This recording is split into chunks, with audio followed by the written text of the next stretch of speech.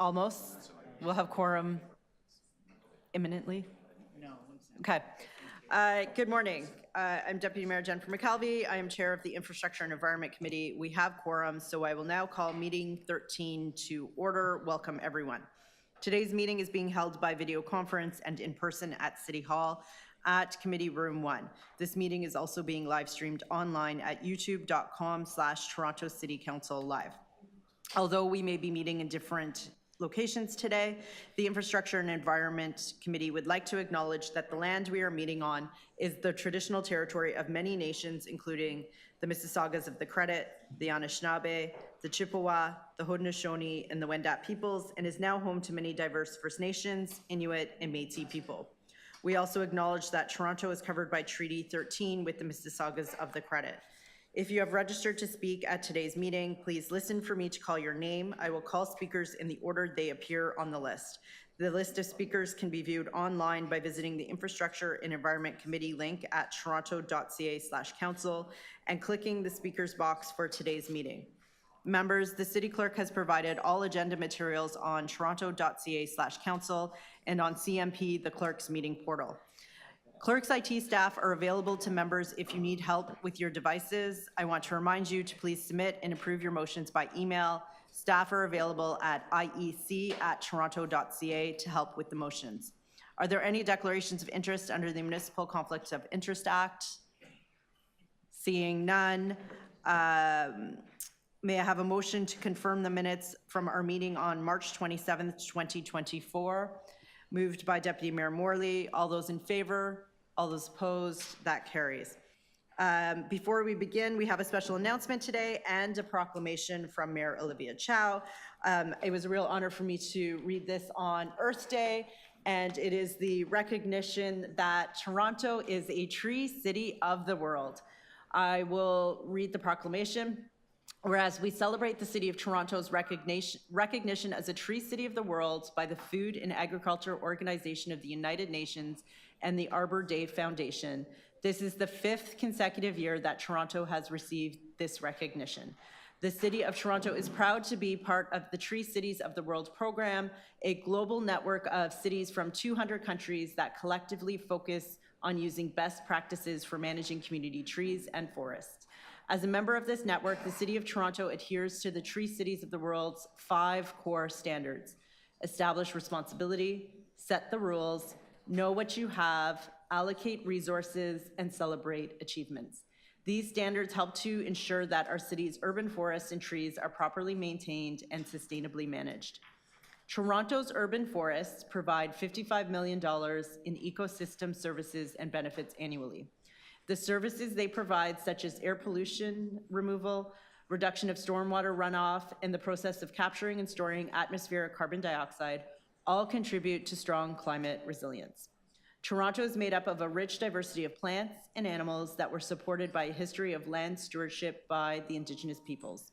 Our city's natural elements include our temperate climate, productive soils, and availability of fresh water adds to the wonderful biodiversity that can be found in Toronto.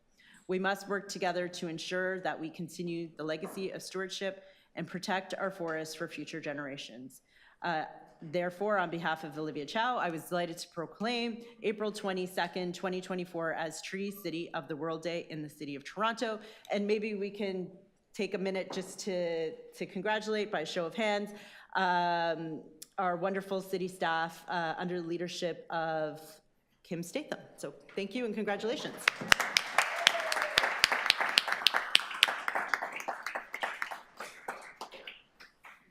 Okay, we have 8 items on the agenda today and an item of new business from Councillor Cole. So we will review the order paper.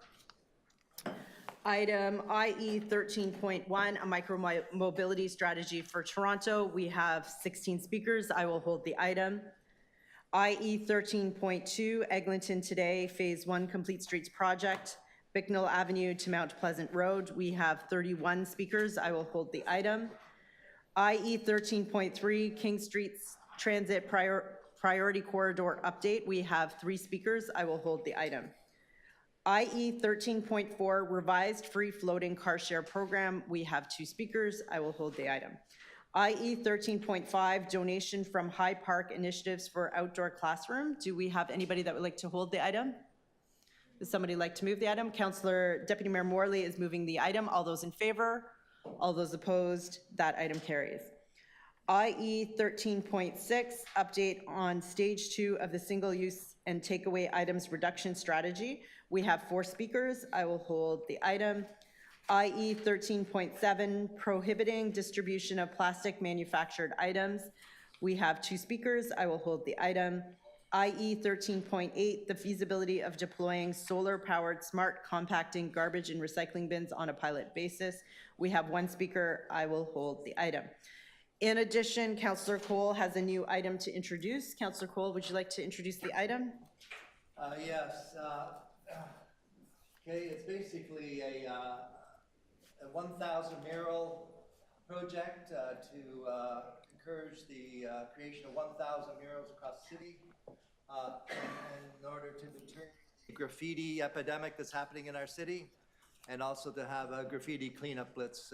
That's what it calls for. Okay, so Councillor Cole is introducing the item. We'll just vote on the introduction right now. All those in favor? All those opposed? That item carries. We can hold it and release it later, which gives people time to review it. Okay, so we have some housekeeping business. We have 59 speakers at last count. Yes? I think you're going where I'm going. I think given the number of speakers, we should consider a 3-minute limit. Thank you, Councillor Sachs. Yes, we have a motion to that. So we have 59 speakers. So I am going to move that we limit so firstly, we close off registration of speakers at 10 o'clock. That ensures we have time to hear from everybody. The length of the public presentations will be limited to 3 minutes. So everybody here to depute, you have 3 minutes. I will give you a 10-second warning for final thoughts. Questions of speakers by the members or visiting guests will be limited to 3 minutes. Questions to staff from the members of the committee or guests will be limited to 3 minutes. And the speaking time that we have as members and members of committee and visiting will be limited to 3 minutes. So I am moving that so that we can make sure to hear from everybody today. All those in favor? All those opposed? That item carries. Furthermore, given that IE 13.6, update on stage 2 of single-use and takeaway items, is related to IE 13.7, prohibiting distribution of plastic manufactured items. I will move that we deal with these items together. So we'll hear from all the speakers on both items first, and then members will have 3 minutes again for questions of staff or questions of speakers, and then we'll vote separately, though, on those items. So I move that. All those in favor? All those opposed? Okay, those 2 items are combined. I will just confirm that we've done all the housekeeping. We're good? Okay, so IE 13.1, micromobility strategy for Toronto, is up first. City staff will give a short presentation so that everybody is well-grounded on the item. We'll then move to speakers, and then we'll move back to questions of staff. So I will turn it over to our General Manager of Transportation to introduce the item and pass off as responsible. So over to you, Barbara Gray. Thank you. Janet Lowe is going to be doing the presentation, and then we'll be happy to answer questions when the time comes. Thank you. Good morning. My presentation is on a micromobility strategy for Toronto. Micromobility describes small, slower vehicles that are lighter than cars. They can be human-powered or electric-powered, and this slide shows a variety of micromobility vehicles. What problems does micromobility solve? They're environmentally friendly, lower cost, and take up less space. At the same time, concerns are heard about illegal sidewalk riding and chaotic interactions on streets. In July of 2023, Council requested a strategy to address growing use and whether to opt in to pilot projects to test new vehicle types. The strategy's purpose is to guide adoption of micromobility in a manner that aligns with key policy goals of safety, mobility, environment, equity and inclusion, health, economic vitality, and cost and liability. These form the criteria for assessing new pilots and action areas. 4 pilot projects to test new vehicles are available to Toronto under the Ontario Highway Traffic Act. Toronto joined 2 of them, shown on the left-hand side. Cargo power-assisted bicycles that have a container for carrying things either by families or parcel delivery companies. Toronto joined in 2021. Large quadricycles that seat around 12 people used for tourism and recreation. Toronto joined in 22.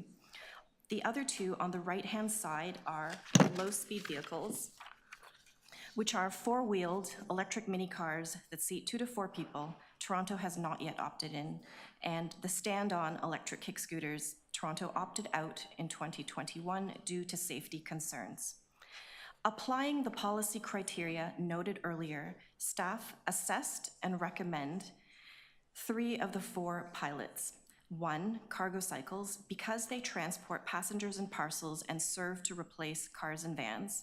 2, the large quadricycles, as they have a designated licensed operator for safety. And 3, a new pilot is proposed for the low-speed vehicle, which is the 4-wheeled electric mini car or mini truck. I'll share with you the assessment for the low-speed vehicle. This table shows 6 of the 7 criteria are in the color green, which means benefits outweigh drawbacks. They provide a more affordable electric vehicle with lower speed and lighter weight, which helps with road safety. They must meet federal vehicle standards. A driver's license, registration, and insurance are required through Service Ontario. Their maximum speed is 40 kilometers per hour. Staff haven't found safety issues from jurisdictions piloting them. A pilot is recommended to allow them on roads within Toronto that have a 50 kilometer per hour maximum speed limit. Next is the assessment for e-kick scooters. On the table, 5 of the 7 same criteria are shown in orange or red, which means drawbacks outweigh benefits. Regarding safety, e-kick scooters have small 8-inch or 10-inch wheels, which makes them less able to handle uneven surfaces such as potholes compared to bicycles. The city's $3 billion state of good repair backlog for roads poses serious injury and fatality risks for e-scooter riders and exposes the city to liability. The Toronto Accessibility Advisory Committee has recommended 3 times now not to pilot e-scooters because they're more likely to be ridden on sidewalks than bicycles due to their smaller size and maneuverability. In transit-friendly walkable cities, e-scooters appear to replace walking, cycling, and transit rather than car trips. E-scooters pose greater risks for Toronto compared to jurisdictions that don't have similar population and density, pedestrian and traffic volumes, streetcar tracks, construction, and our liability regime. On balance, e-scooters aren't a good proposition for Toronto, and this applies to both personal and shared e-scooters. Shared micromobility is where vehicles are available for the public to rent. The city's program is run by Toronto Parking Authority. Called Bike Share Toronto, a fleet of over 9,000 shared bicycles are at docked stations for around $10 per month to access. The program will serve every ward. It's integrated with transit at many TTC and GO stations. Over 5.7 million rides were taken in 2023.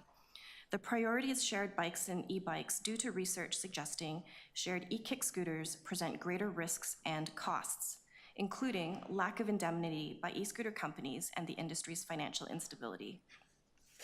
Beyond e-kick scooters, there are plenty of affordable, environmental, and safer micromobility options. Current rules are presented with the one new update on where micromobility should be permitted to operate in Toronto.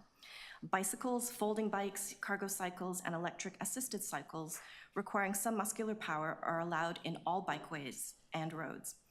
Throttle-only seated scooters are allowed in bikeways marked with paint and roads, not where physical separators separate them from car traffic. It's unsafe for these vehicles to weave across physical separators when passing human-powered cyclists. To discourage this, they're only allowed in bikeways marked with paint. Any vehicles such as mopeds or motorcycles capable of more than 32 kilometers per hour speed are only allowed in the road and not any dedicated bike infrastructure. Stand-on e-kick scooters will continue to be prohibited for safety and liability reasons. The new proposed low-speed vehicle pilot will allow these 4-wheeled mini cars to operate on any public roads in Toronto with a speed limit of 50 kilometers per hour or less. As a mini car, they're not allowed on any dedicated bike infrastructure. None of the vehicles are allowed on sidewalks unless it's a child learning to ride a bike, and a person using a motorized wheelchair or mobility assistive device is considered a pedestrian and allowed to use sidewalks. If adopted by council, staff will undertake public education to ensure awareness of the rules. In addition, a path forward to fully support micromobility involves 10 action areas, and I'll highlight key ones, such as providing dedicated infrastructure for micromobility, improved operations and maintenance for that infrastructure, public education and enforcement, data collection, and, importantly, partnerships for safer micromobility. A key user group of different types of micromobility is the food delivery industry. A multi-partner table is recommended. The proliferation of online food deliveries includes greater use of micromobility, which is a good thing, rather than more cars, congestion, and pollution.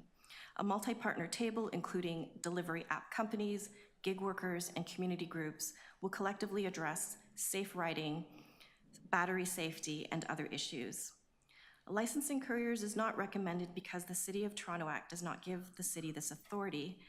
Business practices, such as delivery time promises of 15 minutes or less, influence behavior that wouldn't necessarily be changed by requiring a license plate on a bike or e-bike.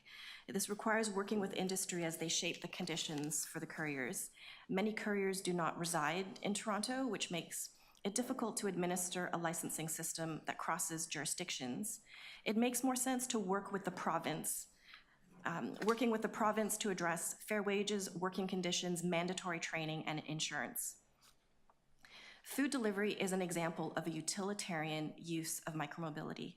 Federally, micromobility is considered only recreational, which is why the federal government has not set vehicle safety standards for micromobility. The staff report makes recommendations regarding the role of each order of government to support safe micromobility adoption. The federal government is asked to set vehicle safety standards for micromobility, for enforcement at point of sale and imports, for battery safety and other safety features to reduce risks and the burden on municipalities. The province is asked to engage the insurance industry on options to cover micromobility users and non-users, as the current gaps in protection place the liability burden again on the city. Through the collective development of a system to support micromobility, we can make real strides to reap the benefits of micromobility together, as the city cannot do it alone. Thank you. Okay, thank you, Janet. We will move to the speakers, and then we will move back to questions of staff following the speakers. So I will announce the speakers in 3 each time, just so the next ones can get ready. Again, reminder, you have 3 minutes, and I will make every attempt to give you a 10-second warning so that you can move on to your final thought. Okay, our first speaker is Adam Roy Cahoon, followed by David Leposki, followed by George Bell. Adam, I can see you there online. Thank you for joining us. You have 3 minutes. I just want to say, and unfortunately, I'm the first speaker, so I don't know if there are going to be other e-scooter companies trying to argue that they want a piece of the pie.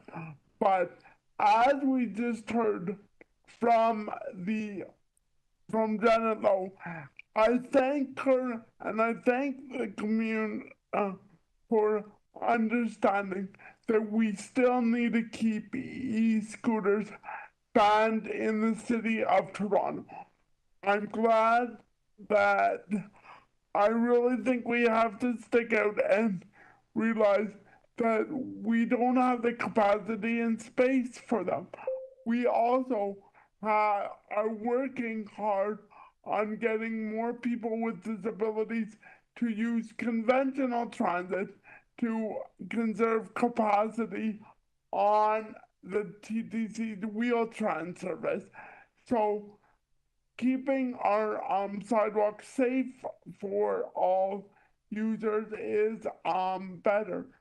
And even if you were to promise to keep e-scooters off sidewalks, as we are gonna see in a few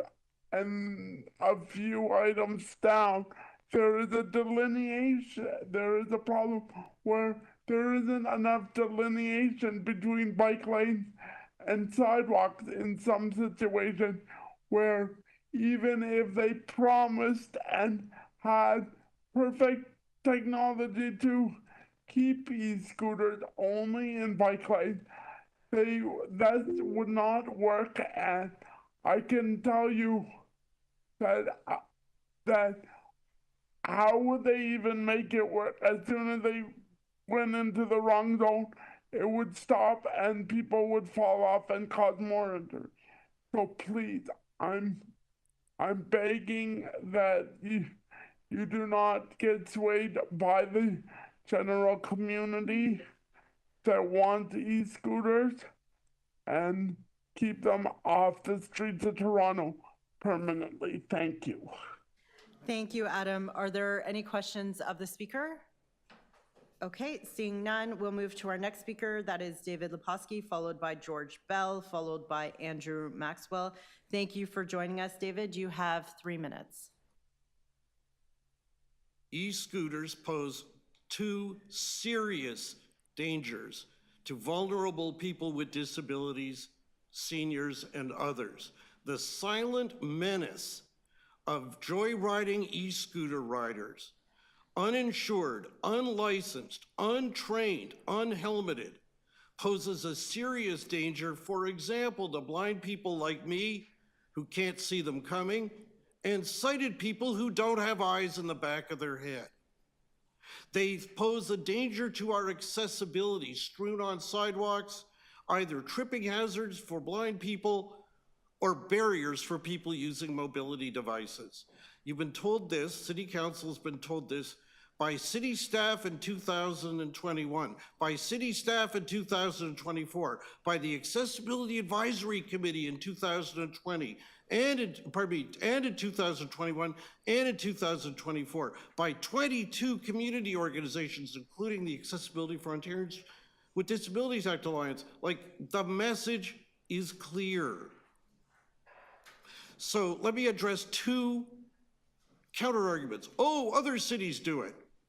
Well, the other cities disregarded these concerns. The city staff report before you includes ample data that those other city staffs did not collect, did not address, did not refute. Two wrongs still don't make a right. And second, you'll hear from the corporate lobbyists whose feeding frenzy we've documented at City Hall. We expect you'll hear, oh, they have new technology. It's a smokescreen. They've been promising it for years. Don't experiment on us, involuntary victims of e-scooters, to prove again that their claims are wrong. In conclusion, we strongly support micromobility. You have ample options before you. Please pass the report as written without changes. And if you look at all the options you've approved or would approve, you don't need e-scooters. They create more dangers. They do not add additional benefits. Thank you. Thank you for your deputation. Are there any questions of the deputants? Okay, there's no questions for you, David. Thank you for joining us. Our next speaker is George Bell, followed by Andrew Maxwell, followed by Suzanne DeCarey Van de Broek. George Bell, do we have George in the room? George is online. Hi, George. Thank you for joining us. You have 3 minutes. Great, thanks. My name's George. I'm here to talk about the private scooter ban. I don't understand why staff has mixed and matched the discussion between the public scooters and the private scooters. I think they're two separate things. Unfortunately, they've scored them together. They've done the equity report together, sort of picking and choosing the worst parts from both. It doesn't really seem fair, considering you wouldn't do that with cars, you wouldn't do that with bikes. Now, I've used scooters all over the world, including many cities, but when community engagement happened here, I was forced to plead the fifth. I wasn't willing to tell staff whether or not I've ridden in Toronto, but unfortunately the ban has, like many bans before it, toboggans or shopping on Sunday, marijuana, alcohol in parks. It's taken away our agency, but it's also taken away staff's and government's ability to put in place reasonable rules to encourage good behavior. Like, you can't say ride in the bike lanes when riding in the bike lanes is illegal. You can't say don't ride on the sidewalk when riding on the sidewalk is illegal. And so you have a bunch of people that might be riding, but you can't put in place things that will do what you want. You don't really have any sticks or carrots. Some of the harms that come from the ban could include things like verbal or physical harassment by fellow road users, threatening or actual road violence from vehicles who believe scooters shouldn't be on the road, and the potential for targeted harassment by police or bylaw officers, including racially or age-related stops. Indeed, the current situation sets up poor incentives for scooter riders to follow social norms, since they are already breaking the law. So doing it in creative and more harmful ways may occur. For example, parking a scooter in Toronto is illegal right now, even at a post and ring.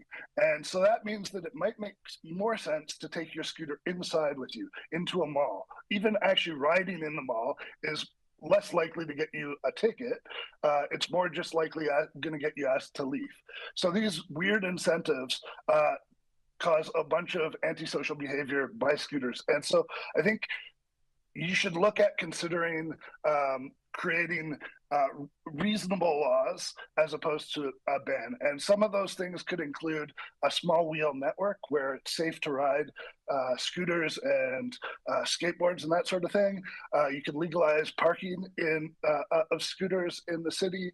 And yeah, I think there's just a really important thing to create a safe space for scooters to ride. Thanks. Thank you for your deputation. I will note 2 minutes and 50 seconds. Well done. Are there any questions of the deputant? Okay, seeing none, thank you for joining us. Our next speaker is Andrew Maxwell, followed by Suzanne Dikari van de Broek, followed by Wayne Antle. Do we have Andrew Maxwell in the room, online? I'm unmuted now. I apologize. I have no idea how to get my camera on. So my name's Andrew Maxwell from the Science School of Engineering. Can you hear me? We can hear you. You have 3 minutes. Thank you. Thank you. So I'm going to change the topic somewhat because at York University, we're driven by sustainability. We're driven by the idea to enhance mobility, to have an impact on our community, and to see how we can use technologies to improve I guess, well-being. And that might sound like motherhood and apple pie, but what it means in the case of micromobility is that we've been pioneering the use of micromobility vehicles on our campus, which are essentially private roads, in multiple applications. And in the report that was presented, and great work on the excellent report, they kind of define this issue about utility, using vehicles for utility. So we don't look at using vehicles for fun. I'm not saying they're not fun, but we look at them for delivering food, for delivering parcels, for getting people to their doctor's appointments, to getting to transit, etc. And so the idea is mobility as a service, and we think it's a very important part of both the infrastructure of a city and dealing with the goal for zero emissions, and obviously dealing with the environment and congestion. And so as part of that project, we've worked on a number of projects. Specifically, the most significant is with Stronach International, who has developed a micromobility vehicle, and two micromobility vehicles, actually a three-wheel version and a four-wheel version. And we've deployed those. We have 15 on campus. But importantly, one of the things that we've been doing is adding technology to address these very legitimate safety concerns. And I know other people in the room have said some of that technology is not proven yet, but that's why we've created this living lab, to prove the technology. So one thing that we would love to do with the city is to use the campus at York, which is in the city of Toronto, as a lab to allow people working on micromobility products and technologies to come and test them, to get the results.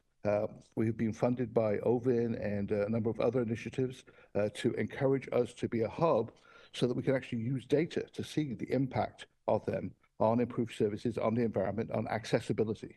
And just to kind of make a comment that was made previously, the three-wheel and four-wheel vehicles with safety cages around them, and I apologize that I cannot get my presentation working, but I will send it to you, are really very safe. So what we would like to do, number one, we would like to work with the city on a long-term basis to offer the campus of York University. And we also have vehicles deployed at Exhibition Place and Toronto Zoo, which are both under the jurisdiction of the city, to do work on that. We'd also like to ask one specific thing on the regulations, which is the approval of the low-speed vehicles. The definition of low-speed vehicles in Ontario does not allow us to have three-wheel vehicles, only four. Federally, thoughts? it's 3 or 4. So we would like it to allow it to have 3 or 4-wheel vehicles. Thank you. Thank you for your deputation. Are there questions of the deputant? Seeing none, thank you for joining us. Our next speaker is Suzanne Dakari Van de Broek, followed by Wayne Antle, followed by Hafiz Alavi. We have Suzanne in the room. Thank you for joining us. You have 3 minutes. Thank you very much. First off, I want to applaud the excellent new city staff report on micromobility and call on the City of Toronto to adopt it as is. CNIB has a new strategic plan, and one of our commitments is to advocate for safe and accessible journeys for all Canadians who are blind, deafblind, or have low vision. Why? Because people with sight loss continue to voice loudly that environmental barriers are among the greatest they face, and that many of these barriers place them in dangerous and stressful situations every time they leave the house. The cognitive load involved with everyday travel for people with sight loss can be enormous, from having to think about the obstacles they might encounter on a sidewalk, to not knowing if there's an accessible pedestrian signal to cross the street, or wondering if their taxi or rideshare is going to drive by them because they have a guide dog. People with sight loss have a lot to consider before they even leave their homes, and far fewer options on how they can arrive at their destination safely and independently. While municipalities may discourage or ban the riding of e-scooters on sidewalks, we know that many users still do, and without consequence, making these shared spaces less safe for pedestrians who are blind or have low vision. Even in cities where e-scooters have banned them from sidewalks, but not allowed them on the road, people do still continue to ride them on the sidewalk. And frankly, it would be extremely challenging to enforce any of this in any city, as it would require police officers on every sidewalk to enforce the regulations. E-scooters are often left in unpredictable locations, cluttering sidewalks and pathways. They're also commonly left against poles near intersections, limiting access to accessible pedestrian signals. CNIB has documented many of these instances of e-scooters being abandoned in intersections and sidewalks, creating barriers for people with sight loss and other disabilities. The ability to report e-scooter incidences remains another barrier for people who are blind, who may find it difficult to identify the company, color, or other identifying features of an e-scooter. Finally, the silent nature of an e-scooter makes it difficult for someone with sight loss to detect, increasing the risk of accidents. Without the audible cues of an approaching vehicle, people with sight loss can't anticipate or react to them effectively. And even if horns or bells are mandatory on e-scooters, there's no way to enforce riders to use them to warn pedestrians who may not see them approaching. And in a busy city like Toronto, with constant construction, ambulances, car horns, etc., many people would not be able to hear an e-scooter coming anyway, even if they do emit a sound. And of course, someone who's deafblind, horns and bells are useless. As an organization that's committed to the safe and accessible journeys for people living with sight loss, CNIB strongly encourages the city to maintain its ban on e-scooters and supports the AODA Alliance's recommendations on this. Thank you. Thank you for your deputation. Are there any questions of the deputant? Okay, seeing none, our next speaker is Wayne Antle, followed by Hafiz Alavi, followed by Miguel Avila Villard. Do we have Wayne online? Yes, can you hear me? We can hear you, Wayne. You have 3 minutes. Okay, great. I live in Ottawa, and I'm on the executive of the Ottawa-Gatineau chapter of the Alliance for Equality of Blind Canadians. And I want to basically share our experience in Ottawa. We are unfortunately in the 5th year of an e-scooter pilot, and the e-scooters are operating in Ottawa with the technology that is promoted by the e-scooter providers, the supposed barrier prevention technology to detect and prevent sidewalk riding and missed parking. Well, I can tell you they continue to pose a danger to disabled and all vulnerable pedestrians. And our organization and other blind stakeholder groups continue to receive numerous complaints of people encountering improperly parked e-scooters or e-scooters whipping by them on sidewalks. So the technology is not working to stop this danger. If you even look at the city's own survey that they did on the 2023 pilot, more than 50% of respondents encountered improperly parked e-scooters. More than 60% encountered users of e-scooters riding along the sidewalk. So even with the city's own survey, it shows that this technology is not as effective as the e-scooter companies would like you to believe. I can just share a story. Just last week, a blind person in Ottawa was walking with a partially sighted person, and 3 e-scooters whipped by her on the sidewalk, one almost hitting her guide dog. The partially sighted person saw enough to see that the person riding one of the e-scooters was actually looking at his phone while going up the sidewalk. Even though you are not allowed to ride on the sidewalk, you can't enforce this, and the technology is not refined enough to detect it. The reason, I know there has been some talk about the Accessibility Advisory Committee not opposing e-scooters, but that was because of this new technology and thinking it would work. I'm currently on the Accessibility Advisory Committee and working on a motion that I plan to present to indicate our opposition to this continued threat. I really applaud the City of Toronto's excellent staff report, and I hope that Toronto continues to show leadership and put the safety of all pedestrians, including vulnerable pedestrians, first. Thank you. Thank you. Are there questions of the deputant? Okay, seeing none, our next speaker is Hafiz Alavi, followed by Miguel Avila Villard, followed by Ian White. Hafiz, do we have you? Oh, in the room. Okay, thank you for joining us. You have 3 minutes.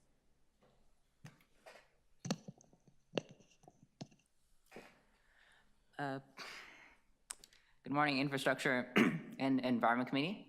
I'm speaking to express my support for transportation services recommendations 2 to 11, but not recommendation 1. I ask that the Infrastructure and Environment Committee declines the recommendation and agrees to participate in the e-scooter regulations cautiously. Here's why. We have a transformed TO goal. 75% of short trips being done by walking, biking, rolling, or public transit. These e-scooters are extremely popular and are actually leading to car trips, turning into actual transportation, trips in other cities and Toronto as well, even though we've banned it. This is very good, and it's happening everywhere. So why should we needlessly inhibit this growth towards our transformed TO goal? Not everyone can bike or walk, but a scooter might be the right choice for them. Why restrict that choice when it could be one less car? We have a need to reduce congestion, and especially in downtown, we've been trying forever to tackle this chronic congestion. E-scooters are one of the most space-efficient transportation modes, and it could mean less Ubers and less people driving in downtown. This continuation of ignoring the chronic reality of daily life in Toronto is an all too common story. You still see people riding e-scooters on the roads and dangerously on the sidewalk. This continuation of this ignorance means that people will still do it, and the city and the police will still shrug at it. The city did the same thing with sidewalk riding in 2010, and guess what happens? Everyone still rides their bike on the sidewalk in the suburbs, but we don't do anything about that.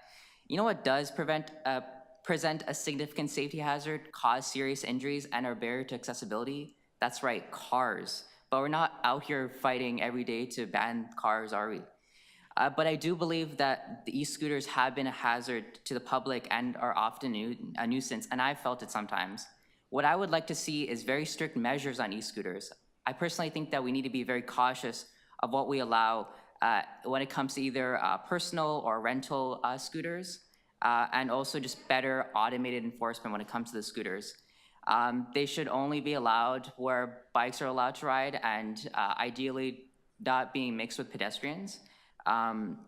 cities like Kitchener are doing it right with the Neon e-scooters. They're well managed, and they're also restricted on where they can ride through GPS. And but it's also great because that region also has great bike infrastructure everywhere. So I'd really like to see just the city doing more in terms of just mobility infrastructure in general. I asked that the city looks at ways that they could possibly accommodate either personal or rental e-scooters in a way that can be achieved for the safety of everyone, but also the convenience and quality of life for everyone. Remember, one trip on a scooter is one less trip of the car, one less person in traffic, and a better city for everyone. Thank you. Thank you. Are there questions of the deputant? Okay, seeing none, thank you for joining us. Our next speaker is Miguel Avila Villard, followed by Ian White, followed by Allison Stewart. Welcome, Miguel. You have 3 minutes. Good morning. So my deputation, I call it a micromobility strategy for Toronto and TCHC buildings. My deputation is directed at members of council who has TCSC units in the wards. I will be speaking on recommendations number 9 and number 10. So with regards an insurance industry or developing mandatory first or third-party insurance requirements, that will be a good way to go. Unfortunately for TCSC buildings, we are not mandatory to obtain insurance content. We are just offer that service if you want to get into insurance, which will also help us to get coverage for our e-bikes and bikes. So due to the large number of e-bikes and bikes in TCAC buildings, e-scooters, et cetera, TCAC should be developing a policy that will deal with the administration and control of future infrastructure developments, which I will show you in this picture, if you see it. So here is a model that will address the theft, fires, because on recommendation number 10 is asking the province of Ontario to regulate the batteries. As you know, Metrolinx has developed a list of batteries that are not allowed, or bikes, e-bikes on trains due to the potential fires that they can create on the trains. Same for TCSC buildings. Unfortunately, not every building has this capacity to storage their bicycles or e-bikes in the basement, in the underground parking garage. So many residents take their e-bikes and they forget, or whatever reason, or maybe because of faulty charger or a battery, they catch fire. In the last 3 years, we have had 4 fires in 220 Oak Street. I see someone from the fire department here who perhaps can, if you ask him how many fires have been reported to Toronto Fire Department regards batteries catching fire in units in TCAC. Luckily for us, nobody has died yet, but you know, if we don't have a proper policy, the superintendents will not be able to designate these spaces. The only thing they have provided to me is this policy: e-bike lockers only, a sign. This is not enough. This is not acceptable. This is a joke, because if we don't have a policy, how are we going to ensure that fire prevention is #1 priority for TCAC? Thank you.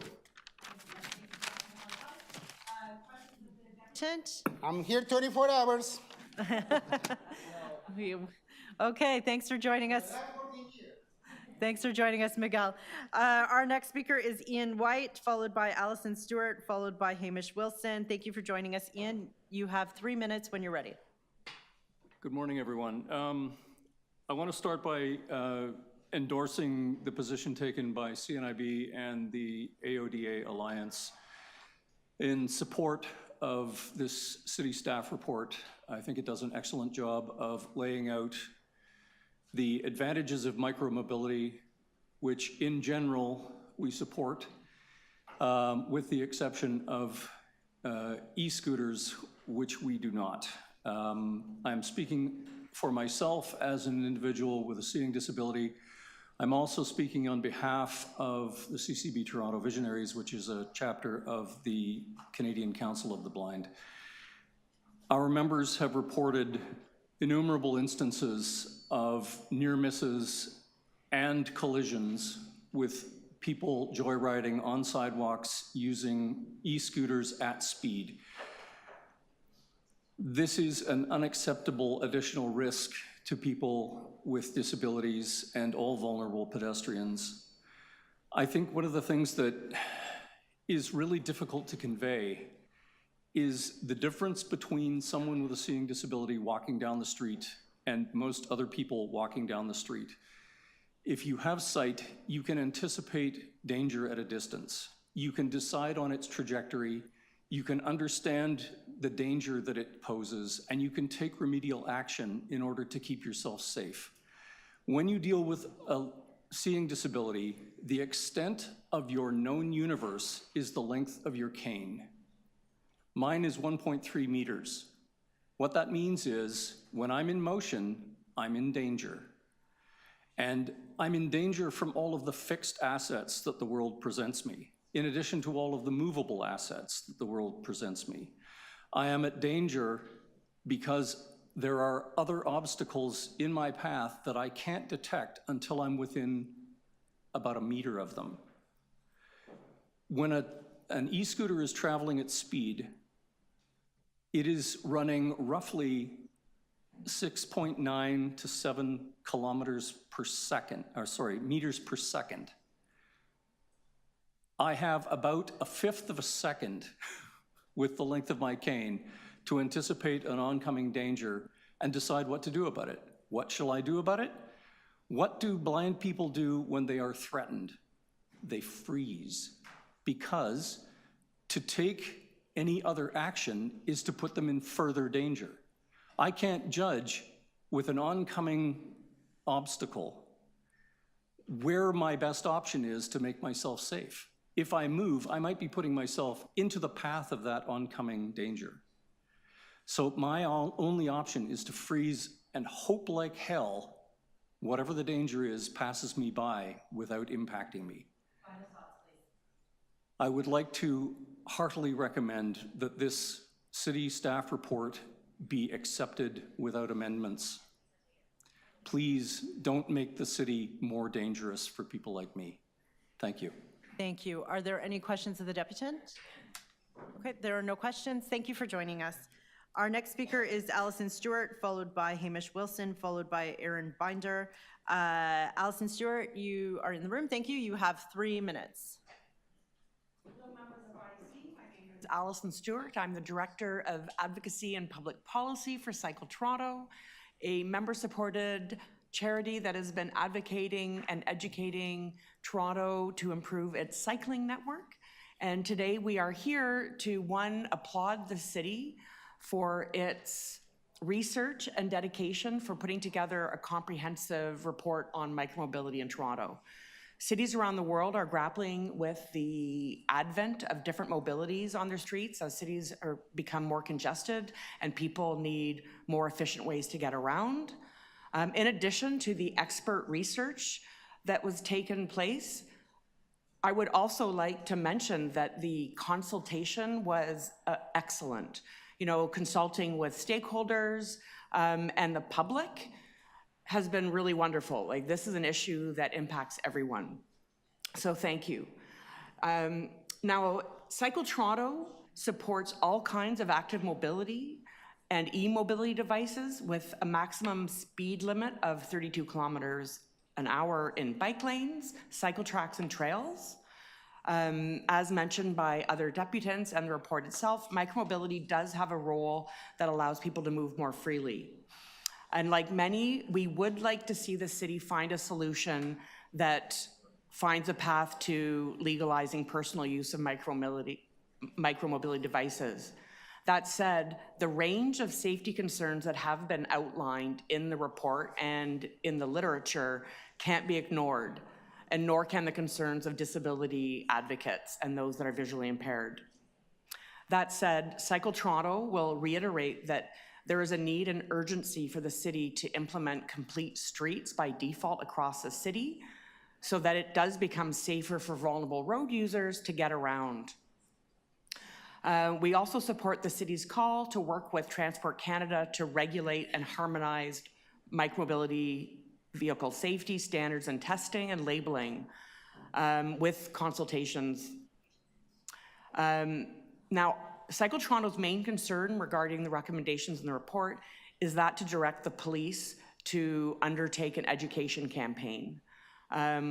We have seen repeatedly that the annual campaigns that the police undertake to remind vulnerable road users in the fall, for example, to wear bright clothes, is not helping the city advance its Vision Zero road safety plan, and pedestrians and cyclists are dying and being seriously injured on our roads. And in fact, Toronto now has just had the 4th cyclist death in 2024 with just 4 months behind us.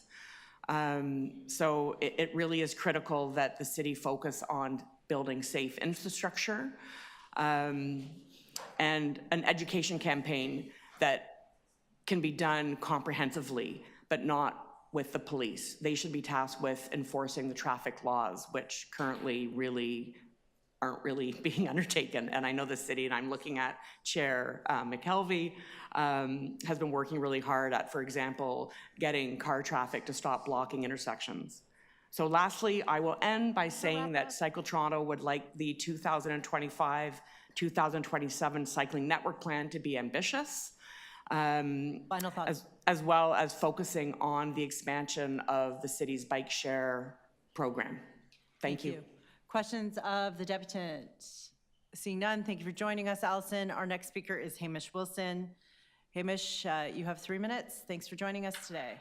No, thank you for being here and hauling in and all the staff work and support. So this is likely a very good report, and we are lucky in some ways that we have, like, it's a serious problem, but we're very lucky that this part of the world is still relatively peaceful. And there's also the war from the cars that we don't talk about that much. This is from a fresh report from the Windsor Cities Law Group. The CRASH is the acronym. The relative death and injury rate from the oversized vehicles is much higher than what we're getting from the e-bikes. However, there is a terrorism of traffic with all the e-mobilities, the micromobilities, especially when they're on the sidewalks. So please have great empathy for the concerns of the people who are less sighted, even the elderly, even people, even kids that are, maybe going to run, or there's a real problem. Now, maybe it's more concentrated in the old core. I don't know what the situation is in the suburbs, but certainly in the old core, it's a set of hazards. The bike lanes are also much more uncomfortable with the e-bikes and the scooters. You get past very quickly with no signal, no notice. The e-scooters sometimes are also just do what they want, etc. So it's a bit anarchic and a little unsettling, and I've nearly been sent to hospital about 3 times, it feels like. So please, press the federal level harder. That's one thing that would be helpful, because I think under Mr. Harper, they sort of eased up on the European set of standards, which tended to be more restrictive in that you had the heavier, faster e-bikes with greater momentum. They had to be licensed and in the car lane and not in the bike lanes. And the small little hub assists, we're fine in the bike lanes. Maybe they have a maximum of 25 kilometers an hour in the bike lanes. Maybe that's an idea to be pursuing here. With the provincial level, it's a shame that we can't get into a licensing program for the couriers and education of children starting, I don't know, grade 4 or something. That's done maybe in Quebec and many other jurisdictions, but we may have to wait for a change in government, because I just can't imagine anything under Mr. Ford actually being, when it comes to safety and respect for others, actually being a very good program. So enforcement, however, is a city issue, and so we do need much more enforcement of everything. Although it's a double-edged sword, you have to be careful for what you wish for, but there's an awful lot of flagrant do whatever, cell phone use, the driving, the road disrepair, that's a real issue too. That maybe is the issue that's preventing us. And should we let the citizens have the equivalent use of force in retaliation that the momentum of the vehicle, the micromobility, actually has? Thank you. Thank you. Are there any questions of Justin? None. Thank you for joining us today. Our next speaker is Aaron Binder, followed by Sonia Kandola, followed by Muaz Ahmed. Do we have Aaron in the room or online? We don't think Aaron is here. Okay, next is Sonia Kandola.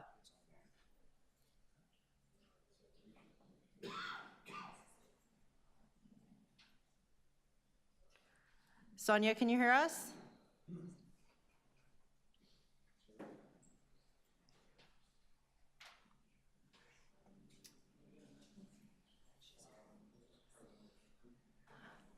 Hi, Sonia, we need you to unmute.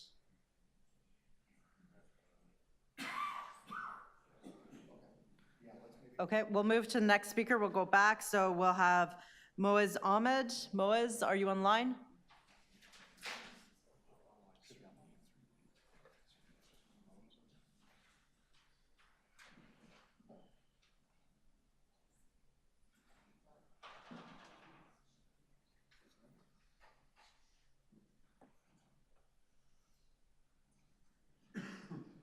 Try the next one.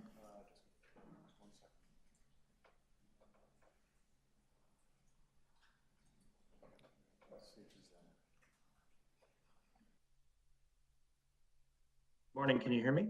We can hear you, Muaz. Thank you for joining us. You have 3 minutes.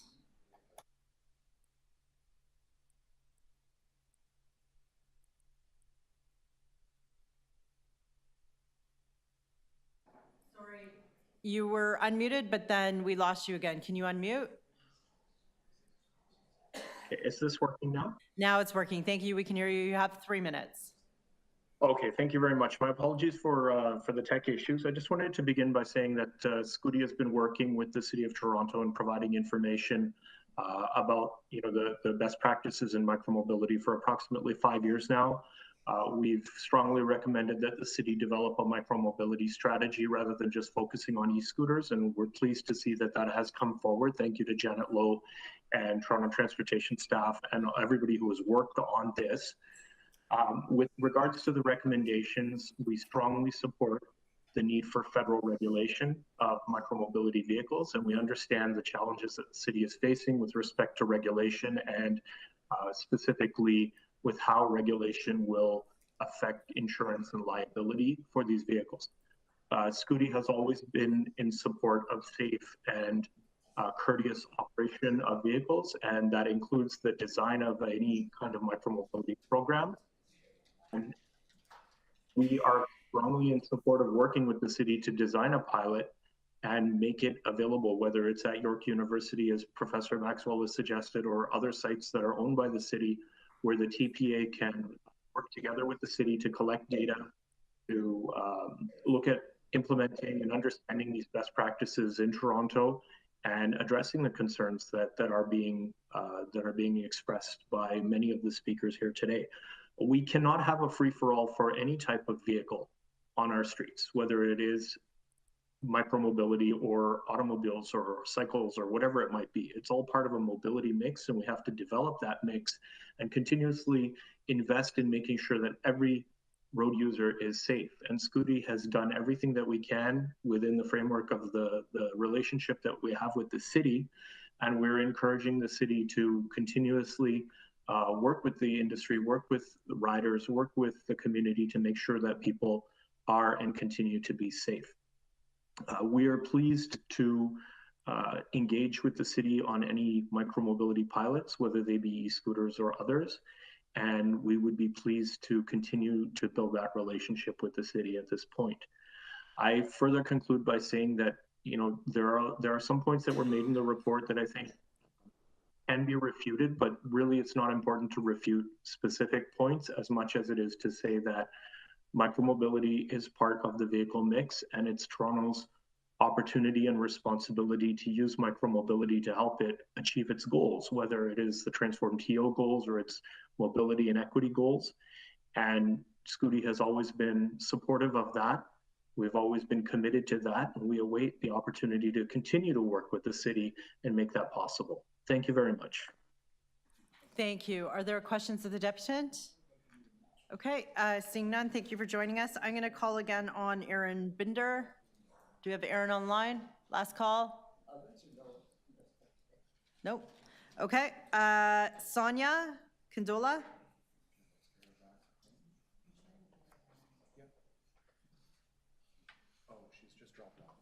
Okay, we know Sonia is online, but seems to have dropped off again, so we'll go back to her one more time.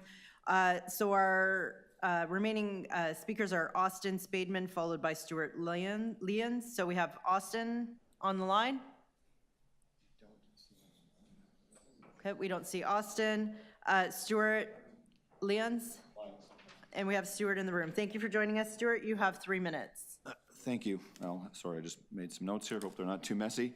I'm the CEO of a company called Bird. We are a global e-scooter operator. We're based in Toronto. People may not know this, but we're actually entirely Canadian owned, and our company's based in Toronto. We operate under the Bird and Spin brands in over 350 cities around the world.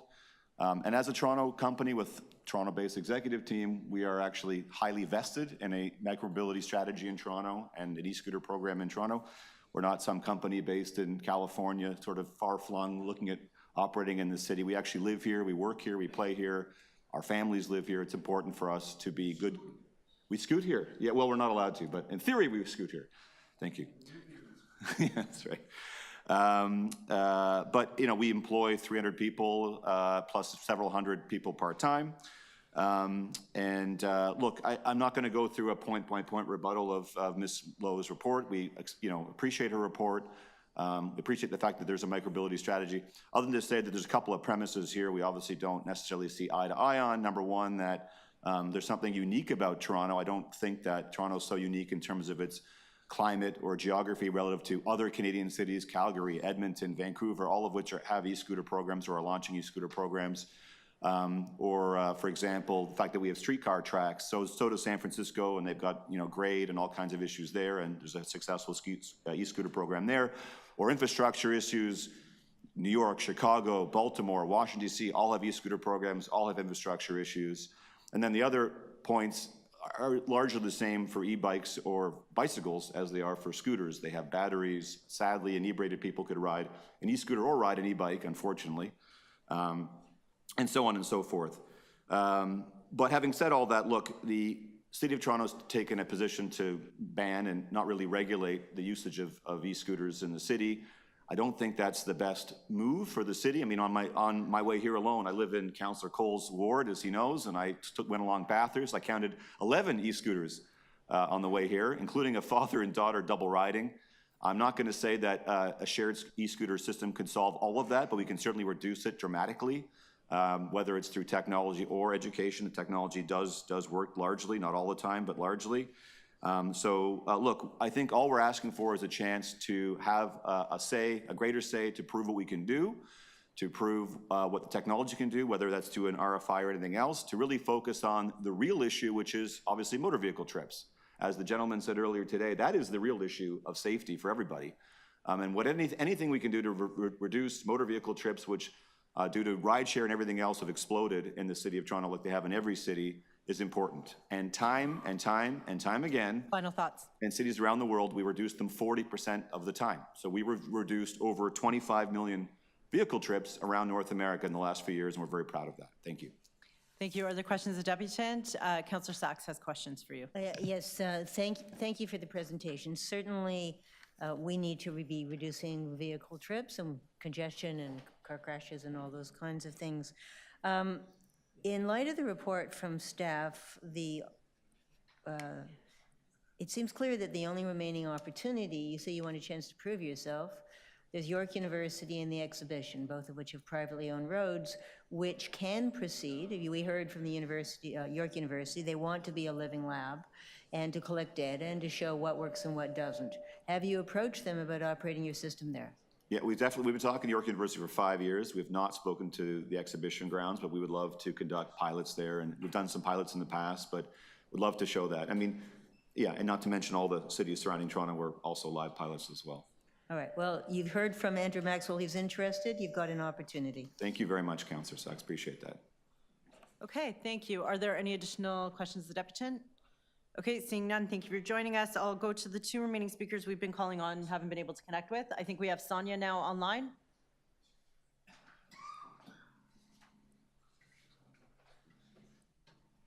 Hi, Sonia, you need to unmute.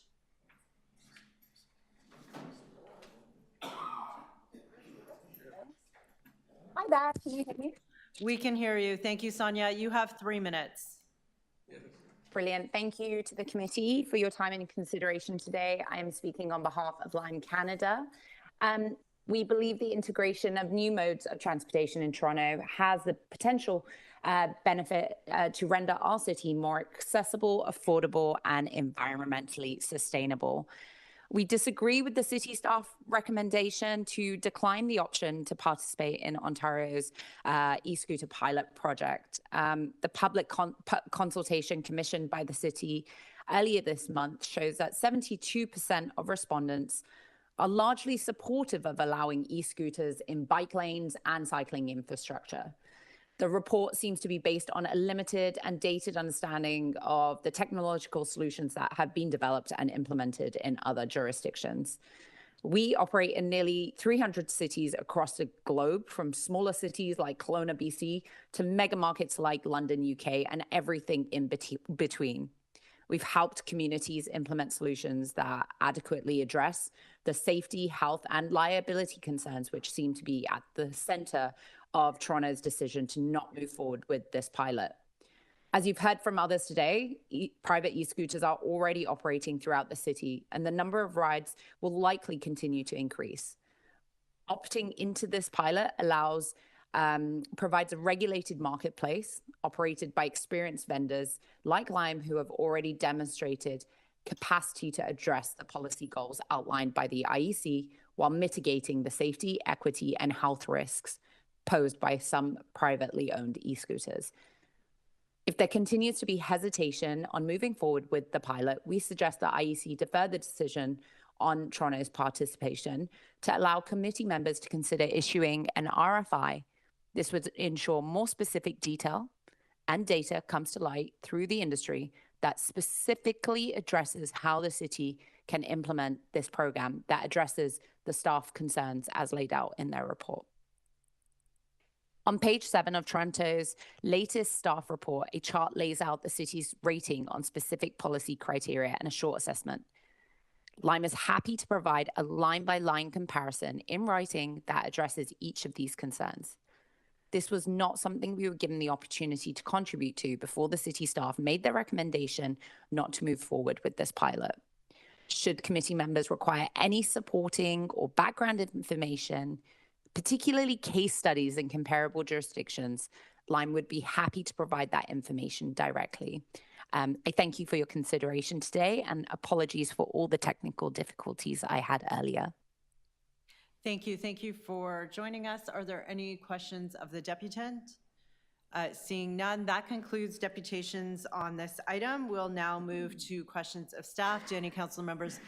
Councillor Sachs first. Any additional? Councillor Sachs, followed by Deputy Mayor Morley. Any others? Okay, go ahead, Councillor Sachs, 3 minutes. Yes, thank you very much. First of all, to staff, I just want to confirm that York University and the CNE, if they want to use their private roads as living labs for any form of micromobility, they are free to do so, notwithstanding this report, correct? For York University, yes, there's a continuous network of private roads. For the CNE, there's a relationship agreement with the city, and so that one I would defer to saying we would need to look at that in more detail. But York University, absolutely. All right, you'll let me know about the CNE. Secondly, the City of Toronto, you mentioned the City of Toronto Act. It's actually the regulation under the Act where the province specifically forbids us from licensing couriers. And I have a motion to ask the province to delete that section. If we had the power to license couriers, we would also have the power to require them to carry insurance, which would protect anybody that they hit, correct? Yes, it would depend on whatever conditions were part of the licensing system. Insurance could definitely be part of it. Right, now I know it's your opinion that it would be better for the province to be licensing couriers and vehicles, but we don't have any indication whatsoever that they intend to do so, correct? We haven't had that direct conversation, so I can't say. We don't have any evidence in front of us today that the province is going to do it, and if they don't do it and we don't do it, then nobody does it, right? Right. Okay, and then thirdly, we have heard from at least one of the deputants and also from the Bay Clover Hill Residents Association, representing 18,000 people in the center of my ward, of the importance of enforcing traffic rules that apply to micromobility. You'll remember that I made a motion last year asking you to come back with recommendations to deter dangerous driving by e-bike couriers on the sidewalk, and we don't have any specific recommendations about this in this report. Do you have any evidence that merely having education without enforcement is going to materially reduce illegal riding of motorized vehicles on the sidewalk? Thanks for the question through the chair. It's one aspect can't achieve it alone. Through infrastructure plus education, and you're right, plus enforcement, a combination of factors would be most effective. Right. Okay, thanks very much. Question, staff, 3 minutes. Thank you, Madam Chair. Through you to staff. Heard a lot from deputants today, and they seem to be split right down the middle on the issues that most highlighted, I think, around the e-kick scooter issue. Can you provide any insights into how other Canadian and Ontario municipalities have been able to resolve concerns specifically to regulations, safety, and insurance, and provide any highlights for the differences in the Toronto context? Thank you for the question, and through the chair. Essentially, each province has a different liability regime. So for instance, comparing big cities, so Toronto is 3 million people, so we are very different than the other Canadian cities. But in British Columbia, they only have several liability and not joint, where a party is found to be partially responsible. So Vancouver cannot be compared to Toronto. In Ottawa and Mississauga, these are much smaller municipalities. They don't have a bike share system, and so through wanting to do that program, what we would caution is the research we're seeing. There are 3 streams of research that indicate their concerns. One of them is the manufacturing user manuals that indicate that the devices are not made to handle infrastructure conditions that have potholes that are 8 centimeters or 16 centimeters in dimension. The manuals speak to 1 centimeter to 3 centimeter traversable terrain, or that you should get off the e-scooter if you're encountering rough terrain, or if it's uneven terrain, that you should only be traveling 5 kilometers or 10 kilometers per hour. So, and what we've also seen is through the bankruptcy filings that some cities, like the cities of LA and San Diego, are asserting that the indemnification agreements that were supposed to be upheld aren't. The gross amounts in personal injury lawsuits are ranging from 47 million to 76 million in terms of claims and personal injuries resulting from the e-kick scooter programs. And so so through manufacturing standards, industry information, as well as scientific and medical journals, all indications for Toronto's context, given our population volumes and our pedestrian and traffic volumes, it's not a good proposition. For perhaps smaller cities with less of those issues, the magnitude of the liability concerns would be less. Thank you. I appreciate that detailed response and a lot of important context there. I'm just going to sneak in one last question. There are concerns about the actual technology that we've heard about from our deputants today related to electric kick scooters themselves and safety issues for vulnerable road users specifically. Are there shared electric scooter programs that have solutions to these concerns? And we did hear from a few, including the last deputant. Have those conversations been engaged, and is that still an open discussion with how those concerns are being reviewed, analyzed, mitigated? Thank you again for the question, and through the chair. We did speak with cities directly that had put in their request for proposals to have those specific technologies: San Francisco, San Diego, Santa Monica, Chicago. We also looked at research from Denver and essentially the technologies are not working as marketed to the. And we've even heard from companies themselves. The companies have told us, and even the Toronto Accessibility Advisory Committee, these are more educational deterrents. In Denver, they did an experiment with 850 data points. Only 18% of the time did the e-scooter even figure out whether it was on the sidewalk.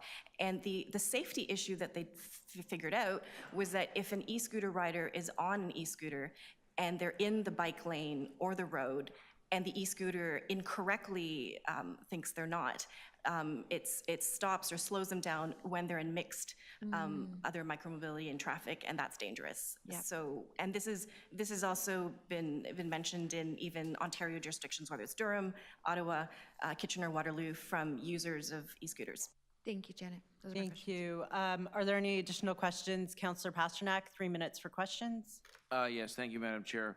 So when we talk about jurisdiction, I guess there's about 320 acres of federal lands in the area I represent. Would they be under any restrictions from allowing e-scooters or conducting a pilot? Thank you for the question, and through the chair, we would need to look at it in more detail. I think the distinction for York University is they're all private roads, and I guess I don't know what number of private roads versus public roads there would be. If they're private, that would be a potential opportunity. I wasn't referring to provincial lands. I was referring to federal lands in York Center. Bombardier has vacated the site, and right now there's 320 acres that will be developed over the coming decades. I was wondering whether any rules we pass by council are binding on those lands. Thanks for the question, and through the chair, I think we would need to take that away and look into it and get back to you. Okay. So you mentioned Denver and San Francisco. I do have anecdotal experience in both cities. Now, it's my understanding San Francisco has a mandatory docking system. In other words, you have to put it into a docking system to end the charges on your account, and you cannot leave it on a sidewalk. You seem to be saying it's not working there. That's correct. For San Francisco, I have family there. They're definitely not docked in any locked stations. No, they can be anywhere. And in Denver, that is an experience where I visited, and they were all over the sidewalk. So in your experience or your research, you found no technology that's available to require a user to put it in an upright docking station off the sidewalk area? Thanks for the question, and through the chair. More recently, there are now docked stations. For example, Lyft has some docked stations where, similar to bike share, you need to lock the device into a physical dock. That would have a cost to basically to upgrade the infrastructure, but there is that solution that's starting to be prototyped. So your guess is they're not ready for prime time? The technology is not there to do this right, is your conclusion? Okay, thank you. Okay, additional questions, Councillor Perruzza, 3 minutes. Just sort of quickly, this is kind of like what we're doing today, right? Sorry, can you describe what you're showing? Just there are people that have visual difficulty. Thanks. You can put it up on the screen there. So you're showing the slide that says where things are permitted and where they are not. Okay. From the presentation. That's correct. The only new pilot is the low-speed vehicle pilot. So, and I drew these other two, like I've seen one like. And Councillor Perruzza, can you also speak into the mic? Yeah, so I drew in two others that I've seen that aren't here and depicted. So there's one like this, the little scooter with the seat, you know, you get to sit on the scooter with the seat. And there's one that has just, you kind of like balance yourself on one wheel between your feet and you kind of like, you ride it by, I guess, shifting your weight around, right? I've seen people do that, kind of like, neat, you know, with your hips, right? So those two would be like, they would go in that column where I've drawn them in, right? Through the chair, the vehicles you're describing, a kick scooter with a seat stuck on it is not permitted under the Ontario Highway Traffic Act. The one wheel, like a one-wheel hoverboard or a one-wheel is also not. Like this one here with a little seat, it would be here, right? Yeah, so in the same. That's right. It wouldn't be permitted, and it's also not permitted under the Ontario Highway Traffic Act. And the one wheel where you stand like on it, like you just balance yourself on the one wheel between your leg, kind of like between your feet. That's correct. We asked for clarification from the Ministry of Transportation, and that's not permitted under the Ontario Highway Traffic Act. So fundamentally, this is the report we have in front of us today with all these words really does this, right? Through the chair, the City of Toronto already does allow a wide range of micromobility, and in 2021 and 22, we opted into the 2 other pilots, so now we're doing 3 of the 4 pilots. Okay, so what, is this what we're doing or not? Through the chair, if council were to adopt the staff recommendations, then yes, that is what the table is showing. Okay, all right. Yeah, it's just so much clearer, right? Yeah, the presentation is very clear, yes. Yeah. Okay. I think that's it for questions. I think we've covered everybody that's here. Speakers to this item, Deputy Mayor Morley, 3 minutes. Thank you, Madam Chair. Through you, I just want to thank staff for the great work and all the deputants who joined us today to share their experiences and their perspectives on this difficult item. One of the things that I continue to struggle with as it relates to this is that the use of these e-scooters, kick scooters, is actually happening in our city, and it is creating challenges and concerns as it relates to road safety, especially, and as we've heard from our vulnerable road users. So I am hopeful, and again, appreciate the great work and deep analysis from staff on looking at different jurisdictions, et cetera. Appreciate the technology is not where we need it to be, and appreciate the deputant from Ottawa sharing about the impact of that pilot and those concerns. But I do also hear on the other side of this, and we do see a real desire for citizens to be able to access and utilize this in a safe way and for us to regulate it accordingly. So I will be supporting the staff recommendations before us today. But I do want to encourage staff to continue to keep the conversation open and continue to analyze this issue on an ongoing basis because it is impacting our city. We are seeing many people utilize this particular form of micromobility, and I do think it is incumbent on us to figure out an appropriate way forward as the technology continues to advance. So thank you again for the good work, and those are my 2 cents. Thanks, Madam Chair. Thank you, Deputy Mayor Morley. Additional speakers, Councillor Sachs, 3 minutes. Yes, thank you. I have some motions. The first one is a set of amendments to the recommendations. The first is we should get a report back. So a lot of emphasis, first of all, I want to endorse everything that Deputy Mayor Morley just said. Thank you for that. So there's going to be a roundtable. That's great. I've already engaged in extensive conversations with the app companies about these problems, including my motion last year about dangerous driving by e-bike couriers on the site, which continues to happen, continues to claim victims across my ward, continues to leave people with serious injuries, no insurance coverage, no help. including a young woman I know who lost a front tooth and had a concussion and has been left with just no help whatsoever. So we definitely need to know more about what our options are, and I agree that there's a huge number of things that are still going on that this motion isn't going to change. So the first thing is to, all right, so I'm getting this one first now. So this is a new clause. As we've had discussed now twice at this table, the provincial government regulation goes out of its way. The city has broad licensing powers under the City of Toronto Act, but then the province has specifically taken away our ability to license couriers. We should ask for it back. If we had that power, we have a lot of trouble with couriers, not just couriers who are riding bicycles, couriers on all kinds of vehicles, and they present a serious hazard, and we're not able to do anything effectively about it. Without this licensing power, the province has not given any rationale for taking it away from us.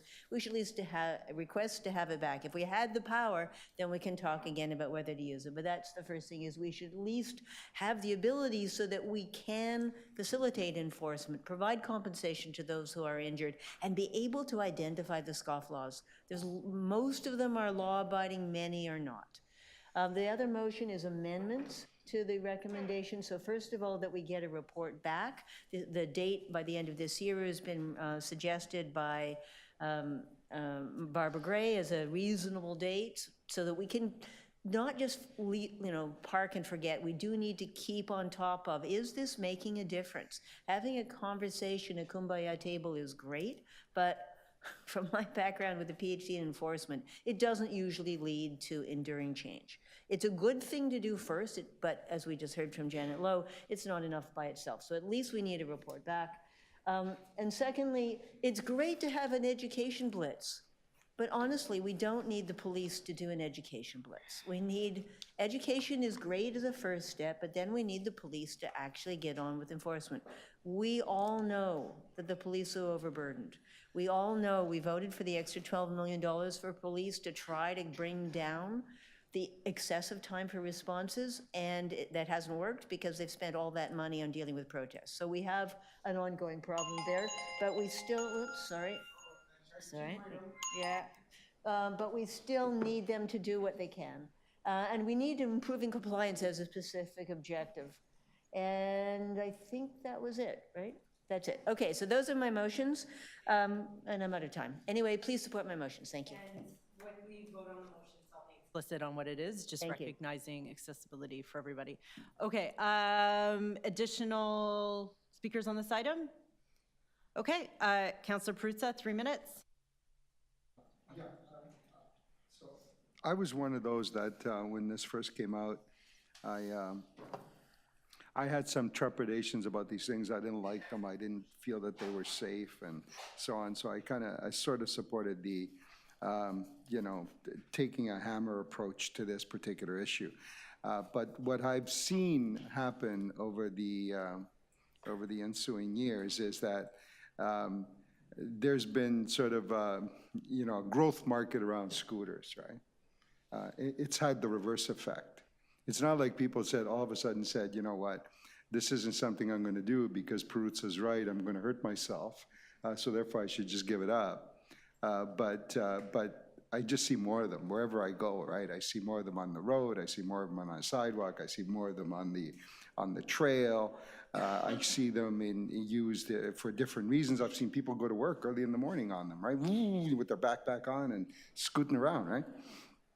So, and one of the things that I've learned from sort of an extensive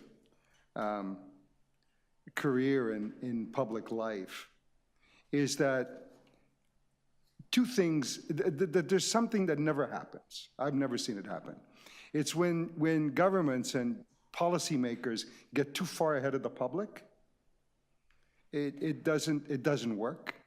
And I recall, for example, there's many examples, but just one little example, when the government introduced photo radar in 93, 94, 95, the public wasn't there, right? So we brought in photo radar and just kind of like, it was ripped up. It was ripped up and you had, several generations of no radar, right? No photo radar because the public wasn't there later on, right? Now, all of those folks that that, you know, kicked photo radar in the gut are embracing it. They want a photo radar thing in every corner, in every street corner, in every street in the city. It's just the nature of it. So government gets way ahead of the public on something, don't work. But the one thing you don't want to have happen is the public get ahead of you on an issue. Because then you just look stupid trying to catch up. Because it ain't gonna go away, right? So for us to just simply look at this and say, you know what, we're gonna let the public run with this, but we're just gonna see no evil, hear no evil, kind of go away on it and hope that the problem goes away, it's not gonna happen. You wanna do this today, you wanna implement this little chart in the way that it is and proceed with it, but I can tell you that it ain't going away, and we will be back here another day, and then we'll try to we'll start trying to peel the egg off our faces, right, and say, okay, you know what? Egg on faces. Let's get rid of the omelet. Sure. There you go. Just want to make sure you didn't lose your train of thought there from my disruption. Yeah. Okay. Additional speakers. Okay. I just have a couple remarks. I'll set the timer for myself. I just want to thank staff for their hard work on this. Thank all the deputants that came out today as well to depute on this issue. And, you know, there was a statement from a deputant saying that, you know, Toronto's not special. And sure, I say that all the time. We're not special. But what we do have here is the benefit to see what is happening in other cities across North America and to learn from that. And there has still been significant concerns that have been raised. And we do know, for example, in Chicago, which was one of the first to adopt, that they ended up actually repealing back areas of the city where they were allowed because they did have significant problems. The vote on e-scooters that's before us today is about the provincial pilot and opting into the pilot. And our recommendation is to not do that. And part of that is because we still have, many years later, and we've had the same vote before, the same accessibility issues and concerns. We've heard those again today. The same safety concerns. We've heard those again today as well. And the same liability and insurance concerns. So we have said this repeatedly. We have told the province this. It is their pilot. That is the feedback that we are sharing with them. Other cities are sharing back their feedback. And it is possible that the province makes a global recommendation for the whole province, and we will need to adopt that and work for that. But at this point in time, I am fully supportive of the recommendations of our city staff that are before us today. I agree with Councillor Perruzza. There is that table that makes it very clear what is allowed where on the city, whether that be the sidewalk, on the road, or in a dedicated bike lane. So we need to continue to promote that and make it clear to Toronto residents what is allowed on our streets, and importantly, more importantly, where it is allowed on our streets. So thank you to everybody who participated in this today. We will move through the votes. I will make sure, I know usually we go through those very quickly, but I'll make sure that we're calling out specifically what those changes are on each of those motions before we vote on them. Okay, thank you. So our first motion is from Councillor Sachs, and this is the motion on developing the multi-partner table that has various groups on it to look at food delivery companies, et cetera, to look at safety and other initiatives. And so the addition by Councillor Sachs is that there is a report back in the fourth quarter of 2024. All those in favor? All those opposed? That carries.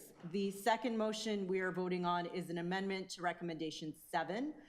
The original recommendation, this is about providing education on what is allowed and what's not allowed. The original recommendation said to conduct an educational blitz in the summer of 2024, and then to just end in spring and fall. Councillor Sachs is amending it so that there will be the summer educational blitz, and then the spring and fall blitz will have an educational and enforcement blitz. So it's adding an enforcement blitz in the spring of 2025, and this is in order to improve compliance. So all those in favor, all those opposed, that item carries. The third motion is a new recommendation from Councillor Sachs, and this is asking for the province to grant the city authority to license couriers and their vehicles and to require that they carry third-party liability insurance to improve compliance with the rules of the road, facilitate enforcement, and to provide fair compensation to those injured by couriers. All those in favor? We'll get a recorded vote on that. All those in favor? Councillor Sachs, Deputy Mayor McKelvey, Deputy Mayor Morley, Councillor Pasternak. All those opposed, Deputy Mayor Cole, Councillor Prutza. So that item passes 4-2. Our final vote is on the item as amended. All those in favor, all those opposed, that item carries and goes to council. Okay, thank you, everybody. That brings us to our next item, which is Eglinton Today, Phase 1 Complete Streets Project. There are 32 speakers. Again, reminders that you have 3 minutes each. I will be giving you a 10-second warning for final thoughts. And again, I'll continue to call them out in order so that you can prepare. I forgot, sorry, there is a short presentation first from city staff just to ground everybody in the issue. So sorry, we'll do the presentation, we'll move to the deputants, and then we'll go back to questions of staff. I'll let you introduce yourself to the room for your presentation. Thank you very much, Chair McKelvey. My name is Jacqueline Hayward. I'm the Director of Planning, Design and Management in Transportation Services, and I'm pleased to take a few minutes to speak to you as an overview about the Eglinton Today Complete Street Project and the report that is before you this morning.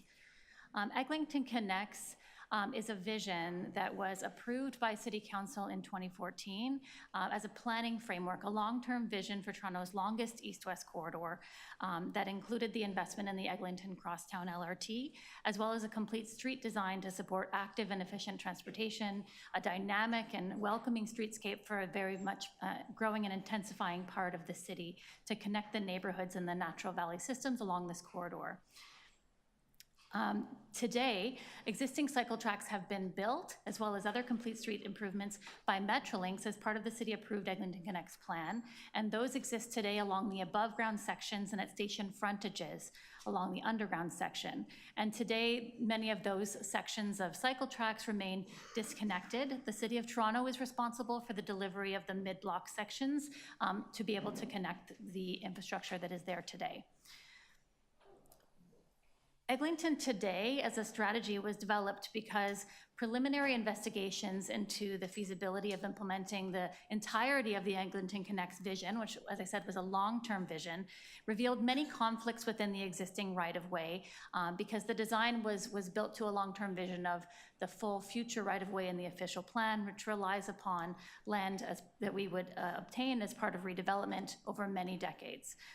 It became apparent that because of the scale of the impacts, that achieving that right-of-way in the near term would be unachievable, and council directed staff to develop a strategy to implement a connected vision for the cycle tracks and complete street elements along Eglinton Avenue within today's existing public right-of-way widths. There's been extensive consultation throughout both the visioning process of Eglinton Connects 10 years ago, where there was 2 years of consultations that engaged 5,000 people. But in the more recent time frame, we have again engaged with residents and local residents associations and local businesses and local BIAs to seek feedback on this design strategy so that it can meet many people's needs. Consultation was undertaken in this recent time frame over 2 years in 2 stages with in-person pop-up events, community online meetings and online surveys, intercept surveys and such. We also had a stakeholder advisory group meeting which met intensively over a number of meetings to talk about specific concerns, particularly focused around the Eglinton-Allen area. A block-by-block, context-sensitive approach was taken for the design across the 8 kilometers that make up this corridor, and more details are included about the configuration within each block. More vehicle traffic lanes are provided where the traffic analysis indicated that they were needed, both through lanes in some sections being 2 in one direction or 2 in each direction in peak period, as well as space for parking and turn lanes. Extensive traffic analysis was used to calculate the lanes that would be required and accommodate the traffic volumes that we see both today, as well as a conservative approach that took the traffic volumes pre-Eglinton LRT construction, which are actually 10 to 30% higher than the volumes that we see today. So we did keep with those older numbers to remain conservative. And we did work with local BIAs to identify where parking could be prioritized along the corridor, either all the time or off-peak periods. On-street parking is often a major concern for projects like this. In this project, we propose to increase the number of pay and display parking spaces from the current 366 to 531, and there are also another 1,100 or so nearby spaces in TPA parking lots unimpacted by this project. So the intention was to provide more parking to support local business. I mentioned at the outset that a lot of attention has been paid to the Eglinton Avenue and Allen Road intersection. This intersection has long been a challenge for the city in general, given it's a freeway that lands on an arterial road very close to many neighborhoods. When Metrolinx opened the new intersection on a new signal configuration at that location in June of 2023, there was considerable congestion that we've been working very closely with Metrolinx to have that handover of the signal, so city has jurisdictional control now, and we're actively working to improve the operations at that intersection. Some of the changes have been made and a few more are on the way, and we've installed a number of cameras to support quick response operational improvements, and there's a commitment to ensure we get this right because of the impact that the volume of cars at this location can have around the surrounding neighborhood.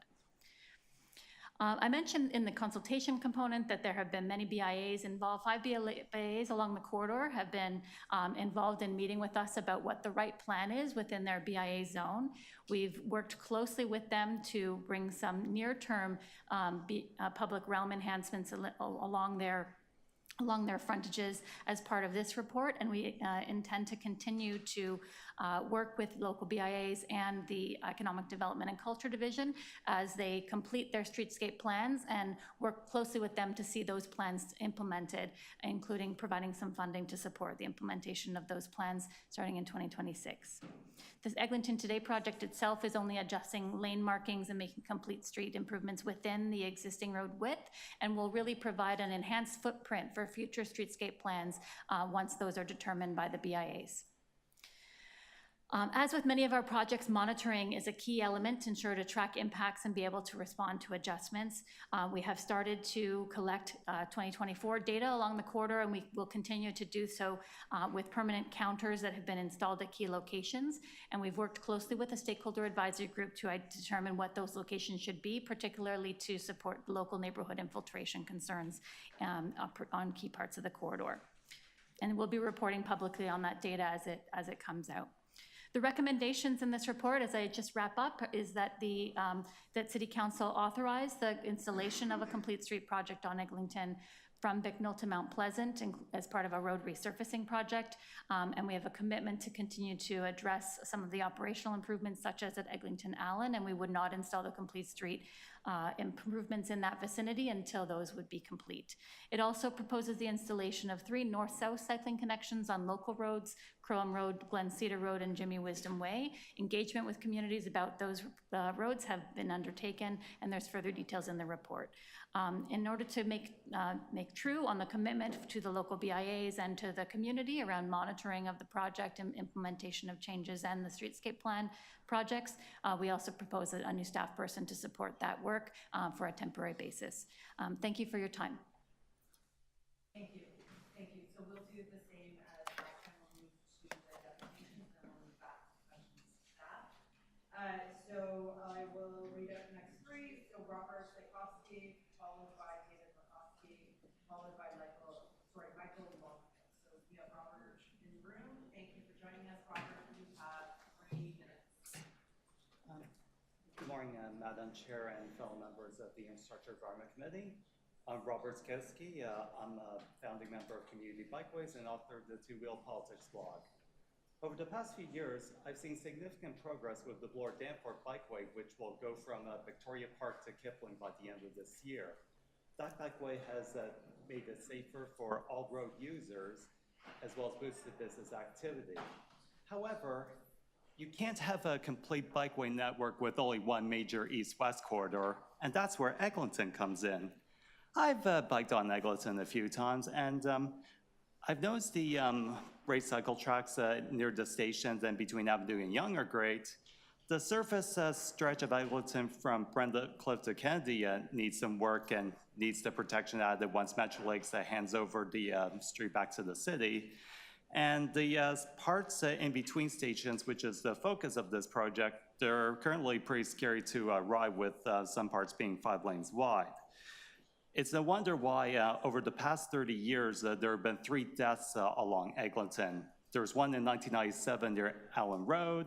There was another by Braemar in 2008, just west of Avenue.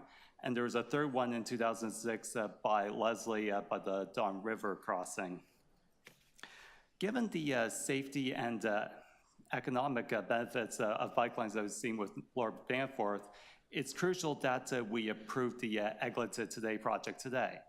I'm also pleased that the final report states that the Phase 2 project from Mount Pleasant to Brentcliff will start consultations later this year and hopefully get built next year. And I'm pleased that some north-south connectivity will be addressed, such as Crowham Road, which will provide connection to the York Beltline Trail. However, there is one north-south connection that's missing and needs to be addressed as soon as possible. That is, the Midtown Yonge Bikeway needs to be extended 1 kilometer north from Davisville to Eglinton, so that way we can boost cycling volumes on both corridors. Last but not least, we urgently need to change the process in how bikeways get approved, especially with the 4 cyclist deaths have happened this year so far. Right now, a bike plan gets approved in principle, you have the design and consultation work, and then each project has to go back to IC and City Council for approval, which is not that efficient. I'm also concerned that with the Danforth Kingston project, there still haven't been any public consultations, which means that project's not going to get built this year. And this week, there's that fatality on Avenue Road, and even though the consultations have been done, there still hasn't been a commitment as to when that project will go to IEC. So in conclusion, I urge that this committee approve Eglinton today, get the Midtown Yonge Bikeway extended to Eglinton, and let's fix the process of improving bike lanes going forward. Thank you. Thank you for your deputation. Are there any questions of the deputant? Seeing none, thank you for joining us. Our next deputant is David Lepofsky.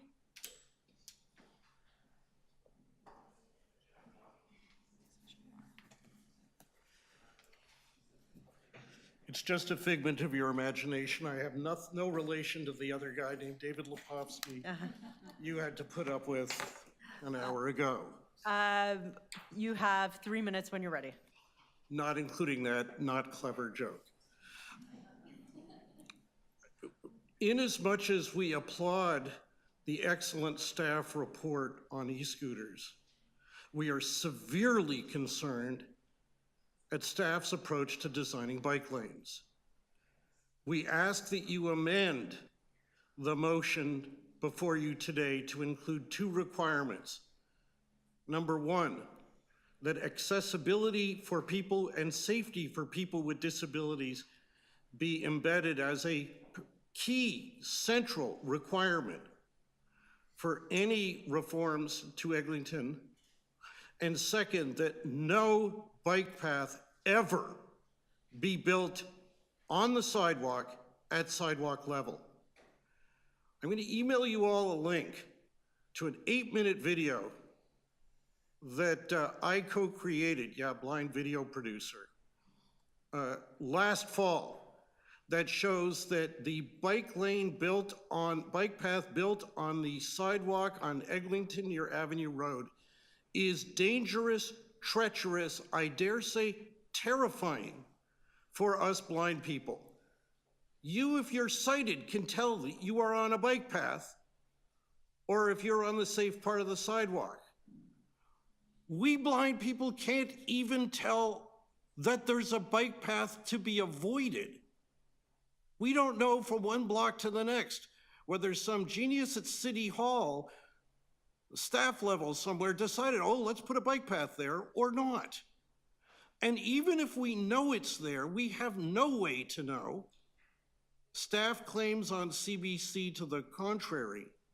We have no way to know if we're on the safe part or the terrifying, dangerous part. They say, oh, there's a tactile cane detectable line. Or they've even got a better design to do that elsewhere, which I've seen it as no better. Now, all I gotta say is, who do you think knows more about how to walk safely with a white cane? Blind people who walk with white canes, or city staff who don't?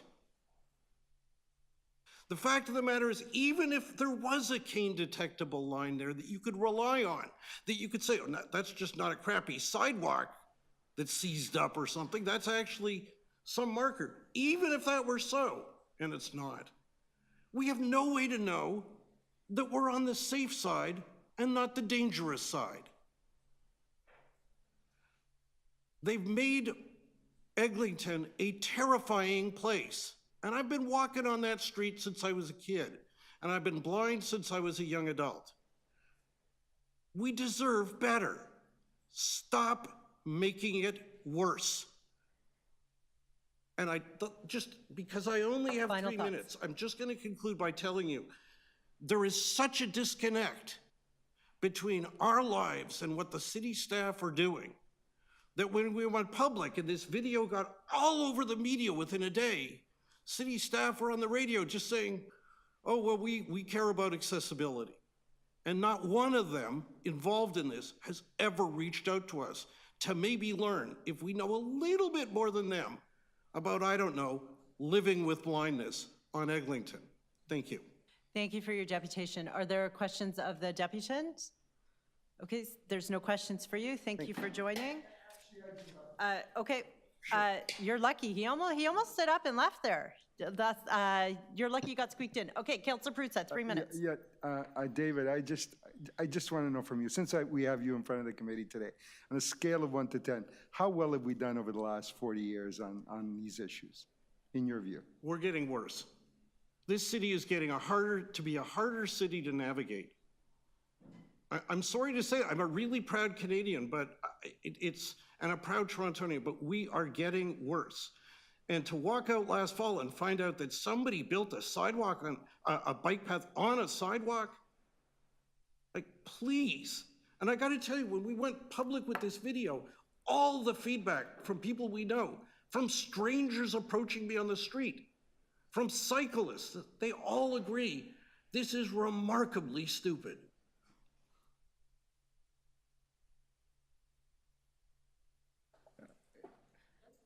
It actually flows into 2 more questions, but I'm not going to ask him. No, I'm not going to ask him because I just don't want to. I know there's a lot of folks but when you get the link to the video, watch it, please. It's going to come to you all by email from me today. Just take the 8 minutes and you'll get the point. Thanks so much. No additional questions? Confirming? Last call? Okay, thank you, David. Now we're definitely done. Okay, the next speaker is Michael Longfield, followed by Susan Dakari Van de Broek, followed by Colin Wood. Michael is in the room. Thank you for joining us. You have 3 minutes. Great, thank you. Great, thank you. My name is Michael Longfield, and I'm the Executive Director of Cycle Toronto. We're a member-supported charity with thousands of supporters who want a healthy, safe, and vibrant cycling city for all. And for the second time this year, I'm here at committee urging you to support and accelerate the cycling network plan the same week as a person on a bike was killed on our streets. This is the 4th cycling fatality this year, the same total as the previous 3 years combined. And frankly, it represents a crisis on our roads. We know how to prevent this. We know how to make our roads safer, and today's report is a great example of that we need urgently, and we need it citywide. As Ms. Hayward said, the Eglinton Complete Street Project was originally approved by Council back in 2014. Cycle Toronto's own Eglinton wish list goes back even further to 2012. And I want to thank all the volunteers, the residents, the businesses, the political leaders, city staff, and all the deputants here today who helped get us to this point. We acknowledge the impact of the LRT construction has had on residents and on businesses along the corridor that cannot be minimized. And while we're still not aware of the actual timelines for the opening of the LRT, it's clear that with this report before you today, we're one step closer to a transformational change through Toronto's Midtown that will benefit generations. Voting yes to Eglinton today should be a no-brainer. You know, even before, back in 2014, sort of before the Bloor Street pilot through the annex, before the Danforth, University, and Young Bikeways, the public consultations showed that there was broad support for this idea. The 2014 report reads, regardless of travel mode, participants from the study were interested in safe and efficient movement along Eglinton. Over 90% of responders agreed or strongly agreed with achieving a mobility mix that safely accommodated all users of Eglinton. And there was an exercise to, quote, build a perfect street that was carried out in February 2013. And on that, over 90% of participants included a bikeway on that perfect street. We understand that as part of a larger construction project, the delays to get Eglinton on the ground are not the result of any political inaction. But we shouldn't have to wait decades for changes that we need today. With the climate crisis at a tipping point in road safety and decline, Toronto needs champions on this committee. We need the city to bring forward other key projects of the 100-kilometer and council-approved 2022-2024 cycling network plan, like Avenue Road and Danforth Kingston. We're pleased to see Councillor Sack's comments today about hoping to see the Avenue Road study come to this committee before summer recess. But we also know many folks in Scarborough are waiting to hear the same from their local councillor. The city's own Danforth Kingston Complete Street webpage, which is right here, it's not a Cycle Toronto page, it's a city page, says, quote, the Danforth Complete Street Extension Project aims to host public consultations activities in early 2024 following the by-election in Ward 20 Scarborough Southwest. So without key projects like Avenue Road, Danforth Kingston, and Avenue here today, this represents about 1/5 of the 100-kilometer cycling network plan, and frankly, without achieving them and without building them, we'll fail to meet that target and complete the 22-24 plan. Final thoughts, sorry. Thank you. You got an extra 20 seconds there. I know. Questions of the deputant? Okay, seeing none, thank you for joining us, Michael. Our next deputant is Suzanne Dekari Vanderbroek, followed by Colin Wood, followed by Sophie Millman. Thank you for joining us, Suzanne. You have 3 minutes. Thank you very much. I'm here on behalf of CNIB as a certified rehabilitation specialist, just to raise some concerns around the sidewalk level bike paths, as we heard previously. First and foremost, would like to say that we absolutely support the building of more bike paths in the city. It's a vital part of the micromobility strategy and extremely supportive of it. The issue here with the sidewalk level bike paths is simple. The design is dangerous for pedestrians who are blind or have low vision because there is no clear distinction between the sidewalk and the bike path. White cane users rely on tactile changes to the surfaces to navigate the environment and things like blended curbs, tactile paving that you can find at roadsides, stairs, and on railway platforms are universal designs used by white cane users to safely navigate public spaces.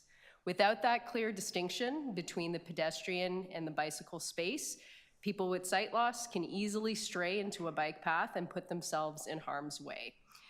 There are already enough obstacles for pedestrians with sight loss, as detailed earlier, and other disabilities to navigate, so we urge the city not to create more. CNIB supports AODA Alliance's recommendation to halt the construction of any new bike paths that are at sidewalk level, and to take steps to retrofit existing ones so that all Torontonians can safely enjoy the city together. Thank you.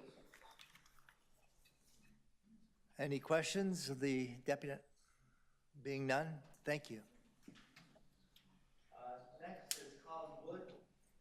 Next is Colin Wood via conference.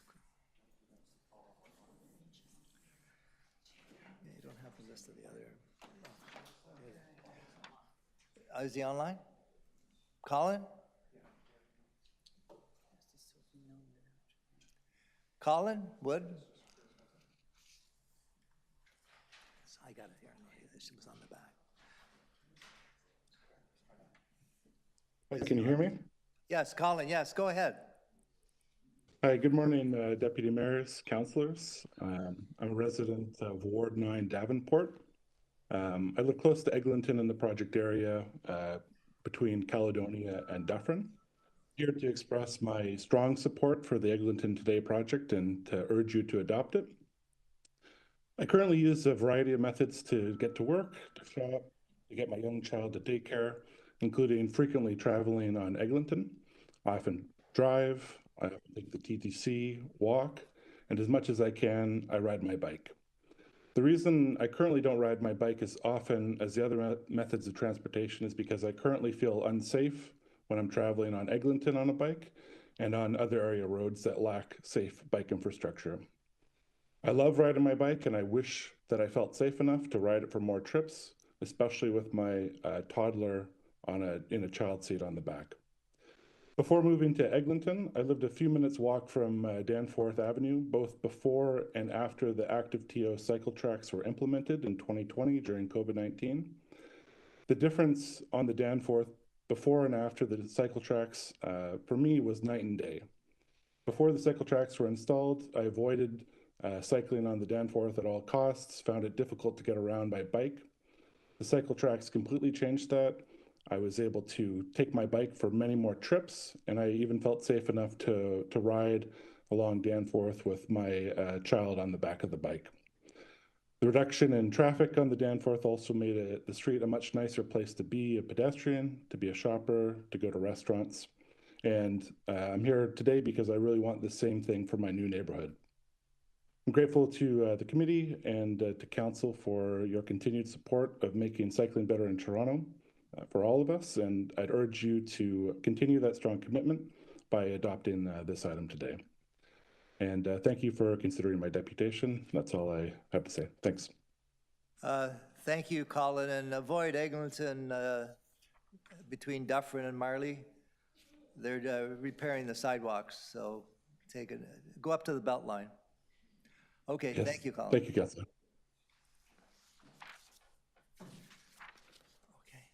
Next is Sophie Millman from the Cedarvale and Upper Village Community Group. Sophie?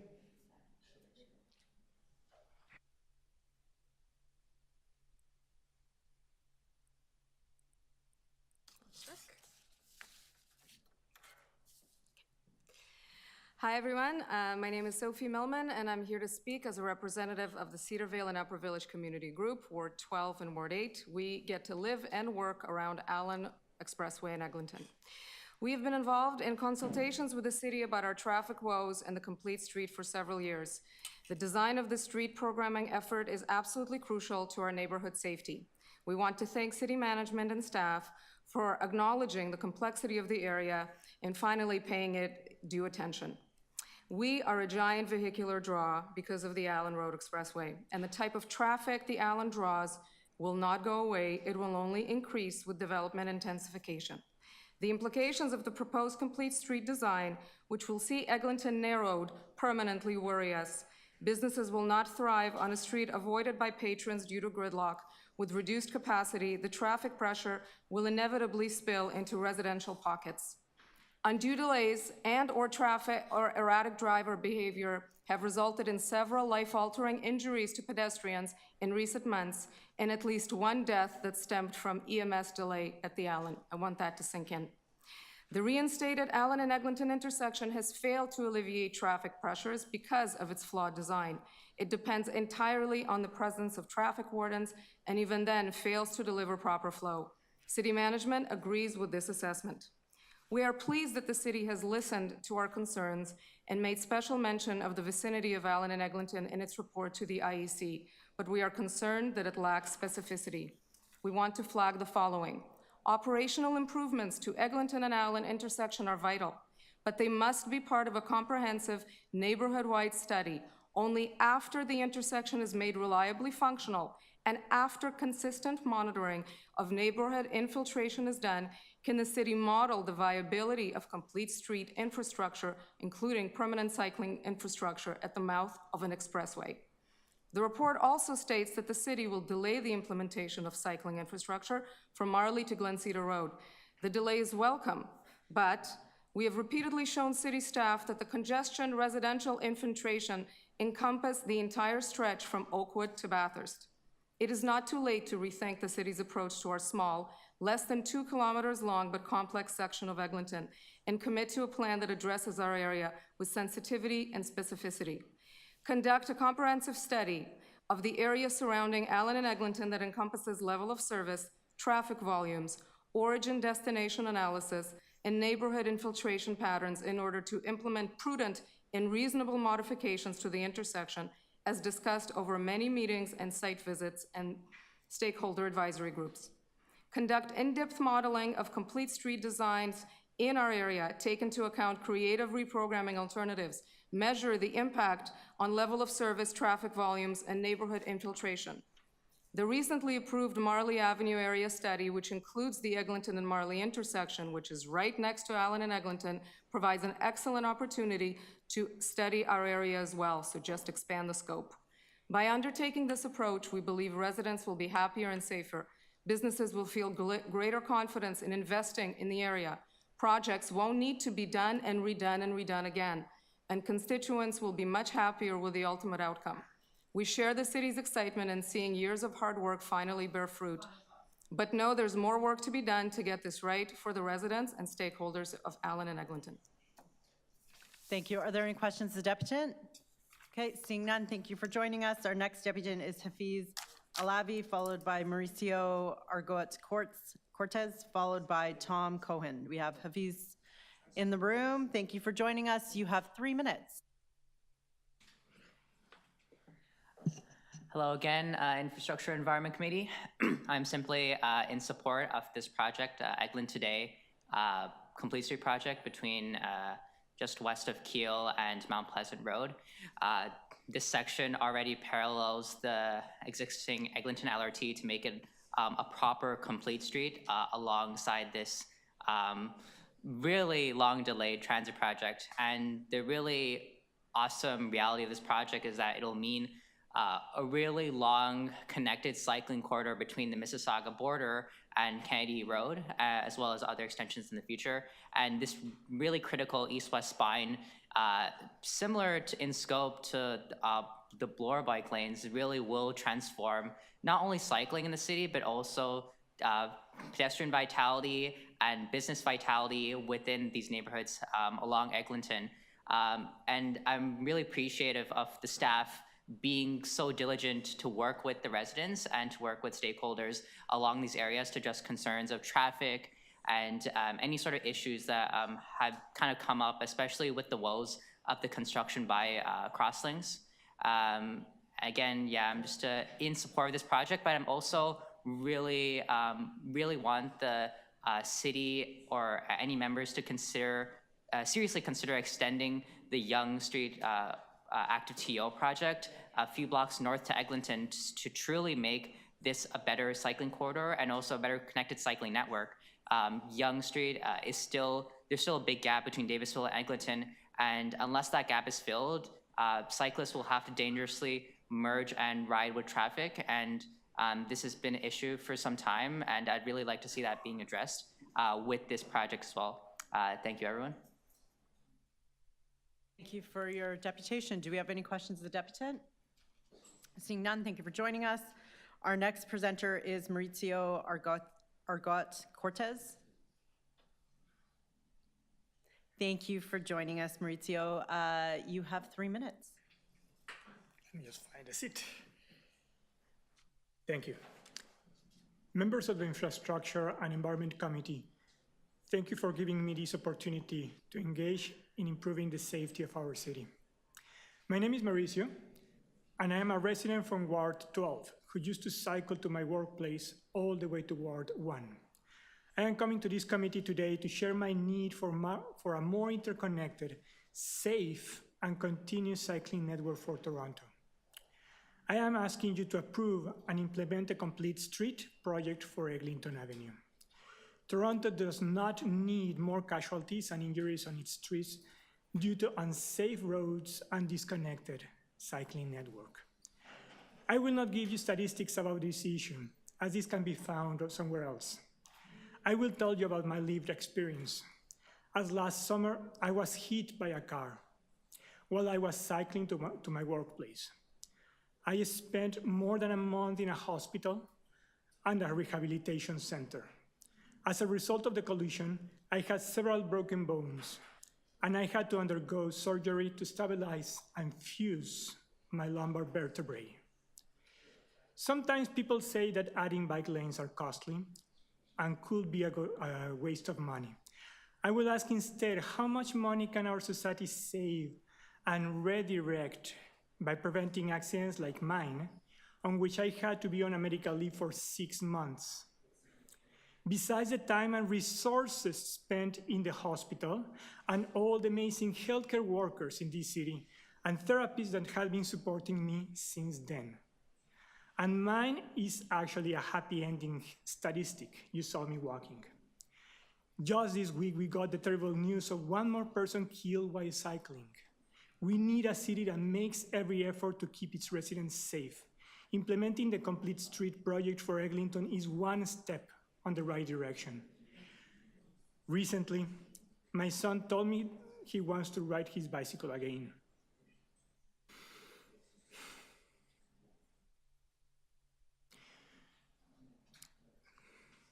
Even after knowing what happened to me, even after he saw me intubated in the critical care unit in the hospital, some people might think that this is something reckless to think about. I want to think that my son is a brave person, brave as he doesn't want to give away something that he enjoyed. I hope I can go back on riding my bicycle with my family again. I hope the city makes the right decision to make and create a more protected bicycling network for my son to ride safely, including Eglinton Complete Street. Thank you so much. Thank you for your deputation. Are there any questions of the deputant? Councillor Sachs has a question, 3 minutes. I just want to say thank you for telling us your story. Please tell your son it matters to us. We're listening and we're doing what we can. Thank you so much. Thank you. Additional questions? Thank you for joining us today. Our next speaker is Tom Cohen, followed by Spencer Maurice, followed by Adam Roy Cahoon. Do we have Tom Cohen in the room, online? Not online, not in the room. Okay, next speaker, Spencer Maurice. In the room, online. Spencer? Hi, Spencer. Hi there. I'm trying to present. Yep, we can hear you. Can you give me, oh, wonderful. Can you give me permission to share my screen? They were working on that. Thank you.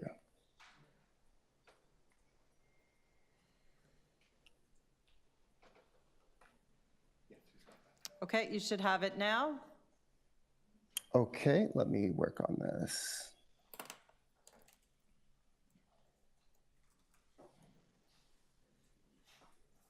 Okay, could you let me know when you're able to see my screen?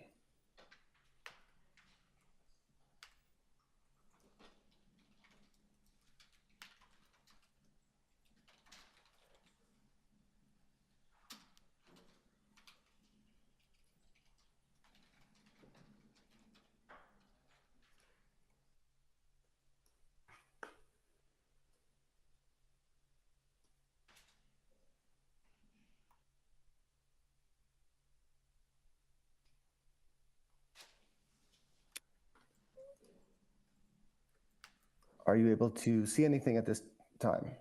No, we are not. Okay.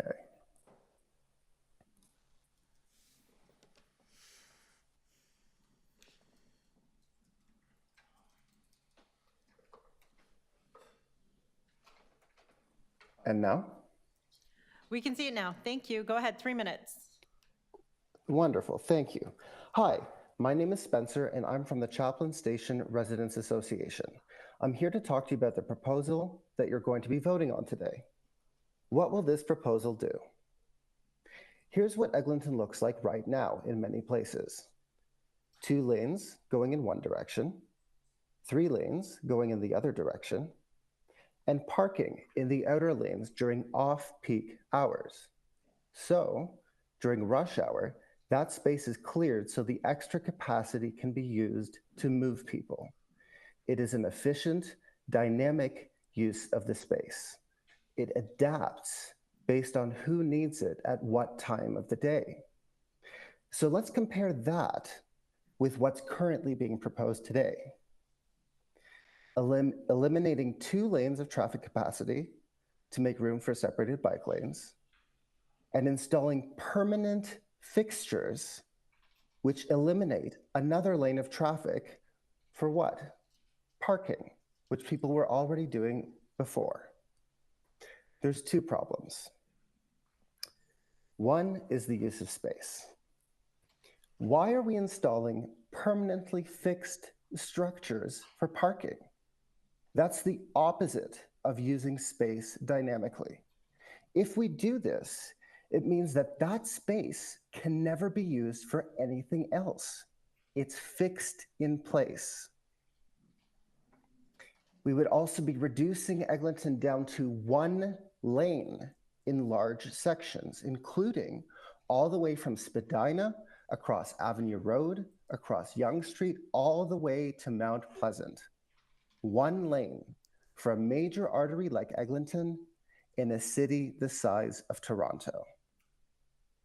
So that's number 1. Number 2 is better bike lanes. We're already using 2 directional bike lanes in multiple places across the city. So let's try using them here too. We'll keep 2 lanes of traffic in each direction, and during off-peak hours, 1 or both of the outer lanes can be used for parking. And then we have a 2-directional bike lane. This saves a lot of space, and we're already using them all around the city. For example, here, and here, and here, and here. You might recognize a few of these locations. And here, and here. And this one is a great example because it also shows how we deal with big intersections by using a bike signal. So the proposed plan is not the solution. Better options are available. Let's get this right. Thank you for your deputation. Are there questions of the deputant? Okay, seeing none, our next presenter is, sorry, hold on one moment. Where are we? Adam? We need to go back to.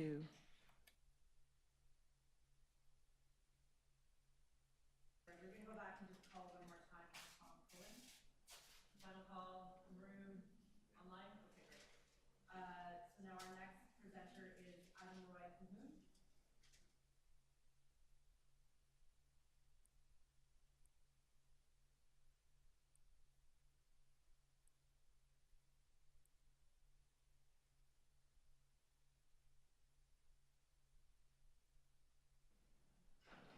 I'm Adam Cahoon, and I just want to say I want you to keep what David Lepofsky and what the CNIB said in play because those are the optimum things.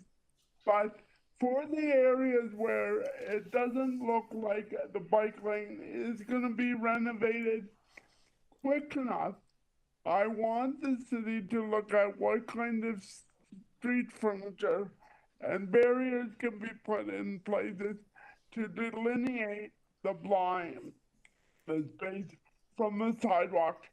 And also, remember, from our last deputation, that we can't guarantee that vehicles that are supposed to stay in the bike lane will always stay in the bike lane when you've got situations where the bike lanes are the same level as the sidewalk. But I am saying that yes, everybody is sticking to the always the same design as Sherburne, where the bike lanes were at the same height as the sidewalk along Eglinton. Sherburne is a different kind of street. We could get away with it there, but we can't get away with it on Eglinton. And I do not think we can wait 20 years till it is redesigned for us to get things right. I think we should. I'm hoping that some of these issues can be fixed by next year. Thank you.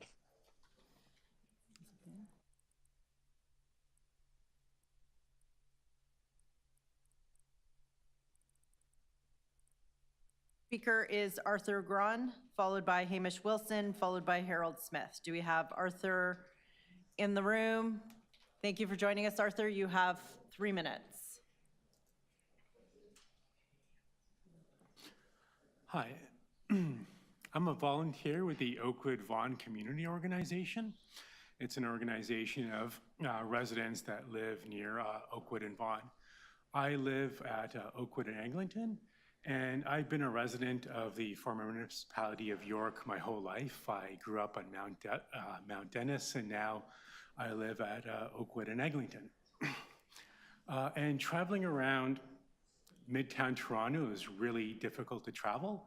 And that's why we really need the bike lanes and the complete streets on Eglinton. There's very few east-west routes to use up in Midtown Toronto. So if you're visiting friends in Mount Dennis and you live at Oakwood and Eglinton, it's really difficult to get between the two locations safely and efficiently. Without those cycle lanes on Eglinton, it's really hard to cycle. And currently, Eglinton is a disaster to do anything on. It's unpleasant even to shop on Eglinton because when you go up on that street to cross back and forth between the stores, the walkways are very far away, the pedestrian crossings are very far away, there's a lot of traffic, so it's very difficult to cross. Even if when you want to go sit on a patio in one of those restaurants that's along Eglinton, it's a pretty terrible experience. You're sitting on the patio and you feel like you're out in a parking lot.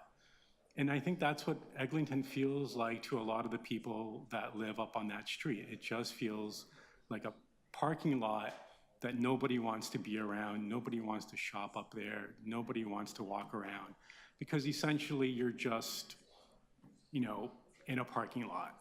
So if we want to fix Midtown Toronto, we want to make the, a very nice area for people to live in, to shop in, to work in, we really do need to have a complete street. So people feel safe walking, people feel safe cycling, and people want to be there.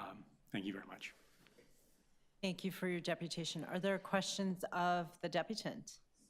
Okay, seeing none, thank you for joining us. Our next speaker is Hamish Wilson, followed by Harold Smith, followed by Taysir Alam. Thank you for joining us, Hamish. You have 3 minutes. Yes, thank you again. At least Eglinton was in the 1957 plan for putting in transit. Perhaps it can be shown on screen. Oh, wonderful. So that's good news. We're getting to the point of actually getting it up and running, which is good.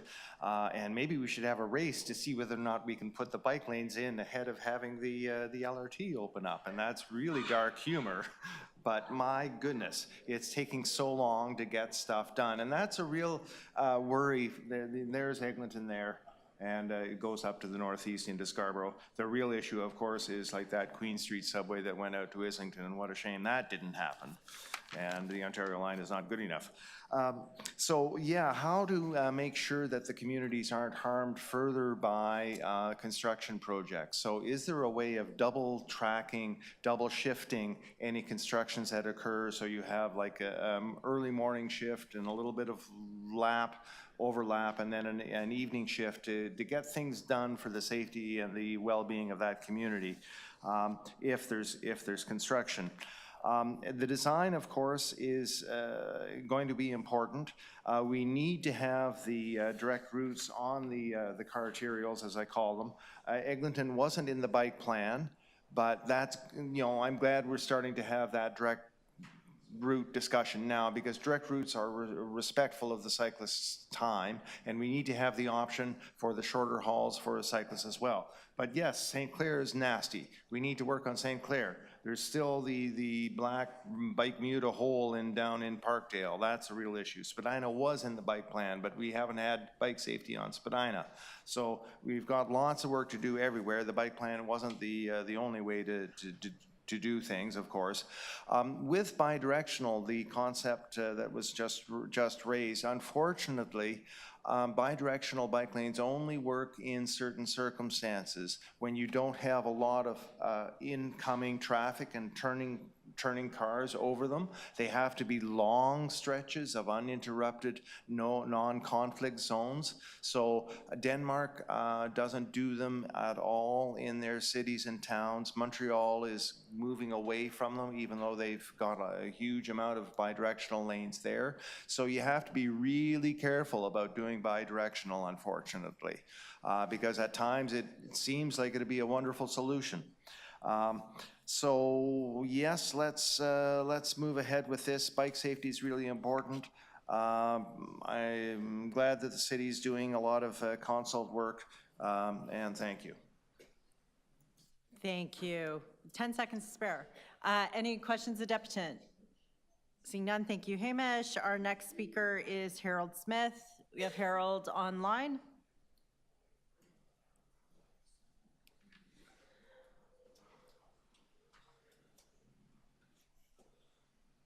Okay, we don't see Harold. That means our next speaker is Taysir Alam. Oh, Harold is online, sorry. We'll go back to Harold. So Harold, can you unmute? Trying. Thank you, Harold. We can hear you. You have 3 minutes. Excellent.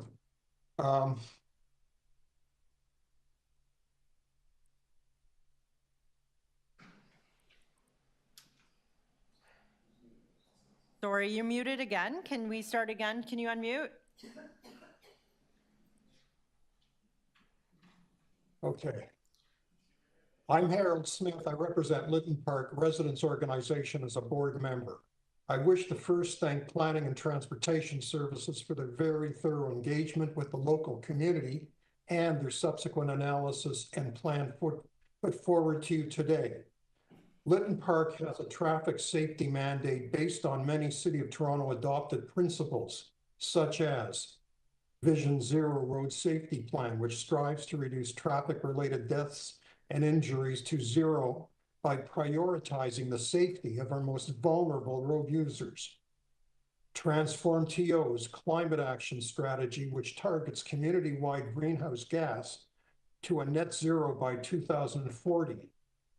Road to Health, Healthy Toronto by Design will increase physical activity that is associated with a reduced risk of obesity, type 2 diabetes, cardiovascular disease, and some cancers. Official plan goals of making Toronto a walking city and bring residents within 1 kilometer of a designated cycling route.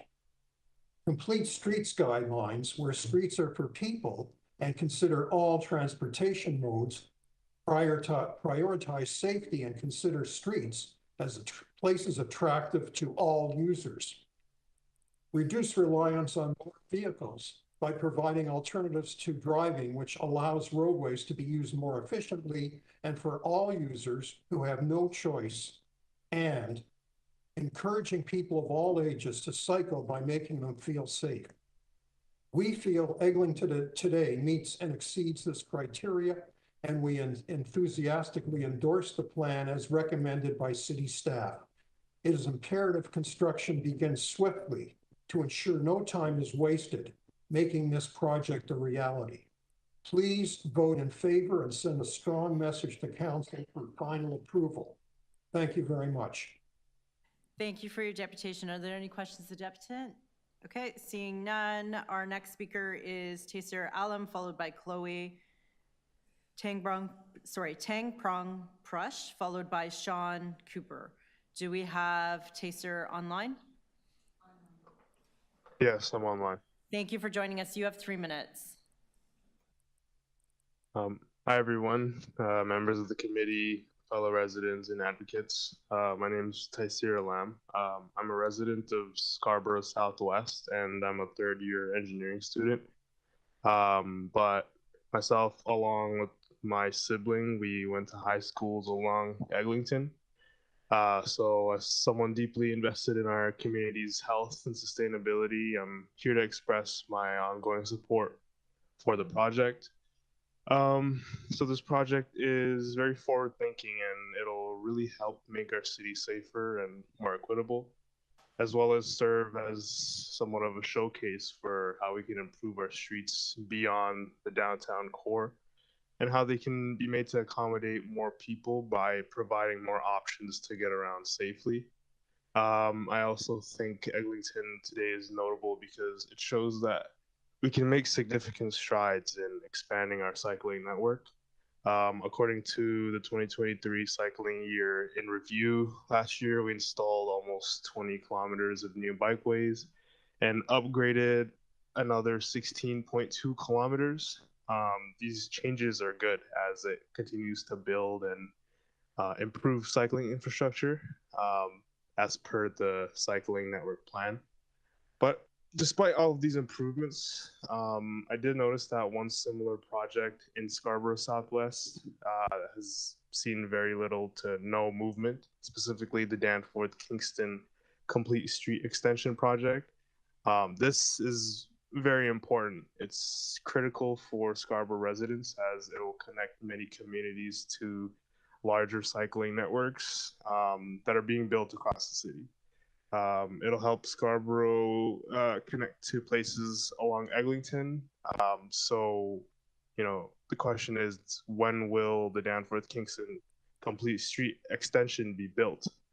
The extension will bring crucial upgrades such as the transformation of standard bike lanes into safer cycle tracks and the integration of green infrastructure.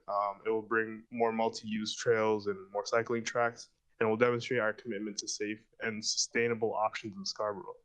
While these advancements are commendable, the delay in the Danforth-Kingston Complete Street Extension project stands in stark contrast to our achievements, like Eglinton today. It's essential to remember that each kilometer of upgraded or new bikeway, like those added last year, plays a vital role in reducing traffic accidents and promoting healthier lifestyles. So I urge the committee to expedite the Danforth-Kingston project, fulfilling our promise to the community and to future generations. Thank you. Thank you. Are there questions of Deputant? Seeing none, our next speaker is Chloe Tangpong Prush. Do you have Chloe online? In person. Okay, thanks for joining us, Chloe. You have 3 minutes when you're settled.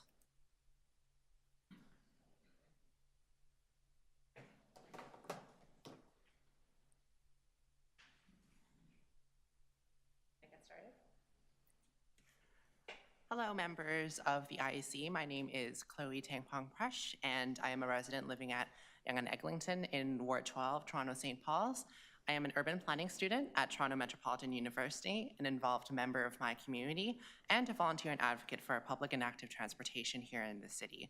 And I'm speaking here today to support the Eglinton Today project, and I hope you say yes to this project.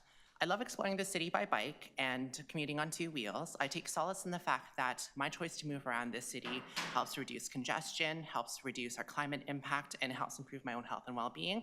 And my only wish is that more Torontonians have this option available to them. And Eglinton Today will be a massive step forward for our cycling network and will drastically increase the number who can choose to bike.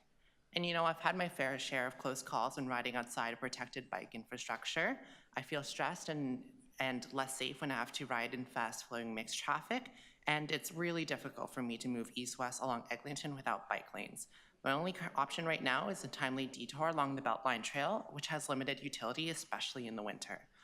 And I'm very grateful for the Yonge Street bike lanes, which were recently installed. I use them almost daily to commute to school, and I use them today to get here to this meeting. And the Bloor Street bike lanes have also revolutionized my ability to move east-west in this city. So I think that the Eglinton Today project will have similar ramifications, very positive impacts on people cycling. It'll attract a lot of cyclists, and I'm sure it'll also positively impact businesses, as evidence has shown on Bloor Street. And so I want to remind you that each addition to the cycling network is a bigger step than the last because it has major network effects.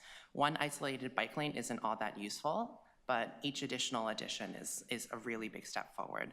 And so speaking on those network effects, I urge you at the earliest opportunity to link up the Midtown bike lanes to the Eglinton bike lanes. There's currently about a 1 kilometer gap. If that gap is closed, then that would make my daily commute a lot safer as well. And so I currently bridge this gap by either cycling in mixed traffic, which I did today because I was in a bit of a rush, or taking a detour in duplex, which is part of the future cycling network, but doesn't have any traffic calming currently. So I'd like to take this opportunity to remind you that a vote for Eglinton Today is a vote in compliance with previous council decisions and city objectives. We've already said yes to the long-term cycling network, to the short-term cycling network, to Vision Zero, to complete streets. So I'm expecting this to pass without issue, and I would be disappointed if it doesn't. So I just want to end off and say that you're here at a crossroads now. You can choose to maximize car traffic on Eglinton, in which case you're communicating to us that our neighborhoods and communities are worth less than the time it takes to drive through them, or you can vote yes to Eglinton Today and communicate to all Torontonians that this city and its streets are complete, safe, and welcoming for all those who walk and roll. Thank you very much. Thank you. Thank you for your deputation. Are there any questions of the deputant? Seeing none, thank you for joining us. Our next speaker is Sean Cooper. Do we have Sean online? Okay, hi, Sean. You have 5 minutes. Hi, can you hear me? We can hear you, thank you. So I'll just tell the room that we may be able to have one more after this, which would be Robin Richardson. Then we will be breaking for lunch from 12:30 to 1:30, and we do have one quick release. So this might be the last speaker before lunch. Thank you. Okay, great. Hello, members of the IEC. My name is Sean. I am a resident of Scarborough Southwest and represent a local grassroots group called Danforth Kingston for All. I'm really excited about the Eglinton Today project because I have followed and gave comments, and to see it here today makes me really hopeful about the future. This is a project that will bring our city forward and make it more livable and safer. I did notice that this was one of several projects on the 2022 to 2024 near-term implementation plan that will get built. But there is one in Scarborough that I am waiting for and have not seen movement on in quite some time, and that is the Danforth Kingston Complete Street Extension Project. This project is also critically important, and for Scarborough residents, it will connect thousands to the larger cycling network that is being built across the city. It will help connect Scarborough to places along Eglinton as well.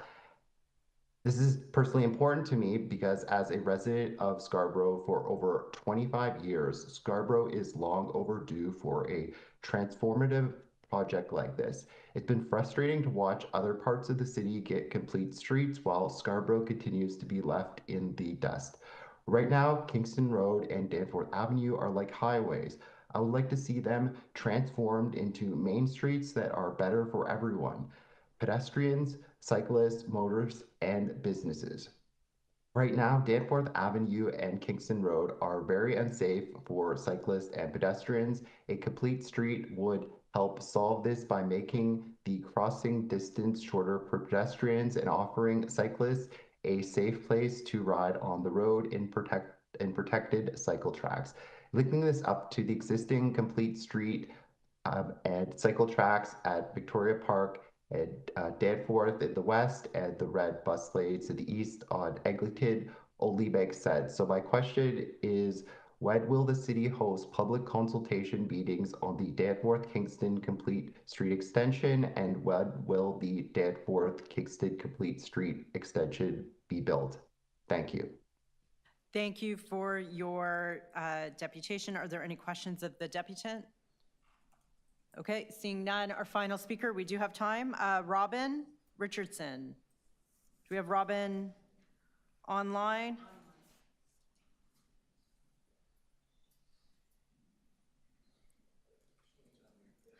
We need you to unmute.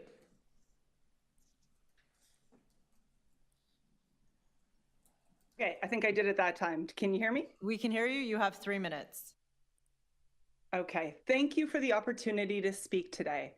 My name is Robin Richardson, and I'm a mom of 3 who lives in Midtown, as well as a volunteer with Young for All. I'm here today to represent my family, as well as the thousands of people who supported the Midtown Young Complete Street. We know firsthand that the addition of plantings, benches, bollards, and bike lanes can transform an urban highway into a vibrant city street, welcoming to everyone, whether they drive, walk, bike, or take the TTC.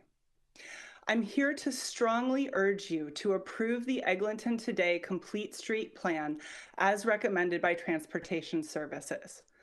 Eglinton has the potential to be a destination for nearby residents and visitors alike, with thriving retail, restaurants, professional services, and public spaces.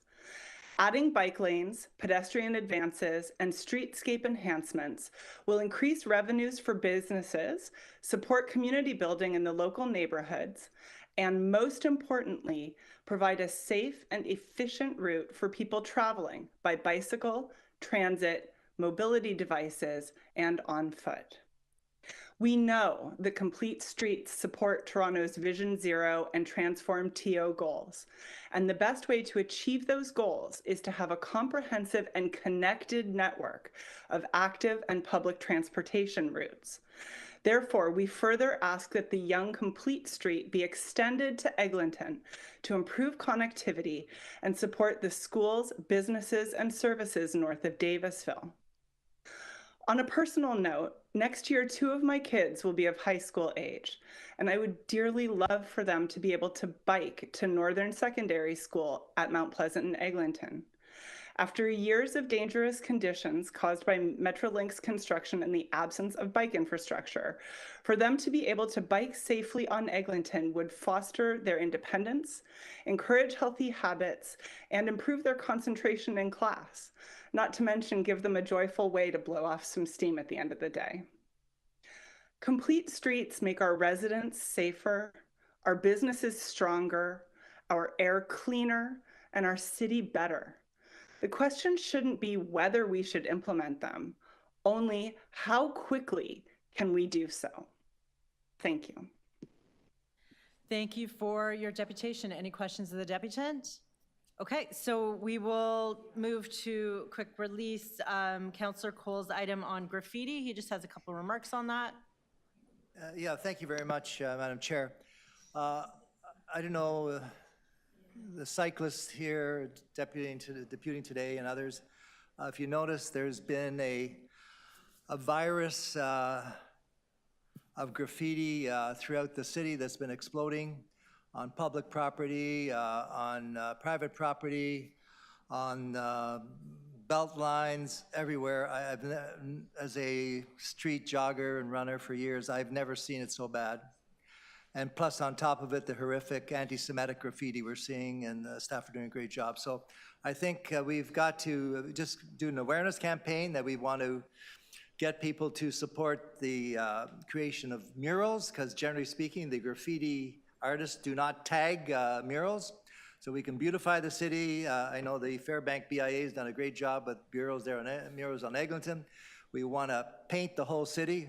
And we want to just clean up the ugly graffiti, which leads to extremely bad behavior. It's gang marking, that's what it is. It's, you know, where there's graffiti, it's basically, it's gang marking.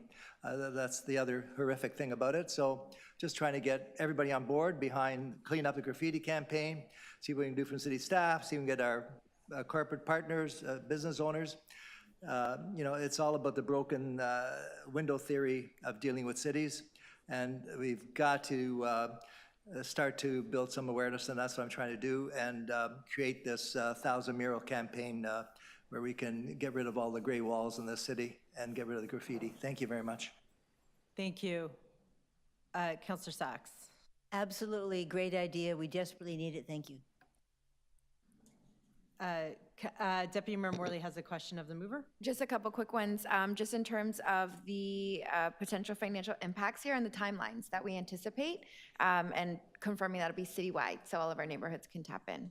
Just want to understand if there's any thinking or staff, we're going to wait for staff to give. Yeah, in fact, I think in the motion I talk about cooperating with all the BIAs, because some of the BIAs have great graffiti removal campaigns, and they also are encouraging that there's funding available to, but we need more funding also, and that's where we get the corporate partnership and the BIAs working together. Yeah, we got to do it across the city, because this is not just in the middle of the city. This virus is everywhere, and we've got to combat it. Thank you, I appreciate your leadership see all these here. murals in beautiful Etobicoke. Yeah, same. We love our murals in Etobicoke. Yeah.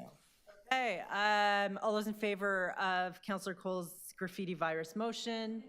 All those opposed, that carries. Okay, just want everybody to know exactly what will be happening. We will be breaking from lunch from 12:30 to 1:30. The only person that has identified conflict and has a hall pass is Councillor Perruzza. So he will be a little bit late. Nobody else has indicated conflicts to me, so I'll see you all at 1:30. We will resume Eglinton today at 1:30. There are 14 speakers on that item.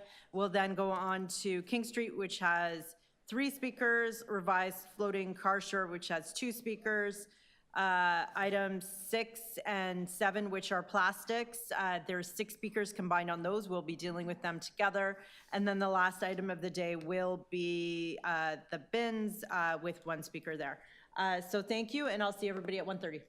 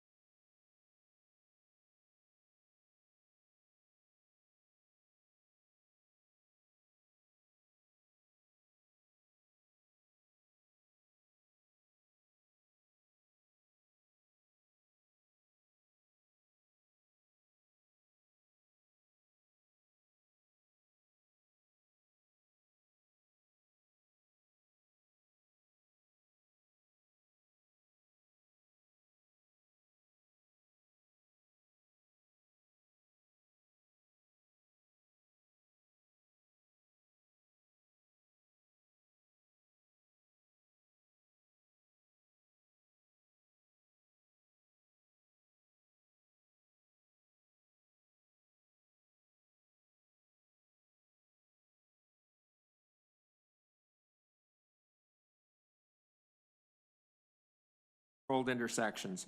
We also need enough streets with dedicated facilities to allow cyclists and potential cycle users to access safe streets for the duration of their journey without going impossibly out of our way. If you have concerns about congestion, I would remind you that congestion is the result of the extraordinary space demands of the automobile. If the million cars in this city headed downtown at 60 kilometers an hour, they would take up all the space from the waterfront to Steeles and Jane to Woodbine, all the space. You can verify this with a stopping distance calculator and Google Earth. We cannot satisfy the automobile, but we can break our hearts, our budgets, and give up our rights and dignity trying. I'm asking and expecting this committee and City Council to stand up and safeguard the rights of every member of this community. Thank you. Thank you for your deputation. Are there questions of the deputant? Seeing none, thank you for joining us. Our next deputant is Ilya Kranian. Thank you for joining us. You have 3 minutes. Thank you. My name is Ilya. I live around Yonge and Bloor and have many friends and loved ones who live or want to live in Midtown. I use cycling as a primary means of transportation. I bike here today. My friends do or want to, and I and all of them are all in favor of this and all upcoming complete street projects. So much, as we all know, has already been invested into Eglinton, and this would be a really, really silly finish line to trip over.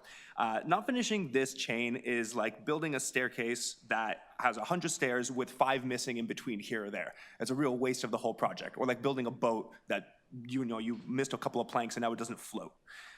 We've already done the vast majority of the work here, but we would get much, much less payoff. Now, for my friends and I, whether or not we can live in that area, whether or not we want to live in that area or any other area of Toronto, depends in such significant part on whether or not we can get by without a car. And safe, complete streets and bike lanes are the vast majority of what determines that.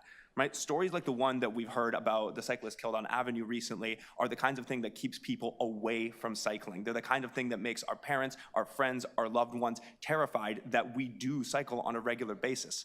I was just talking to my friend here repeatedly on a borderline daily basis. We hear, oh, I would love to cycle, but I am too scared. This is a very real thing. This isn't like a wonk conversation. And the kind of thing that we are talking about here, whether or not there are small connecting streets, whether or not there's a continuous through line of safe bike lanes, is exactly the kind of thing that people discuss with regards to whether or not they are going to cycle. What are the safe ways to go east and west? What are the safe ways to go north and south? Oh, I love Sherbourne. Have you tried Shaw? Have you tried Bloor? Have you tried Yonge? This is exactly the kind of conversation that regular people are having. And so this kind of work is incredibly noticed. And these missing kilometers are exactly the kind of thing that is discussed and will determine whether or not people actually adopt cycling. We are also getting to the age where we're talking about where we would want to start raising families. And I know people who are starting to raise families on Eglinton. They would love for their kids to bike, to be independent, but even the most pro-cycling advocates, as we have heard throughout these deputations, will not have their kids go on a street where they feel unsafe. And maybe the most powerful thing that we can do in terms of the adopting of biking in the city is make it a safe thing for the next generation to be able to grow up with, because that is the kind of thing that builds the culture and ultimately the infrastructure for this to be the main mode of transportation in this city. The last thing I speak to is I want to echo on a human level that there's a fundamental difference between a city that is moved through and a city that is lived in. When I subway under or drive through a city, it is very, very different from when I walk through it or when I bike through it. The parts that I bike through and that I walk through are the ones that I feel ownership over, the ones that I engage with, the ones that I bring people in, the ones that I build community in. In a time when affordability and business consolidation and fragmented community make us feel like we can't actually, like the city is not ours, things like the complete street are the polar opposite. They are the kind of thing that creates a city that we feel part of, that we feel proud of, and that we can continue to live in. So thank you for doing this work, and I urge you to continue it. Thank you. Thank you for finishing almost exactly at 3 minutes. Questions? Wait, questions? No questions. You're dismissed. That's okay. Thank you. The next speaker is Peter Fodor, followed by Catherine Kwan, followed by Bas de Beer. Do we have Peter in the room? Online?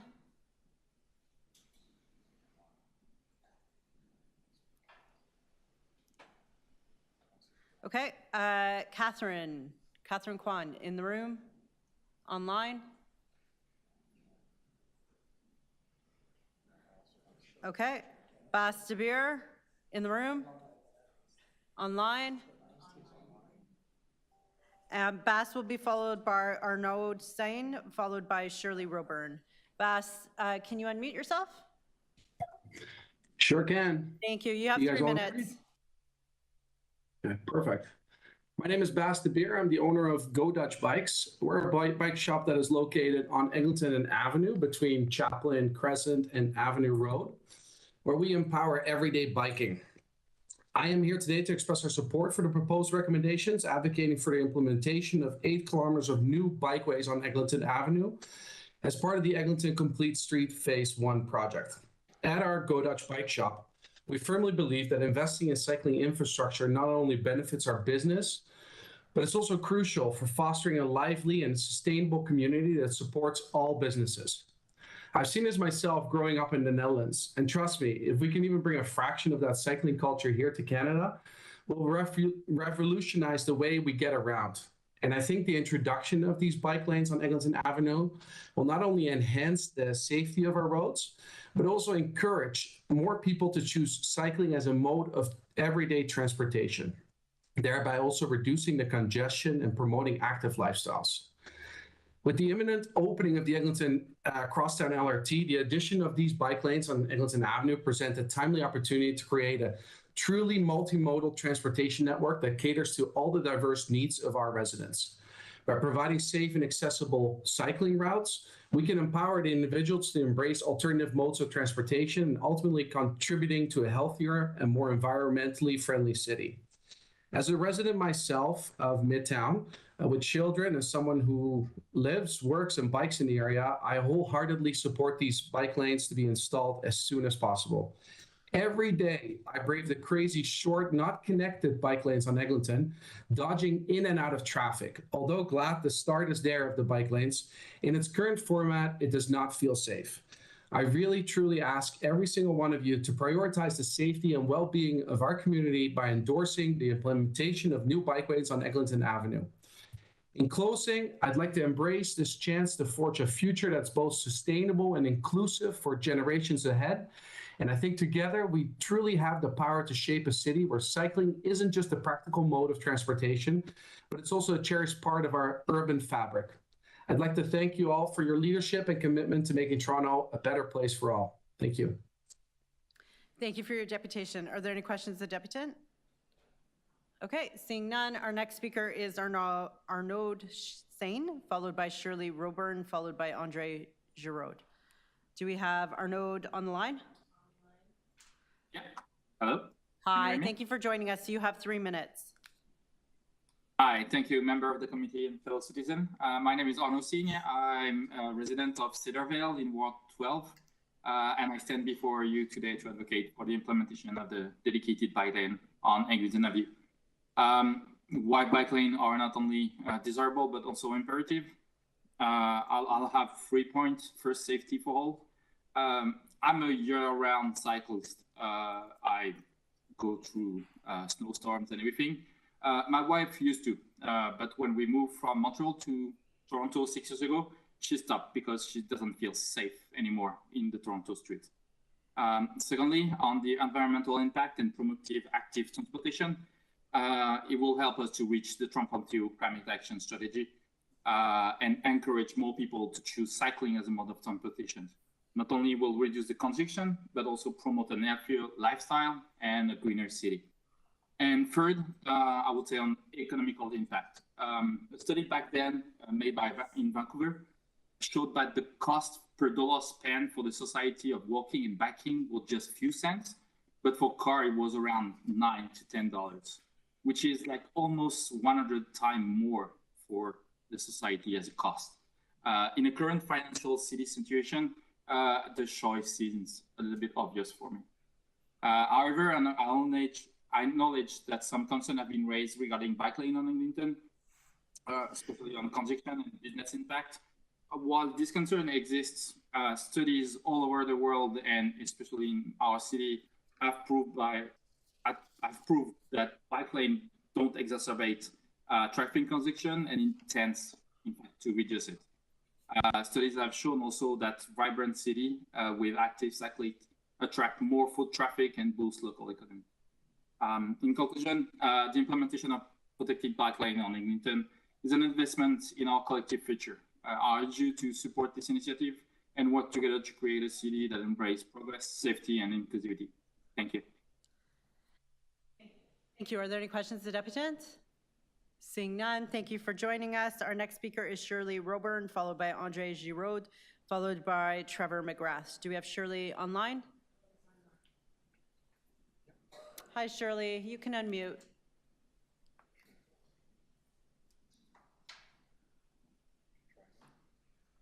Shirley, can you hear us? Hello? Hi. Hello? Thank you for joining us. You have 3 minutes. Okay, thank you. I'm a resident of Eglinton and Dufferin area, and I strongly support the Eglinton Today plan, especially the bike lanes. And that's because I know that better pedestrian and cycling infrastructure won't just improve my quality of life personally, but is important to the vitality of the community in my neighborhood. And part of the reason I'm so confident about this is because I'm a professor, and one of the things I teach about is infrastructure and technology from a perspective of equity. So plans like complete streets are important because otherwise the default in urban planning is to plan cities around the car. And when we put the concerns of drivers first, what we're doing is increasing social inequality. So if you look at the demographic of who drives, one example is gender. Even in mixed households of all genders, men are overwhelmingly the ones that drive. And the research shows that when we favor the car in urban transportation planning, really what we're doing is favoring a demographic that is more male, richer, and less racially diverse than the makeup of Toronto. So it's a question of justice that we also, in line with the values of the city, prioritize this kind of full, complete street plan with bike lanes and with pedestrian infrastructure.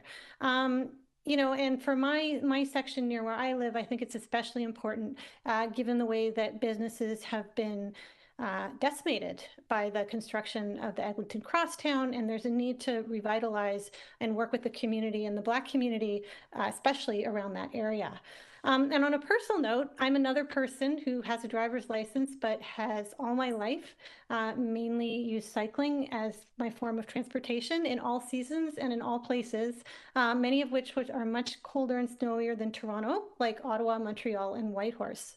But Toronto is by far the worst and the scariest place where I cycle. I take 3 to 4 kilometers of detours in my daily commute because one way, because as you've heard from people like Mauricio, it's just not safe to cycle because of our lack of protection of infrastructure on many parts of the street.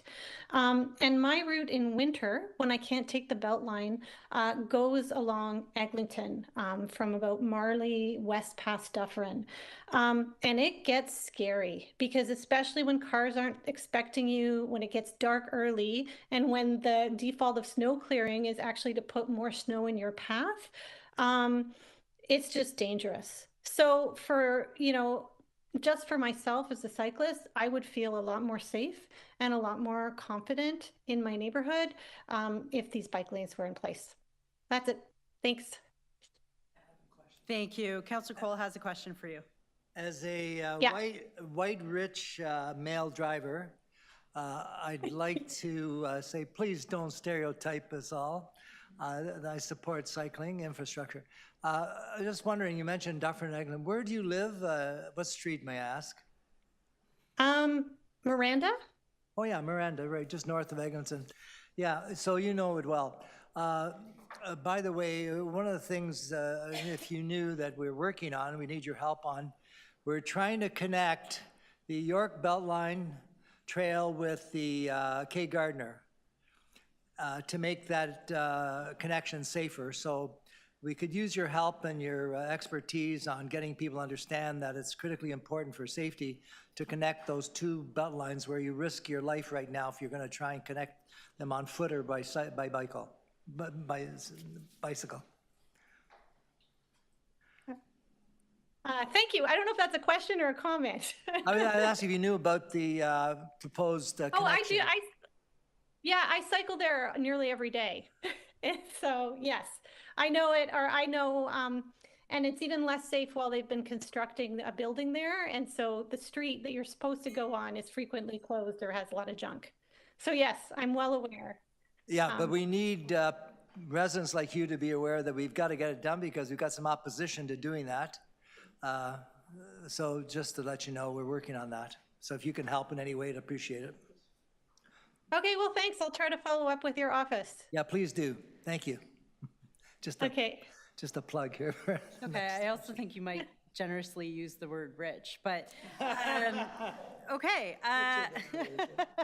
Our next speaker is Andre Giraud, followed by Trevor McGrath, followed by John Lawson. Do we have Andre in the room, online?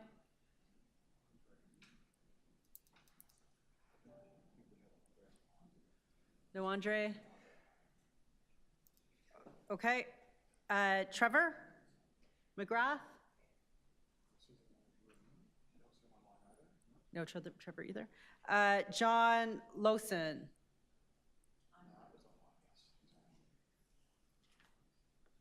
Hi, John?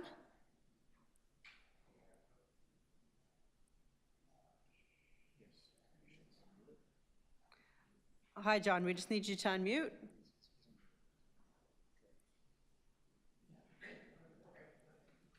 Can you hear me?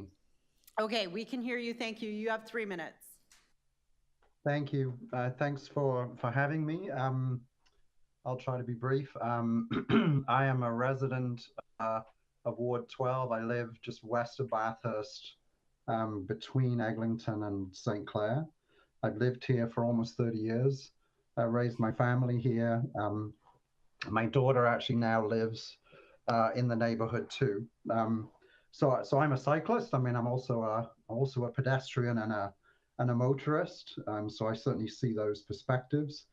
I think part of the reason that I'm here is that one of the things I do is I volunteer in a fantastic program called the Bike Host program that introduces or helps, I guess, newcomers to the city to figure out how to cycle around the city.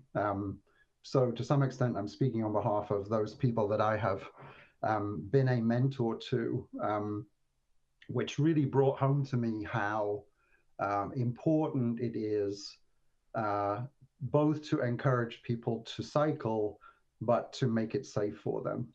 And this particular project, which I am very much in favor of, would be a huge uplift in the safety for cyclists in this neighborhood. As many people have said, there is a real lack of east-west routes in this part of the city. Once you get north of Bloor, you can go along Davenport for sections. You can go along the Beltline for sections, but it would really be a huge step forward if Eglinton had a good bike lane connecting the great bike lanes that already exist in the West End and in the East End. Again, as many have said, I just would not cycle on that section of Davenport of Eglinton. It's just not safe. So you're forced to find alternatives right now. And I think the other thing I would say is, quite apart from cycling, as a resident who could choose to either walk up to Eglinton or down to St. Clair for shopping, coffee, restaurants. I mean, it's night and day. Like today, you would always go to St. Clair because it's just way more pleasant. And I'm looking forward to this project being completed.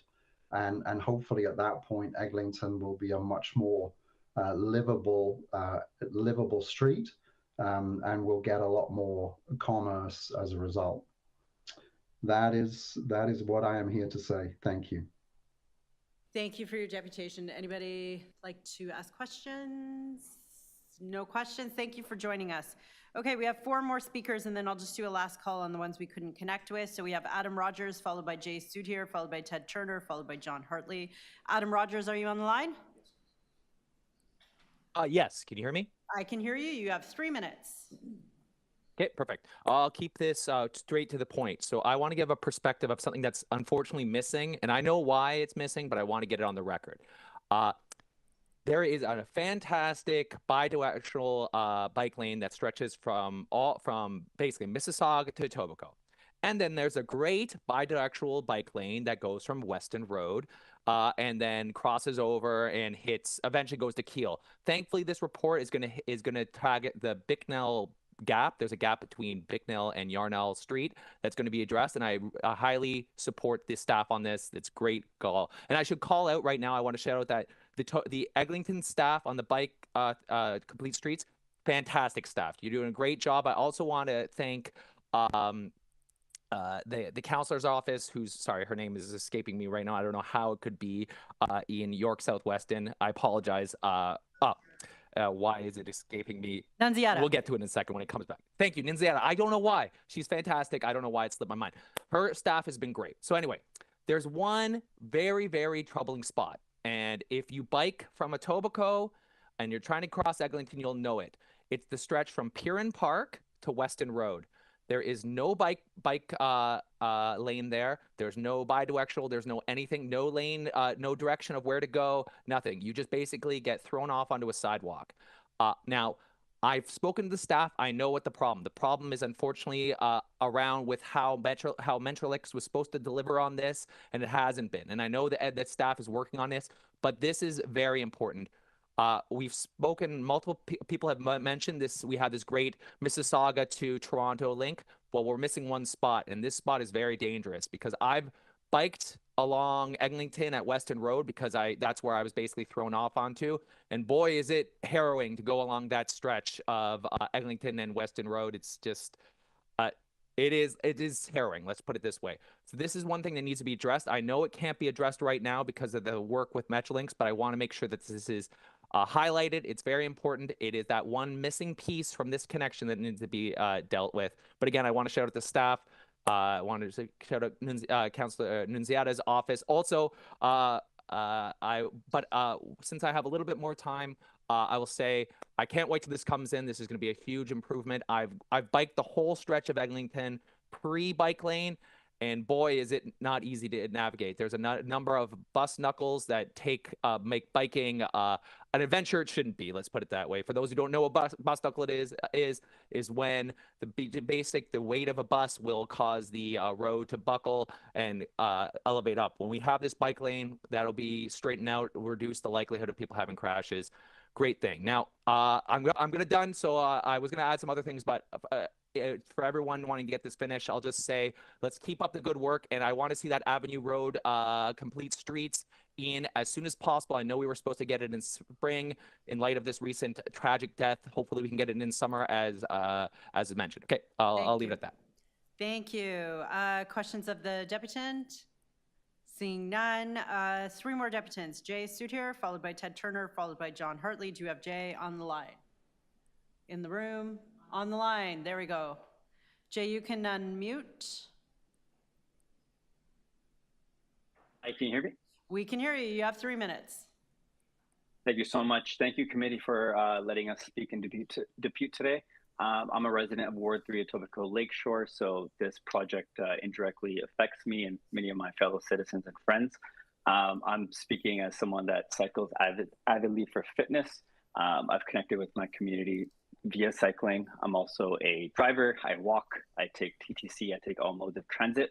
And I've seen how unsafe it is for cyclists in the city and continues to be. It's been mentioned a few times, but I just want to reiterate the disturbing incident that happened a few days ago. That could have been me, a friend, a family member. And in that same spot, 2.5 years ago, an 18-year-old was struck around that same area. So it just speaks to the immediacy and the need for this project and program to be complete. I've supported cycling. I've evangelized it to my friends and family as a fitness thing, but I've also seen how people use it for everyday transportation, the accessibility, the affordability of it compared to driving. We just need projects and programs that will be complete. This Eglinton Today project hopefully makes it a continuous cycling network across Toronto. And I would love to see other programs such as the one that was mentioned, the Avenue program, as well as programs in my area. Councilwoman Morley, I would love to see more of those as well. I know it's a bit contentious with just the volume of cars and trucks in certain neighborhoods, but cycling quite literally changed my life, and I know it changes a lot. Sorry, I know it affects people every day for fitness, transportation, I've just made friends through it. I've shopped local because of it, and I continue to use it for transportation and fitness. So I hope this program can be completed. Thank you. Thank you. Questions, Deputant? Okay, next Deputant is Ted Turner. Do we have Ted in the room? Online?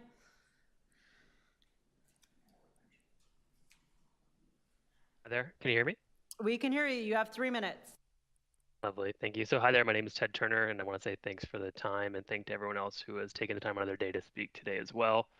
Much like the previous speakers, I'm excited about and happy to advocate for the implementation of the Eglinton Today project. So as we all know, the project is part of Eglinton Connect's plan, envisioning Eglinton Avenue as this complete street with sidewalks, raised bikeways, motor vehicle parking, and rapid transit. And the project aligns with City's Vision Zero, road safety plan, Transform TO, net zero strategy, and cycling network plan policy goals. So it's clear that this project will bring a lot of value to the neighborhoods and communities it connects, as well as to help the City of Toronto meet many of its goals to be a more equitable and sustainable city. Much like some of the previous speakers, not my previous speakers, I'd like to transition to a similar project, the Danforth-Kingston Complete Street. I'm concerned about the lack of movement on this vital and necessary project for Scarborough. So this project is crucial for Scarborough residents as it will connect thousands to the larger cycling and pedestrian networks being built across the city. Scarborough residents and businesses deserve to benefit from complete streets much like other parts of the city have to date. As a lifelong resident of Scarborough Southwest, I want to express my frustration with Kingston Road in general. It's a high-speed highway running through my neighborhood with lots of pedestrian incidents that have been fatal or life-changing in a negative way for many. Scarborough Southwest is a near-perfect place to live, minus a three-lane road bifurcating our vibrant community.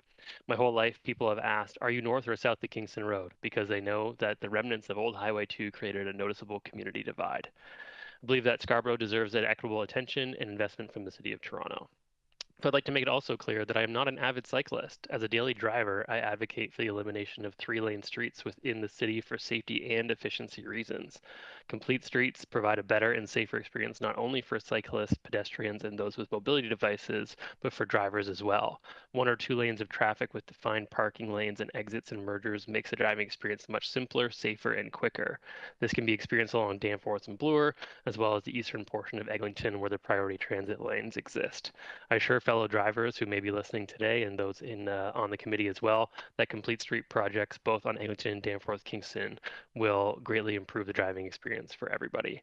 So I'd like to support my fellow Torontonians by asking Council or the committee to move forward with Eglinton Today project. And as it was stated earlier, each additional complete street project has more impact than the prior as more connections are made and the network grows. But I also encourage the committee to ensure that all parts of the city, including and especially Scarborough, benefit from complete street projects. So my question is, when will the city host public consultation meetings on Danforth-Kingston Complete Street Extension, and when will the Danforth-Kingston Complete Street Extension be built? Thank you all for your leadership and desire to make Toronto the best place to live and work. Thank you. Thank you. Are there any questions of Deputant? Okay, the last Deputant on this, and then we'll just do a roll call of the ones that we missed. John Hartley. Do we have John in the room, online?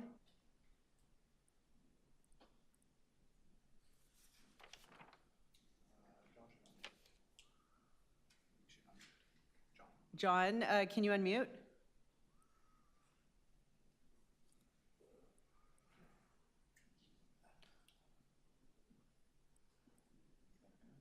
Paging John Hartley.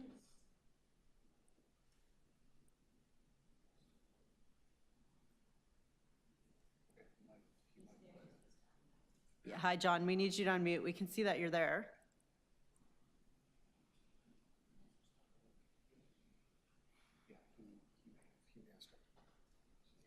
Okay, so I'm going to call again Tom Cohen, Peter Fodder, Catherine Kwan, Andre Giraud, Trevor McGrath. We'll try, well, we can go to questions of staff, and then I'll call while we try to connect with John. So if we get him, we'll pop out of questions of staff to hear from him. Okay, questions of staff. Oh. Yeah. Councillor Cole. Yes. One question is, oh, sorry. Traffic wardens, we've deployed traffic wardens there at the Allen. I'm just wondering, and they've been very well received, and they really help move traffic. What's the plan in terms of ensuring that traffic wardens are part of making the street safer for everybody, especially when you've got the cyclist, motorists, etc.?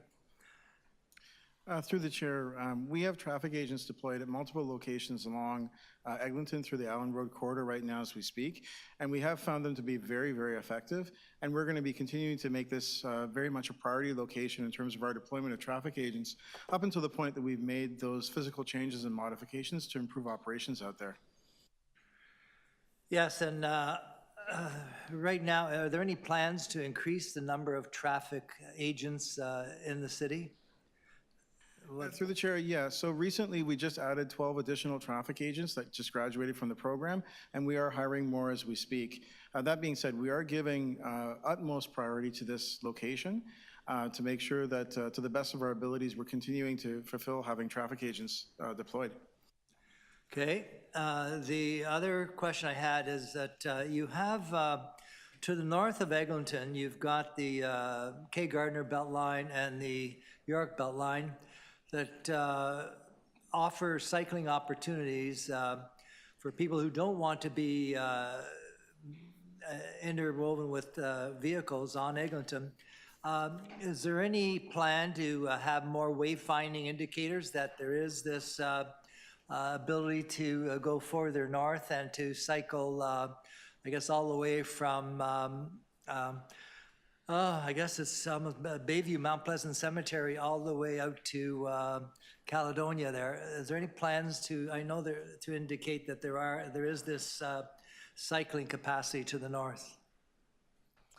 Yes, through the chair, we're doing a comprehensive update of all cycling wayfinding, including trail wayfinding. We're planning to bring that to Midtown and this area in 2025 and 2026 so that people can find their way to the Beltline. Yes, and I know you are, when are you going to move ahead with those bi-directional, I think there's a couple of short routes going there from Crowham Road and Jimmy Wisdom Way north. When is that going to be undertaken? There's 3 short north-south cycling connections that are included in this report in front of you today, and they would be coordinated and installed at the same time as this project. Now, I was on Eglinton, I usually am every day, there is some sidewalk reconstruction taking place there between Marley and Dufferin. What is this part of? Is this part of the agreement with Metrolinx to resurface the road and repair the sidewalks, or is this a separate contract? Thank you for the question, Councillor. Through the chair, there was work that took place last year, and there'll be work continuing through this construction season to do sidewalk repair. This is state of good repair improvements, partly to address some of the utility cuts along the corridor prior to and during the Metrolinx construction, trying to get that in a better state, more accessible for pedestrians along the corridor. So it's associated with this work, but in advance of it. So is this part of the agreement we made with Metrolinx where they were going to provide $5 million to the city to resurface Eglinton Avenue, many parts of it, because of all the damage their construction vehicles have done over the years there? No, the sidewalk work is not directly associated with that road resurfacing agreement with Metrolinx. That agreement stands on its own. Last question. Okay, I'm fine. Thank you. Thank you. No questions. Can we get the deputy first? Did we connect with John Hartley? No, he did not. Okay. Deputy Mayor Morley. Thank you. Through the chair, just wanted to pick up on a couple of the themes we heard from our deputants today, and our thanks to them for joining us and sharing their input. And these are outside of my direct ward, but there was a couple of folks who mentioned support for a 1 kilometer opportunity, a connection for Midtown Yonge corridor. I'm just wondering if staff can confirm if that's being looked at or contemplated. The gap between the Yonge Street Bikeway End and Eglinton is right now under consideration in the next cycling network plan, but is something that will go through the council process and need endorsement to move forward with. Okay, that's helpful. Thank you. We'll look out for it. And the other piece, again, in the spirit of connectivity, we heard a lot from residents today about if we hope to see more uptake of this important infrastructure, the connections, and making sure that there's seamless opportunity for folks to stay safe in a route is really important. We heard about Danforth Kingston Complete Street and the proposed consultation moving forward. I just was hoping you can confirm if staff have intention to proceed with public consultation related to that stretch as well. Yes, the Danforth Kingston Complete Street project is in the near-term 2022 to 2024 cycling network plan, and we're working with local councillors to seek their feedback on getting dates set and consult with the public further. Thank you for that. I appreciate it. Great work. Those are all my questions.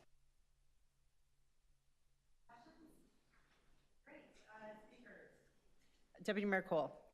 Yes, this is a marathon. A marathon of work. This has been going on since 2012, I think, at least. So it's great when I see deputations made where people say, oh, I've got an answer here. You can just move these 2 lanes here and put the bike lane here. This has been, again, 2012, 12 years of this. And I want to thank certainly all the citizens that participated in all the open houses, all the on-site meetings, what's that?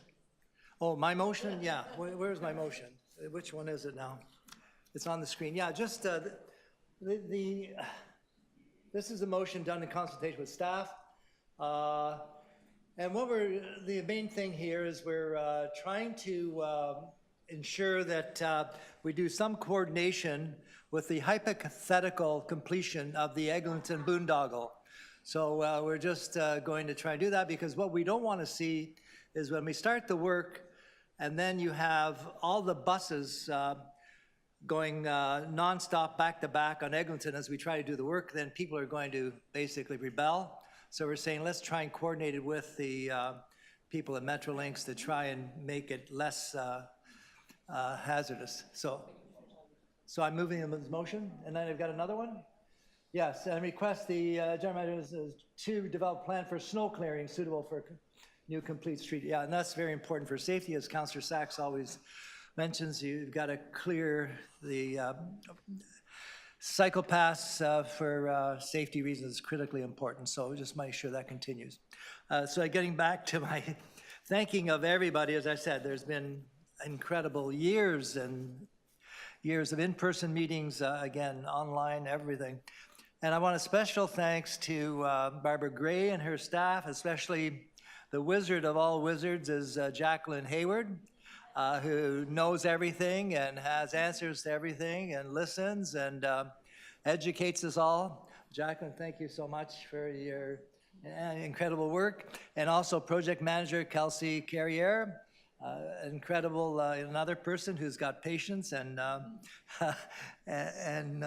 has answers. Also with Councillor Matlow's office, and especially Nathan Wiener, who's going to be unfortunately leaving us to go on to, I think he's going to university for a master's in planning. You want that punishment, really, the end of the planning? I don't. Anyways, thank you, Nathan, for all the work you've done on this. And Andy Stein and my staff, another patient guy. And the Cedarvale Upper Village community, Laura Sloan and Sophie Millman, they've been great. They've been spending a lot of time trying to work with staff and trying to get some of the details worked out. And the business improvement areas, that's sometimes forgotten, and that, you know, when you're planning to do this type of major project, you're interacting with literally hundreds and hundreds of small businesses who depend on Eglinton as their lifeline. And so they are very concerned with the condition of the sidewalk, the street, the parking. And so they've been involved, thankfully, and been meeting and sharing ideas. I can't thank all the BIAs. 5 of them we're dealing with here that have been an integral part of coming up with some ways of dealing with this very challenging thing. And again, and I try to remind people, this is not just about traffic and cars, and it's not just about cycling either. It's about people walking on Eglinton. Right now, you take your life in danger if you walk on Eglinton. Nobody walks on Eglinton. I can go for blocks, and I'm on Eglinton every day, especially in some parts there's some pedestrian traffic, yes, closer to Yonge and Avenue Road, but some parts people are afraid to even walk on the sidewalks. Never mind a cyclist. I can't remember the last time I saw a cyclist on it. It was Michael Black is, I think, the last person I ever saw. I haven't seen him in years, but he actually had the courage to cycle in Eglinton.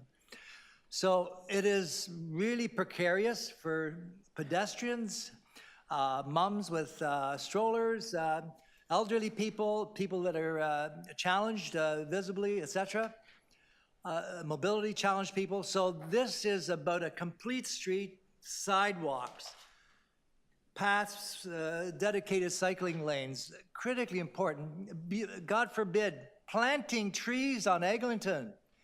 It's like a desert. So we're going to do all these good things with this. So I urge you to support this great work done by staff and the community. Thank you.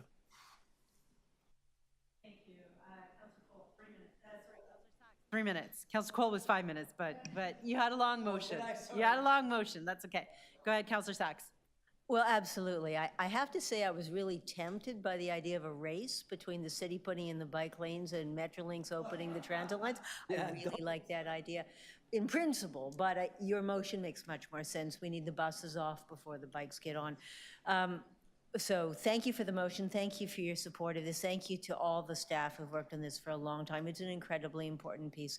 And I'm going to ask all my colleagues to keep in mind next meeting, everything you heard today about cycling, cycling safety, cycling network effects, and all of those things, because everything that Councillor Cole has just said about danger and pedestrians and what kind of city we want is also true on Avenue Road. And as I think you all know, a man was killed in my ward, I think it was yesterday, I'm losing track of the days, on a bicycle on Avenue Road, which is the most dangerous part of my ward. We've now had 3 cyclists killed. We can't even get a crosswalk on Avenue Road because it's 6 lanes wide, which it shouldn't be. And so I can't even get safe ways for people to get to the new park that we're, entrance that we're opening, or to the shops and so on. We need to make these changes. We need to make them in many places. And as several of the deputants said, every new safe bike route makes all the others better. And we've heard Gord Perks say several times, everyone with a vehicle, with a car, is guaranteed a safe route from wherever they are in the city to wherever they want to go. And almost nobody in a bicycle is. I saw H.G. Wells' quote from 100 years ago that when he sees an adult on a bicycle, he has some remaining hope for humanity. Well, that is how I feel, and we're making strides here. It's never fast enough for me or for our advocates, because we should have been there already, but at least we're getting there now. So thank you to all the staff for all the hard work. Thank you to all the deputants. I mean, especially for people who have to take a day off work. This is a big sacrifice to come down here and talk to us. And it matters. It really matters when you show up. You can tell it matters if you're in the room. So thank you for showing up. Thank you for speaking up. Thank you for using our bike infrastructure. Thank you for helping us build the bike infrastructure. Let's get it done. Thank you. Additional speakers? I'll just quickly thank Deputy Mayor Cole for his leadership on this file, and I wholeheartedly support his motion. It makes a lot of sense. We have asked a lot of community through this corridor with the ongoing construction. There will be more construction again to put in the bike lanes, and he's right. We need to get the buses off the road because we also need those buses back in circulation elsewhere. And we're planning on those buses being able to be deployed at other places in the city. So I think that's something else that Metrolinx has to give every consideration to as they work to advance the Eglinton Crosstown and hopefully get it opened. And it's great that what's before us today will provide another 8 kilometers protected cycling across the city. So thank you to everybody involved, including the residents that came out, city staff that have done a tremendous amount of work, and the local councillor, Deputy Mayor Cole. Okay, we'll vote on Deputy Mayor Cole's motion first. All those in favor? All those opposed? That carries. Sorry, this is the timing one, and he has a second motion. The second motion was on the snow clearing. All those in favor? All those opposed? That carries. Item is amended. All those in favor? All those opposed? That carries. Okay. Yes. Okay, so we are on IE 13.3 King Street Transit Priority Corridor update. We have 3 speakers. The first is Adam Roy Cahoon, who is online, followed by Hillary Smith, followed by Hamish Wilson. Adam, are you online? You have 3 minutes. Yes. So I do live near King Street. I am somebody that walks the area quite a bit from King and Parliament all the way to Jarvis. The one thing I've noticed, even when I've been on Wheel-Trans buses, which are allowed to travel in the whole way, is that there's a lack of direction on the pavement. Where the individuals can actually go. I know we can't use the red because that's a total no-go. But I think one of the cheapest things we could do would be to add better wayfinding clues, whether it's patterns on the street with paint or something.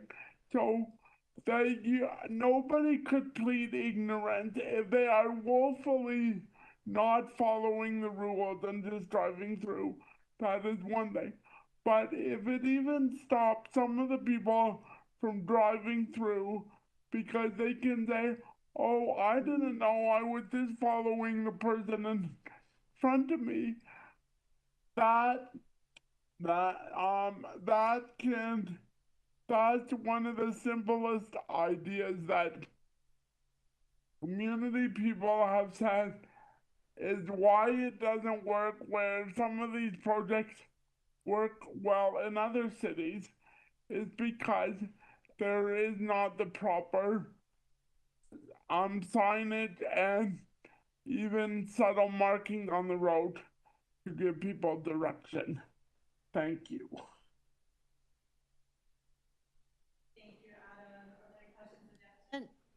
Okay, seeing none, we'll go to our next deputant, Hillary Smith. Thank you for joining us in person, Hillary. You have 3 minutes.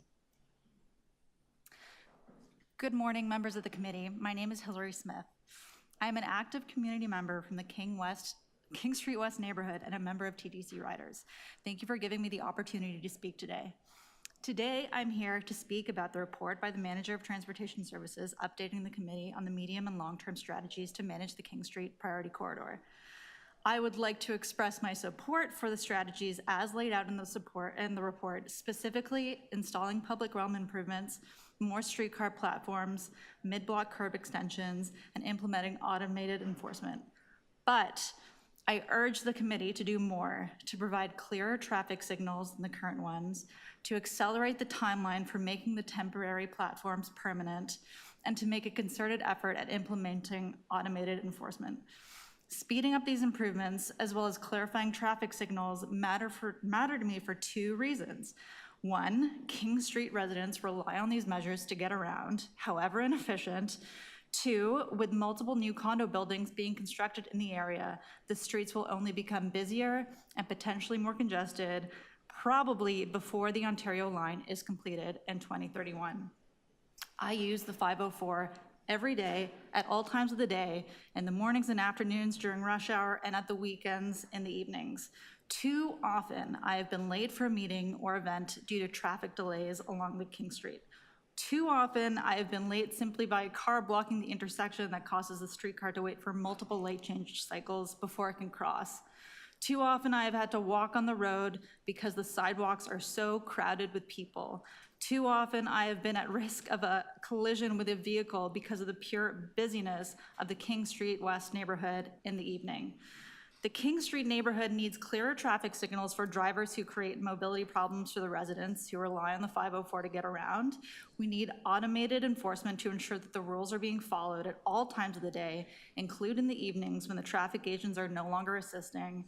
The King Street neighborhood needs public realm improvements, not simply to make the street more attractive, but to clearly delineate areas where pedestrians may safely move during busy times along King Street. We need parkettes instead of jersey barriers at the transit stops. We need wider sidewalks to show that this street is suitable for pedestrians.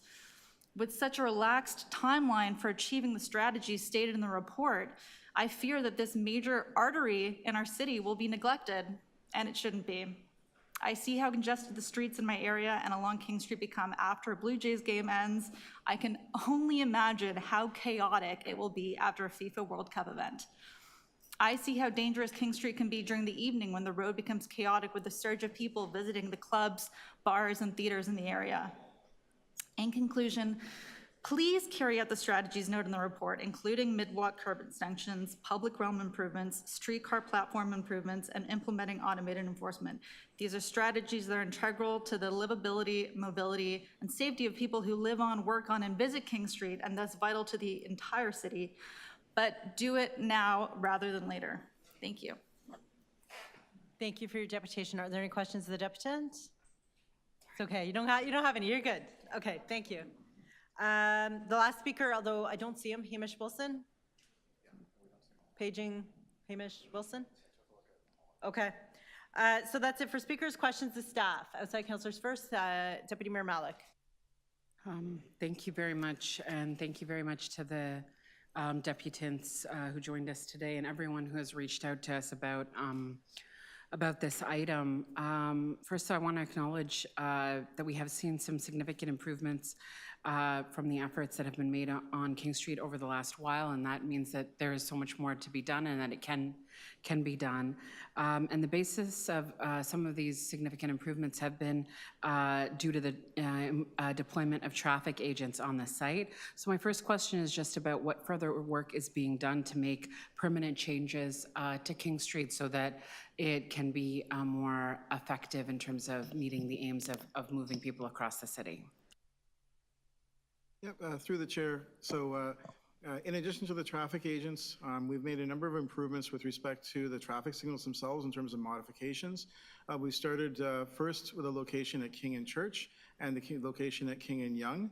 And with those modifications, we're going to be monitoring them and then looking to see what other improvements that could be done following that. In addition to that too, as stated in the report, we are conducting work in terms of streetcar platform improvements at a number of locations as well too. And these raised transit stops are really going to improve safety for cyclists and streetcar riders and drivers as well too.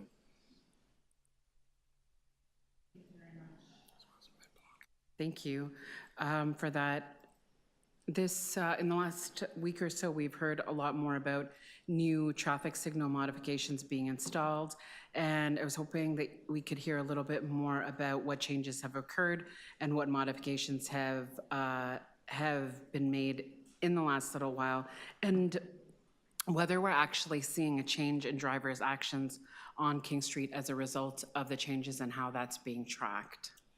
Yeah, through the chair. The one thing we saw was there's been a lot of violations with motorists that weren't clear in terms of the intended operation of the signals, whereby, as per the static signs, they're not allowed to basically drive straight through the intersection. And we believe a lot of that confusion was due to the fact that we had a solid green light that was specifically indicated for transit, but people would confuse that and think that that meant that it was okay for vehicles to go straight through. So essentially what we've done is we've modified the traffic signals such that vehicles now get a solid green arrow, and that's an indication of their ability to make right turns at those intersections. But at the same extent, we've also added in bicycle heads and dedicated transit signal heads as well too. So it helps in terms of improving clarity for all road users about the intended operation of the signal. And to date, we are still gathering information, but to date, we really aren't seeing any violations in terms of vehicles illegally crossing the intersection. Thank you very much. And my final question actually picks up on something that the last deputant shared. which is the need for automatic enforcement. There's the mention that that would require a degree of change to provincial legislation. Can we hear a little bit more about that request to the province and what timelines there are on automated enforcement on King Street? Yeah, through the chair. So we are moving very aggressively with our plan with respect to automated enforcement. And as you mentioned, there's two elements to it. There's the legal framework that has to be modified, adjusted. And in parallel with that, we do need to pilot the technology and basically come up with a bit of a procurement framework to bring a contractor on board and to be able to deploy the units and provide both operations and maintenance support along those lines. So from a legislative perspective, again, we're engaging the province with respect to minor regulation changes, we believe, to the legislation to basically enable us to charge the owner of the vehicle versus the driver of the vehicle. Which again is conducive to the automated technology. And as I mentioned, we are going to be putting out a number of between a challenge and a request for qualified services procurement to basically start evaluating, testing the technology, and then try to get it implemented as soon as possible. Thank you. Are there any additional questions of staff? Okay, speakers to this item, outside councillors first. Deputy Mayor Malik. Thank you very much. Let you know that everybody's been limited to 3 minutes today. Sure. But I know you weren't here at the beginning. No problem. I will stick to time. I know it's been a long meeting so far. I just wanted to, first of all, thank staff and community members and everyone who's been a part of bringing us to this point with this update. I'm also very grateful to Deputy Mayor McKelvey, who's going to be bringing forward 2 motions on my behalf, speaking to what we have heard over and over again in terms of the timeliness and the effectiveness of the actions that need to be taken to renew the King Street corridor and to ensure that it is effective and that we are seeing the greatest outcome from all the work, the input, the consultation, and the evidence that we saw of what can happen when we employ smart street redesign. And the first motion is about, ensuring that there is an effective and representative group, a working group for King Street, that the Transportation Services and the General Manager will be undertaking in consultation with Parks, Forestry and Recreation, residents, and important stakeholders in the area in developing a unified streetscape plan and enhancing King Street's distinct character. And the second motion is to ensure that we are keeping pace, brisk pace, on the improvements that we know are required for the King Street corridor, and for us to be able to hear back in Q4 about the progress and the status of work around the traffic modifications, the mid-block curb extensions, transit bump outs, widened sidewalks and public realm spaces, the automatic enforcement strategy, and the creation of this working group. King Street is such an important example of smart street redesign. It's one of the busiest surface routes in our city. The aim was to make it more safe, more dependable, and efficient, and also to be an example of how we can do this in many more places in our city. And we know that it hasn't been living up to its potential in the last little while, but with effective enforcement, with the leadership of myself, and I've been really proud to stand alongside the mayor and Councillor Moyes in moving some of those measures forward. The employment of the traffic agents. I was with Deputy Mayor McKelvey at the graduation of more traffic agents who have been such an important part of us seeing that refresh of the King Street corridor. We know that it's possible for improvements to be made, even as busy as our downtown gets. And this work has to be consistent. We have to be working at it with vigilance and with a sense of accountability as well. I'm excited to see this report coming forward and to be moving forward further measures to ensure that we are approaching this with the timeliness, with the urgency, and with the important need that we know our downtown requires, and also to make sure that we are using the example of King Street to continue to improve our streets everywhere. Thank you. Speakers, Councillor Sachs. Yes, on behalf of the TTC board, I want to say thank you. We have the TTC staff and board are working incredibly hard to provide good service across the city. And congestion and construction-related delays seriously interfere with the reliability of that service, which is the most important thing for the people that we serve. So aggressively, quickly, responsibly dealing with these issues is incredibly important. I'm glad to see such good progress on King Street. I'm working now on a similar problem on Dundas. We've got many other places where we need transportation services to work to let the TTC do its job. And it's great to have King Street as a leading good example again. Thank you. Okay, any additional speakers? I am moving a motion on behalf of Deputy Mayor Malik, and it is that City Council direct the General Manager Transportation Services in collaboration with the General Manager of Parks, Forestry, and Recreation to create a King Street Working Group to report by the fourth quarter and include parties such as DTC Riders, Cycle Toronto, and local business improvement areas to develop a unified streetscape plan. And two, that the General Manager Transportation Services report back to the fourth quarter of 2024 to IEC on the effects of traffic signal modifications along King, updated information on proposed public realm improvements, an update on the status of the automated enforcement strategy, and the status of the creation of the King Street Working Group. And apologies, they were updating it back in real time, which is why I read it. So do you want to confirm that's right? The top part? In consultation, that's right. Good. Okay.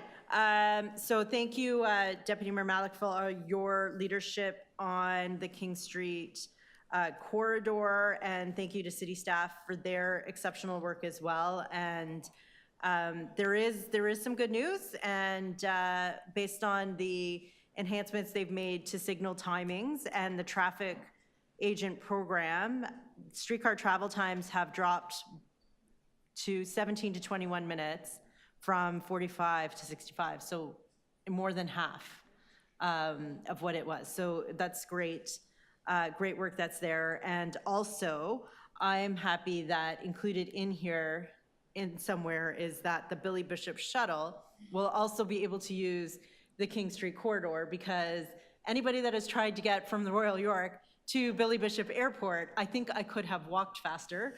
And I will say that the bus driver on the Billy Bishop shuttle was like the smoothest cucumber ever, because everybody was all popping off and scared we were going to miss our flights. And he just, you'll get there when you get there. There's traffic. It happens. I was like, wow, this guy is so calm. And so anyway, I thank him for not getting freaked out by us getting freaked out. But I think this will help to make sure that there's some consistency for passengers that are trying to get down through the downtown core out to flights, and which is really good for economic development in our core. So thank you to city staff for all their hard work on this. So on the motion, all those in favor, all those opposed, that carries. On the item as amended, all those in favor, all those opposed, that item carries. Thank you. Okay, so we have 4 items left. This brings us to 13.4, revised free-floating car share program. We have 2 speakers, Gazi Sijin and Kevin Rupasinghe. Do we have Gazi in the room?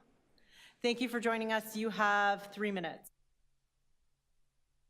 Hey, good afternoon, council members. My name is Gazi Sijin, and I'm delighted to speak with you today. Today, I'd like to discuss the pivotal opportunity for Toronto, and that is to expand and improve the free-floating car-sharing program. The city has always had an issue with traffic.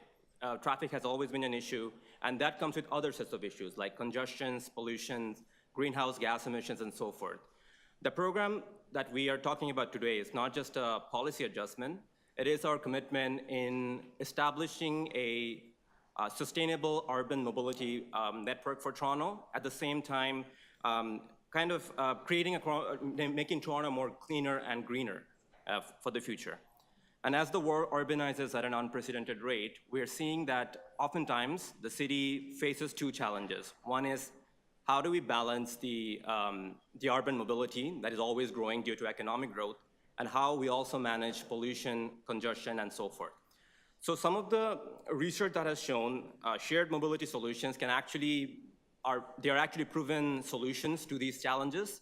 And there are research in place that shows that because of car sharing programs, private ownership of vehicle actually goes down, and that frees up traffic and also reduce pollutions. There are also other compelling arguments for car sharing program. One of the other argument that I'd like to also bring up is urban space optimization. With more cars being shared, we can actually repurpose some of the public spaces like parking lots and repurpose them to build other things such as parks or shopping, coffee shops, and other business opportunities. One of the other points that I'd also like to bring forward is the cost savings. Owning vehicle is definitely costly, and it actually creates a lot of challenges for a lot of people. Some of the folks who live in, say, in downtown Toronto, they don't actually need to use car all the time because public transit is convenient to use, but they still own cars because they don't have the flexibility. So with more flexible programs such as car sharing, it actually saves costs for a lot of individuals. At the same time, it frees up traffic and also makes a better use of vehicle allocation in the city. Not to mention that car sharing significantly reduces the number of roads in the city. A research has shown that with each vehicle being shared, we can expect a reduction of at least 13 privately owned vehicles. So the proposed amendments to our municipal code are not just a regulatory change. It is actually a transformative shift towards a more sustainable and like a more environmental friendly urban transportation network. So let us all approve these changes and make Toronto a better place. And thank you for your attention and your commitment in building a future for Toronto. Thank you for your deputation. Are there questions of the deputant? Okay, seeing none, thank you for joining us. Our next deputant is Kevin Rupesing. Do we have Kevin online?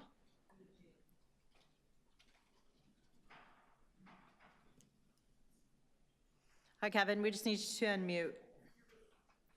Sure. Are you able to hear you? Yes, I can hear you. You have 3 minutes. Thank you. Sure. Well, good afternoon. Thank you, Chair McKelvey and committee members. I'm here today to speak in support of the free-floating car share program. My name is Kevin Rupesing. I'm a resident in South Scarborough, and yeah, I'm actually quite thrilled to see this report to expand free-floating car share across the entire city. It's something that I've long talked about as an issue that's really bothered me, and I've talked to many neighbors who want to see this program expanded, and people across the city. I actually recently highlighted it as well in an op-ed I wrote for the Toronto Star about how parking regulations are impacting residents, and one of the ways is not having access to car share. One of the things I wanted to share, and if I'm going to share my screen very quickly, just I can't share my screen right now unless a co-host allows it, but I did want to show, there's a map in the report that shows where that almost all the members live downtown. You can share your screen now. I can share my screen now, wonderful. But there's also, I mean, this is great that this was in the report showing where members live and that almost all of them are in the core of the city. But one of the things that was missing was where are the actual cars? And it's not a surprise, it actually lines up very well with where members live too. And it's not because there isn't interest outside of it, outside of the area, but like, you know, if you look at Scarborough here, the second you cross Victoria Park, there's no cars. There's no cars available, and it's because of these rules. And so it's fantastic that we are changing this. One of the challenges, and it's important because one of the challenges a lot of people are facing right now is the city's in an affordability crisis, And owning and operating a car can cost upwards of $10,000 a year, right? When you take fuel and parking and maintenance and insurance into account, it can cost even more when you still have paying your vehicle off. And what that $10,000 a year could do to a mortgage, right? After 10 years, that's a ton of money that you could be putting away. Or what that does to your rental budget if you're trying to find a place to live, or if you need to put that $800 a month to things like groceries and other essentials. It's a huge opportunity. And there's a lot of people who feel like they have to own more cars than they actually want to. So they could get rid of one extra car, or maybe even get rid of the only car that they have. And this is all because of a carryover rule from amalgamation from, you know, almost 30 years ago. Lots has changed in the past 30 years. Population's certainly grown, but even recent rules around the city on housing and mobility, things that, you know, following your leadership, we've got things like multi-tenant housing now legal across the city. What would it mean for multi-tenant housing residents to access a car share when they need it? Well, fourplexes, mid-rises coming along avenues. We got rid of parking minimums for new builds. Even things like remote work are helping people realize that they could get rid of a car in their household because they're not needing to rely on it as much. Car sharing, like this report says, it goes hand in hand with transit, walking, cycling increases, comes with a reduction in the number of cars that are owned and the amount of driving people do. Final It's thought. a great step forward. It hits with the Vision Zero and Transform TO. And I think if we want to see a healthier city that's more affordable, busting congestion, and more fair and sustainable, then I implore you to expand the car share program across the entire city. And more people are going to choose to live car like. Thank you. Thank you. Are there questions of deputant? Okay, seeing none, questions of staff? Okay, Deputy Mayor Morley, questions? Oh, I have questions of staff. Okay, thank you.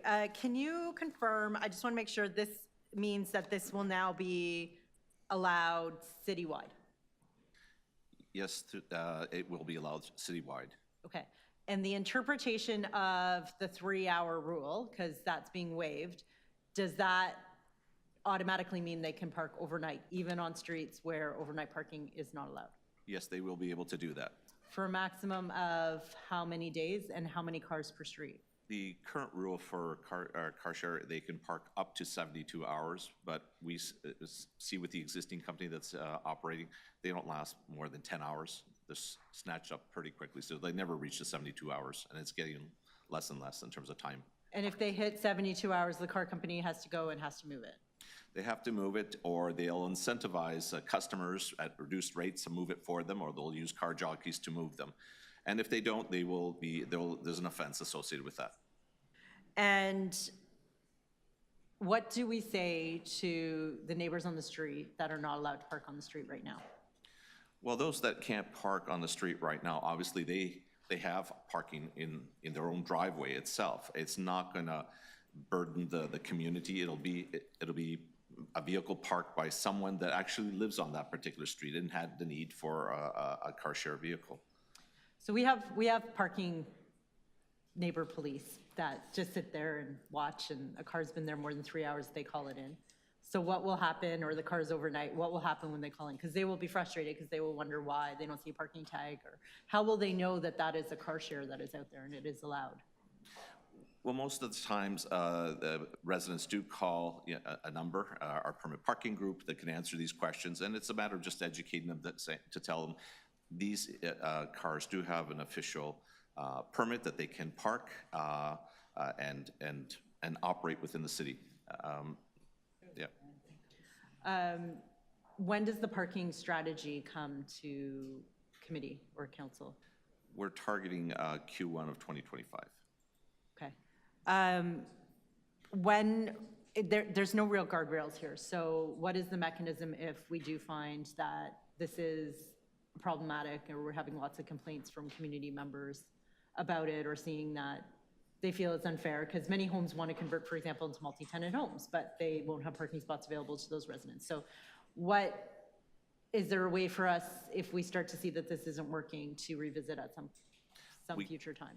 Yeah, we could always revisit it. We're always in constant communication with the car share company to make sure that things are operating properly. If there's an issue in a particular area, we can always reach out to, say, Comunauto or any other company that comes out and raise those concerns, and we can geofence certain areas out if it continues to be a concern for the residents. We have a lot of apps and technologies, for example, Spot Hero. Has there been any communication with the car share companies to try to partner with technologies? Because, we have, for example, senior, she may have, 2 extra spots in her driveway.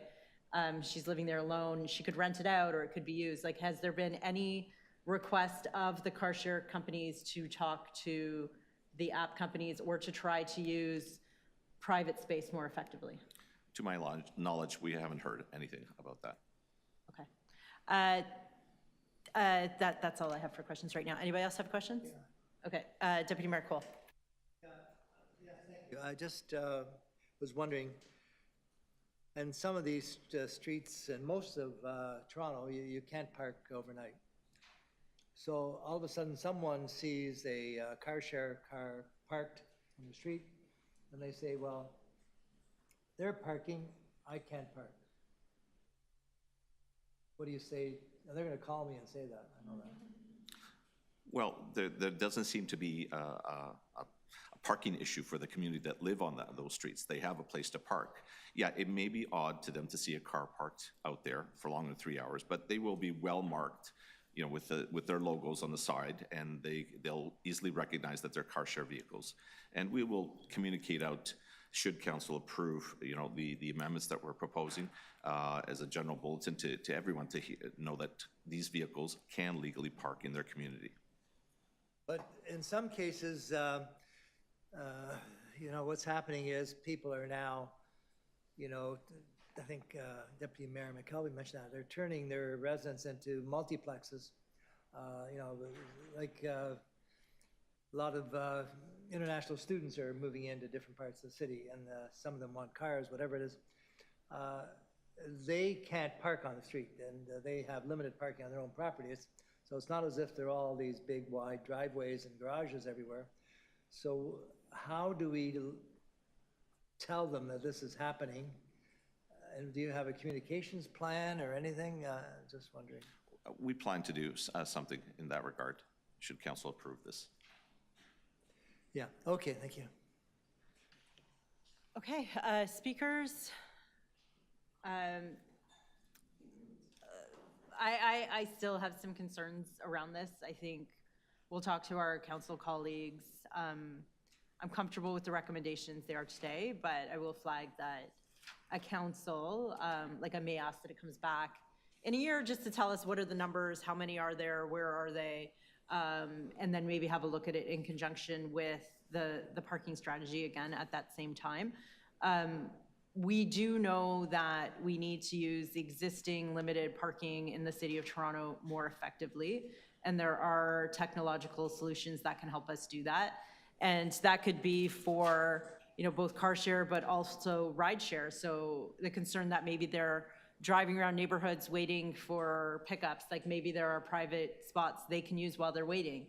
And, you know, it could be a win-win because in some cases you have, you know, a senior alone, especially out through the suburbs, and it can help to look like somebody's home or somebody's on vacation. And it can look like somebody's home by having a car in their driveway. So I do think we have to continue to challenge ourselves around parking and on the technology of parking, because we know, for example, through the downtown core, like we're not building more parking. And we have a lot of development that is happening. So we have to make sure that we're using that limited resource as effectively as possible. So I just flagged that, you know, I am cautiously optimistic about this, but it is difficult in the suburbs because you might have to walk a very long distance to get to the car wherever it has been left. In the suburbs, it might be better for them to actually just partner with plazas that are along major transit routes so that they can have a deal there and the plaza gets a win-win because they're maybe getting a little bit of revenue from it being parked there overnight as well. But ultimately, you know, I think the demand will drive a lot of that. And so maybe we need to look back at this in a year and see what has been the demand, what has been the success in the areas where it's not happening right now. So again, I remain cautiously optimistic, but I just put out that I do still have some of those concerns, and some of those concerns may be echoed by my council colleagues that live throughout the suburbs. So it's important we listen to them over the next couple of weeks before this comes to council. Councillor Sachs. Yes, thank you. So I want to thank Naz and other staff. This report back as a result of one of my motions last year. Clearly, we do have an unmet need for car share in the city. And not surprising, given that we hear that other cities smaller than Toronto are using 3,000 car shares, and that the major response that we hear from people is when they want to get a car, they can't get one. But this is a great tool. We know we have to move the city to a place where people don't have to own a personal car in order to be able to get around and live a good life. And that is enormous benefit to the individuals in terms of financial saving. It's enormous benefit to the city in terms of reducing congestion and the constant battle for parking, and just giving people more choices and more options. So I am delighted to see that we're moving ahead on this, and I thank you, Naz, for taking the bait and moving aggressively on this. I agree that having a report back will be useful. It will take time to build these cars up. It's very important that as they build up, they get cleaner. And that will also take some cooperation with Toronto Parking Authority to make sure that there is charging available, so that these cars can, not make our air quality worse or our climate problems worse. But it's an important step in better mobility, less personal vehicles, less parking in the city. I'm delighted to see it. Thanks, staff, for picking up the ball and running with it so effectively, and I look forward to seeing the number of these cars continue to grow, to spread across the city, and to make everybody's life a little easier. Okay, thank you. Deputy Mayor Cole.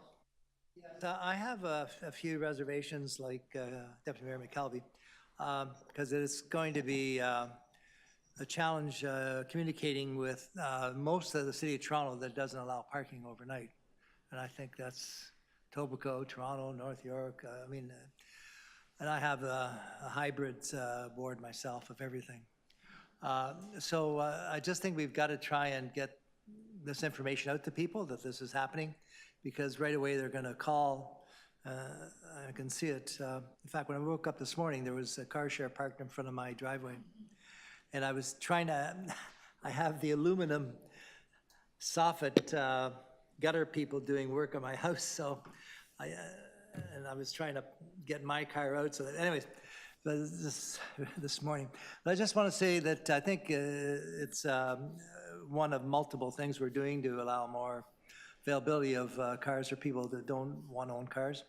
And I was just thinking whether sometime in the future they should maybe look at like a bike share type program where you just go in with your credit card, like you access our bike share program, you might be able to access cars. Might be interesting if they do that in other cities. The other thing is I would just be very cautious about auto theft. I would supply each one of these cars with a club because they are stealing everything that moves in the city right now, and there's no end in sight. So I would just be tell the providers of these vehicles that they should put some safeguards in terms of auto theft. Okay, thank you very much. Okay, thank you. So all those in favor of the item, all those opposed, that item carries. Okay, so we're now on to 13.6 and 13.7, which will be considered together. We have 6 speakers. Adam, you are registered on both, so we'll just combine your time. So Donna Marie Batty is first, followed by Sheila White, followed by Adam Roy Cahoon. Do we have Donna Marie here? Thank you for joining us, Donna. You have 3 minutes. Everybody. First, I'd like to remind you of the 4,100 postcards Stop Plastics delivered to you in November of 2023. These were in addition to the 3,000 plus we delivered previously. Both sets of postcards were from Torontonians asking the city to ban plastics. Our city streets are awash in plastic, as are Toronto's streams and Lake Ontario. I hope you've had a chance to view our very short video. We emailed it to everybody, Toronto Plastic Beach. If you haven't seen it yet, it's on our homepage at stopplastics.ca. The video documents the kind of frivolous plastic items Torontonians, especially those of us who live on the lakeshore, see wash up on the beaches every day. Bottle caps, earplugs, dental floss holders, tires, etc., etc., etc., as well as loads of fragmented plastic. Stop Plastics, on behalf of our postcard writers, is here to ask for bans on an expanded list of plastic items. Besides the items the Toronto and the federal government have flagged for bans or fees, we'd like to see all types of plastic bags banned, plastic bottles and caps, condiment packets, cigarette filters, and that's doable. Mike Layton talked about that before. Cigarette filters are plastic and they could be replaced with cellulose.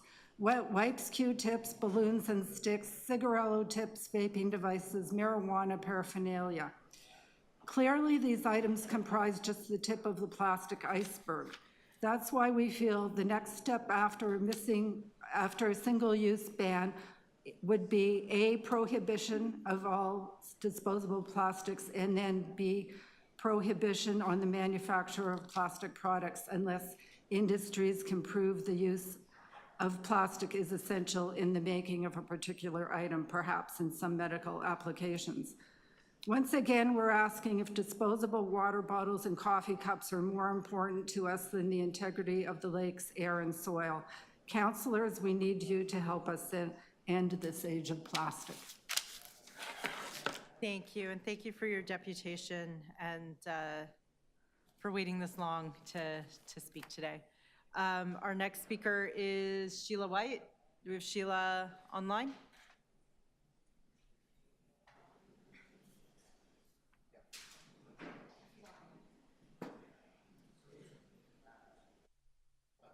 Yes, I'm here, Madam Chair. Thank you, Sheila. You have 3 minutes.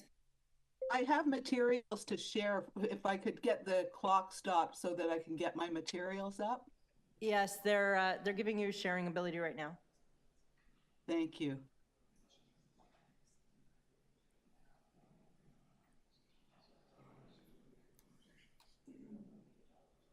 So may I begin? Yep, go ahead, 3 minutes.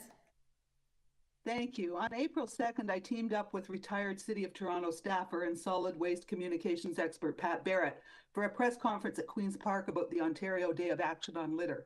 We questioned why so few people know about this day after 5 years. I'm here because the single-use plastics issue is all about littering, which truly does not get enough attention. Appendix A of today's report says that various litter types are dealt with through educational campaigns.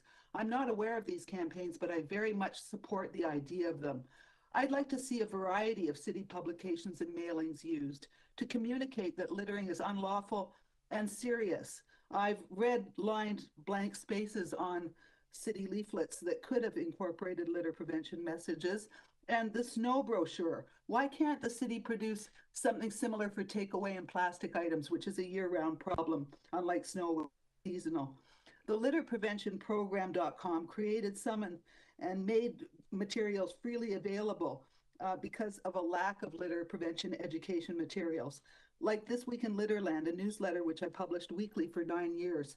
Working with a city staff working group on littering, I created and funded a brochure for smokers on how to properly dispose of a cigarette butt, a general brochure on how to make and plan to dispose of your, make a plan to quit littering for good, a litter IQ quiz, and a Please Care brochure that was distributed to every home in my neighborhood with the help of volunteers and offered free, durable coroplast signs with eyes on them, which science tells us has a deterring effect all their own. I'd like to emphasize one point, and that's the end-of-life waste, the legal term for garbage in a bin. When waste is placed in the proper bin, the corporations who produce the waste are required by provincial legislation to pay the handling costs. When waste goes anywhere other than that bin, it ain't dead yet. It's not at the end of its life. It's litter, and the city and its taxpayers bear the high cost alone. Quoting from Litterland, here, the 6 branded companies that generate 45% of litter across Canada, Nestle, PepsiCo, Coca-Cola, Tim Hortons, Starbucks, and McDonald's, we have to ask, where are these corporations in the drive to reduce the rate of littering? Sadly, they will tell you they can't make a business case for it. Have you ever noticed there's no litter in any of their ads and no bins? They should be stepping up in a big way to help us address this massive problem of people dropping their garbage on the ground. Why am I funding litter education? Where does their responsibility begin? And what can my city do to bring them to the table, as well as interested parties? When people litter, corporations are completely off the hook. Now, here's an ad from McDonald's Norway. It's what I'd like to see more of here. This is a chart of 5 types of litterers, and I'm out of time, unfortunately. So I will stop it there. Deputy Mayor Morley, and maybe she'll ask you what the 5 types of litterers are too. I was just going to ask if there was anything else you wanted to offer in terms of information for us, and really appreciate the great work and preparation in your presentation. So happy to share my 3 minutes if you'd like to proceed.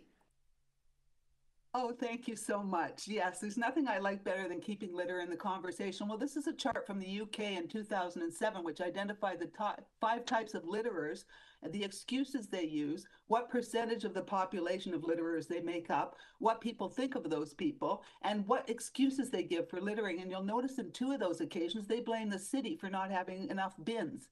But really, when you look at it, the good news is that 88% of these people will pick up litter if they're challenged. If they're told to pick it up, they will. There's only the 12% of the young male smokers who are categorized as uncaring, rude, even aggressive when being confronted about their littering. And what I also wanted to show was, and I can provide this chart if you're interested, please just email me and I'll be happy to share. The signs from the city, this one from the Waterfront Trail, it doesn't have a message about littering on it. So that's always a concern when littering isn't at the top of the fold, as they say in the newspaper business, when it's not right in front of mind of people and repeated often. But on the right top, you have Black Creek Village, which is an excellent example of signage.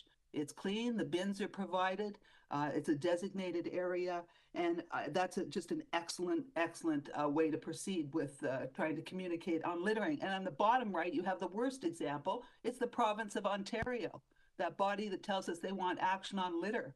Their signs are hopelessly outdated. They haven't been refreshed in decades. They don't work, and there doesn't seem to be any interest in changing that. So that's a frustration for me, or anybody who picks up litter. We realize that picking up litter is only part of the equation. You have to pick it up because litter begets more litter.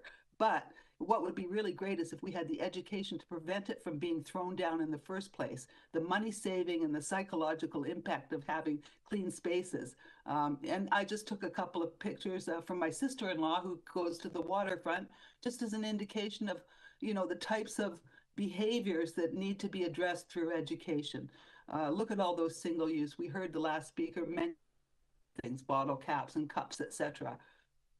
And this is just an example in Scarborough of some prankster who tied plastic to a tree. But it took me a long time to get the owner of this shopping mall to go and address that. And there's a lot of phone calls that have to be made when it comes to litter because there's a lot of it around. And the last slide I had for you in this segment was the Tennessee parade that has a banner and people walking declaring the event litter free. And that's from the Tennessee Department of Transportation. And I just think that's great. Any initiatives like that, they help. So thank you very much, Councillor Morley, for the sharing. Thank you so much. I really appreciate that. And this particular photo we're looking at looks like it's in my ward. And I just wanted to echo my same concerns and my passion in this area. So thank you for attending here today. Okay, thank you. And you should know that there were audible groans when the litter pictures were being shown in the room. Okay, additional questions, speaker? Seeing none. Our next speaker is Adam Roy Cahoon. So Adam, you're gonna give your deputations on both the single-use takeaway and the prohibiting plastics at the same time, if that's okay. But I'll give you 6 minutes instead if you need it.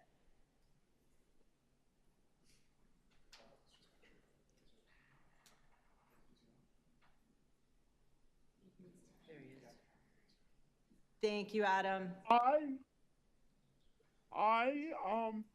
What I wanted to say, as an individual with a disability, luckily some of the plastics bans have been eased a little bit, but I do realize when I run out of my stash of plastic straws, even though there is now a medical exemption for people like me to still get them, God only knows the prices I will have to pay. So this is where I'm wondering, with some of these plastic bans, and it's gonna cost more for people like me on fixed income, and even it's been floated around by a few councillors on this committee that they might even raise the prices of the totally banned plastic bags, and also raise the prices of even the bags that they sell at the grocery store, which sometimes I have to buy again and again because listen, they don't actually last all that long. And so I'm usually have to replace the one that I hang on my chair every few months.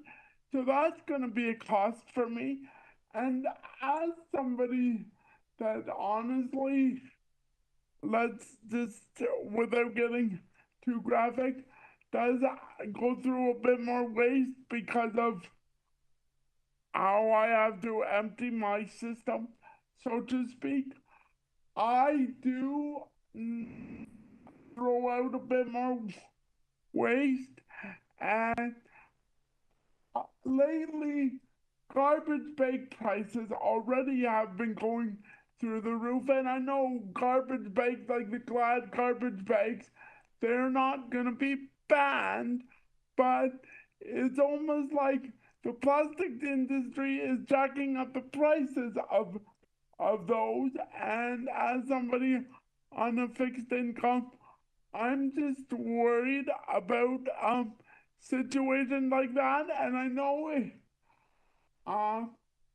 I just think if there are gonna be bans or prices are gonna be raised and money is gonna be made, that it be acknowledged that you work with the poverty reduction team to see how maybe things can be arranged so that certain things, if they're more expensive, maybe people on fixed incomes could get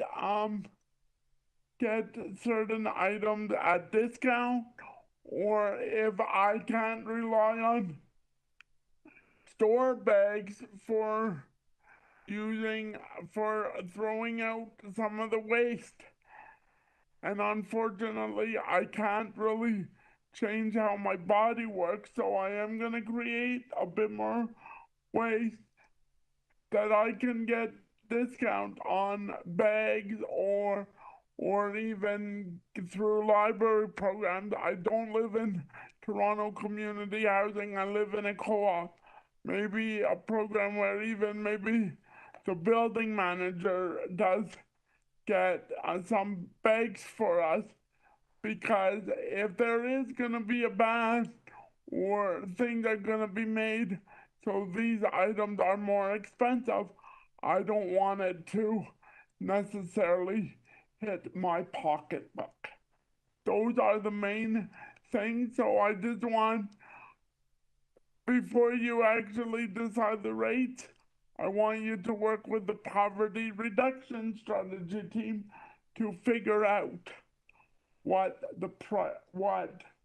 how people like me are going to be compensated. Just like the federal government realized some of us people are going to face more expenses with the carbon tax, but they made sure people on limited incomes got reimbursed for some of the heavier prices they have to pay. Thank you. Thank you, Adam. Are there any questions of the deputant? Okay, seeing none, thank you for joining us, Adam. Our next speaker is Emily Alfred, followed by Julia Keach. Thank you for joining us, Emily. You have 3 minutes. Okay. Is this microphone working? Okay. Good afternoon, councillors. I'm Emily. I'm the waste campaigner from the Toronto Environmental Alliance. As you know, we've been advocating for zero waste policies for more than 35 years. I'm here to urge you to move forward quickly with local regulations to ban single-use plastics in Toronto as a key part of the comprehensive single-use and takeaway items reduction strategy. Overall, we feel the single-use reduction strategy is moving in the right direction to help our city eliminate unnecessary single-use items. And we believe that a ban is an important part of that. Banning and restricting the most harmful plastics items was supported by Torontonians in the public consultation during the development of the strategy. It's also popular across Canada. Opinion polls show that people support a ban on the worst plastics. When the federal government announced its plan to ban some single-use plastics, the city staff adapted Toronto's strategy to integrate and build on that regulation. Unfortunately, that regulation is now under threat. As happens in every country, jurisdiction, province, or city where plastic regulations are proposed, major companies in the plastic industry fight those regulations. They're challenging the jurisdiction of the federal government and the procedures used to pass the ban. This puts the regulation at risk. It puts our city at risk of once again being littered with items like plastic bags and cutlery, floating down our streets, tangling up in the trees, and getting trapped in ravines. Without that foundation of the federal ban, the city's single-use reduction strategy has critical gaps and loopholes. For example, the city has restrictions on single-use paper bags, but no regulation, restriction, or even mention of reducing single-use plastic bags. Many provinces and cities across Canada have passed their own local bans, and we believe that the City of Toronto should do the same. This ensures that those items are banned for good, no matter what happens at the federal level, and Toronto should do the same. As we know, the federal ban has been in place since December, and many of those items were stopped, suppliers stopped providing them even before that. So most businesses, major chains and small businesses across Toronto have already adapted to those regulations. So we urge Council to prepare for and pass a municipal ban on single-use plastics covered by the federal ban as soon as possible to reduce the risk of any gaps between a federal regulation and a Toronto regulation if the challenges by the plastics industry are successful. We also encourage you to monitor and track the prevalence of other top single-use items to prepare future regulations on other top problem plastics, things that were mentioned by other deputants like cigarette litter and vape litter and other single-use cups. And we encourage you to continue exploring regulations and options to prompt a shift from single-use items at our city and towards zero-waste reusables. I'd be very happy to answer any questions, but that's my main points today. Thanks. Thank you. You have a question from Councillor Sachs? Yes, thank you very much. Emily, I really appreciate all of your work and tease for these many years. Thanks. The federal regulations were based on extensive study and consultation across the country, research and so on, right? Yes, as I understand, the city or the federal government had extensive analysis of presence of those plastics in waste streams as litter. They pulled together tons of data sources. They had a scientific assessment that talked to microplastics experts, environmental experts. The answer was yes. Yes, sorry, Okay, they did a lot of research on that. And what they showed was that there are frequent sources of litter that are persistent, harmful, and unnecessary, right? Yes. Okay. Now, this legal attack, and we know the plastic industry has attacked every attempt to rein them in across the world, and it can take years to resolve the lawsuit, right? Mm-hmm. But at the end of the lawsuit, something will happen. Either the federal regulations will remain, or they could be struck down, or we could have a change of government that revokes it. Yes. So in those circumstances, if the city has its own ban, then those items will stay banned. And if not, then we may have them all choking us again. Yeah, there's a lot of uncertainty on what could happen at the federal level and how long it will take. Right. And there's some good reasons for that uncertainty given the constitutional basis, the federal regulations, which we won't get into right now. Mm-hmm. But do you agree it's useful for the city to ban the same items, given that there's some uncertainty about the future of the federal ones? Yes, that's our position, is that banning it locally provides certainty to Torontonians, to the government, and to businesses that those items will not be coming back to Toronto. Right, and no additional harm to businesses because they already have to comply with the federal regulations. Yes, that regulation is already in place. Right, and still in effect. And you've already mentioned that most companies have already taken major steps to comply. Yes, most major chains have already banned single-use plastic bags, moved away from foam and plastic cutlery. Okay, great. Yeah, no, that's it. Thanks very much. Appreciate it.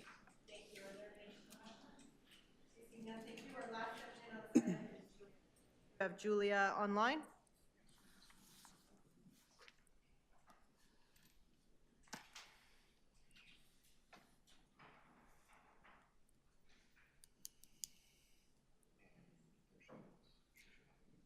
Thank you, Julia. Can you unmute? Hello, you can hear me? We can hear you. You have 3 minutes. Yes, I was also advised to notify you for permission to share my screen. They're activating that. Okay, thank you.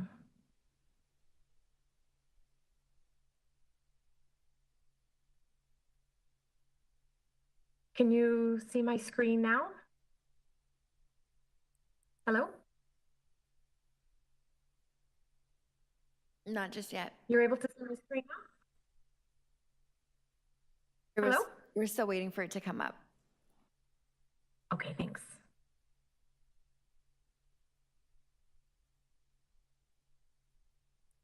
I'll just start in now if that's okay. Yep. Okay, good afternoon, Council. Thank you for the opportunity to speak with you today. I'm here on behalf of Scarborough Zero Waste to express our strong support for the banning of single-use plastics in Toronto, including plastic bags, plastic takeout foodware, and foam products. We urge the City Council to take swift action in implementing a local ban regulation to ensure that Toronto leads the way in reducing plastic waste and protecting our environment. Scarborough Zero Waste is a grassroots organization that has not just been a voice in taking a stand against waste reduction, but we have also been putting our words into action within the Scarborough community. We are doing our best to engage and educate local restaurants and food establishments about the benefits of adopting reusable takeout containers, as well as working with the organizers of the Taste of the Lawrence and the Scarborough Folk Festival to incorporate more reusables during these events. Additionally, we organize several community cleanups each year, and just this past April during Earth Week, we joined forces with the local BIA and did a cleanup in the Wexford Maryvale neighborhood. Over 55 people participated, including Councillor Michael Thompson and MPP Zalma Zaid.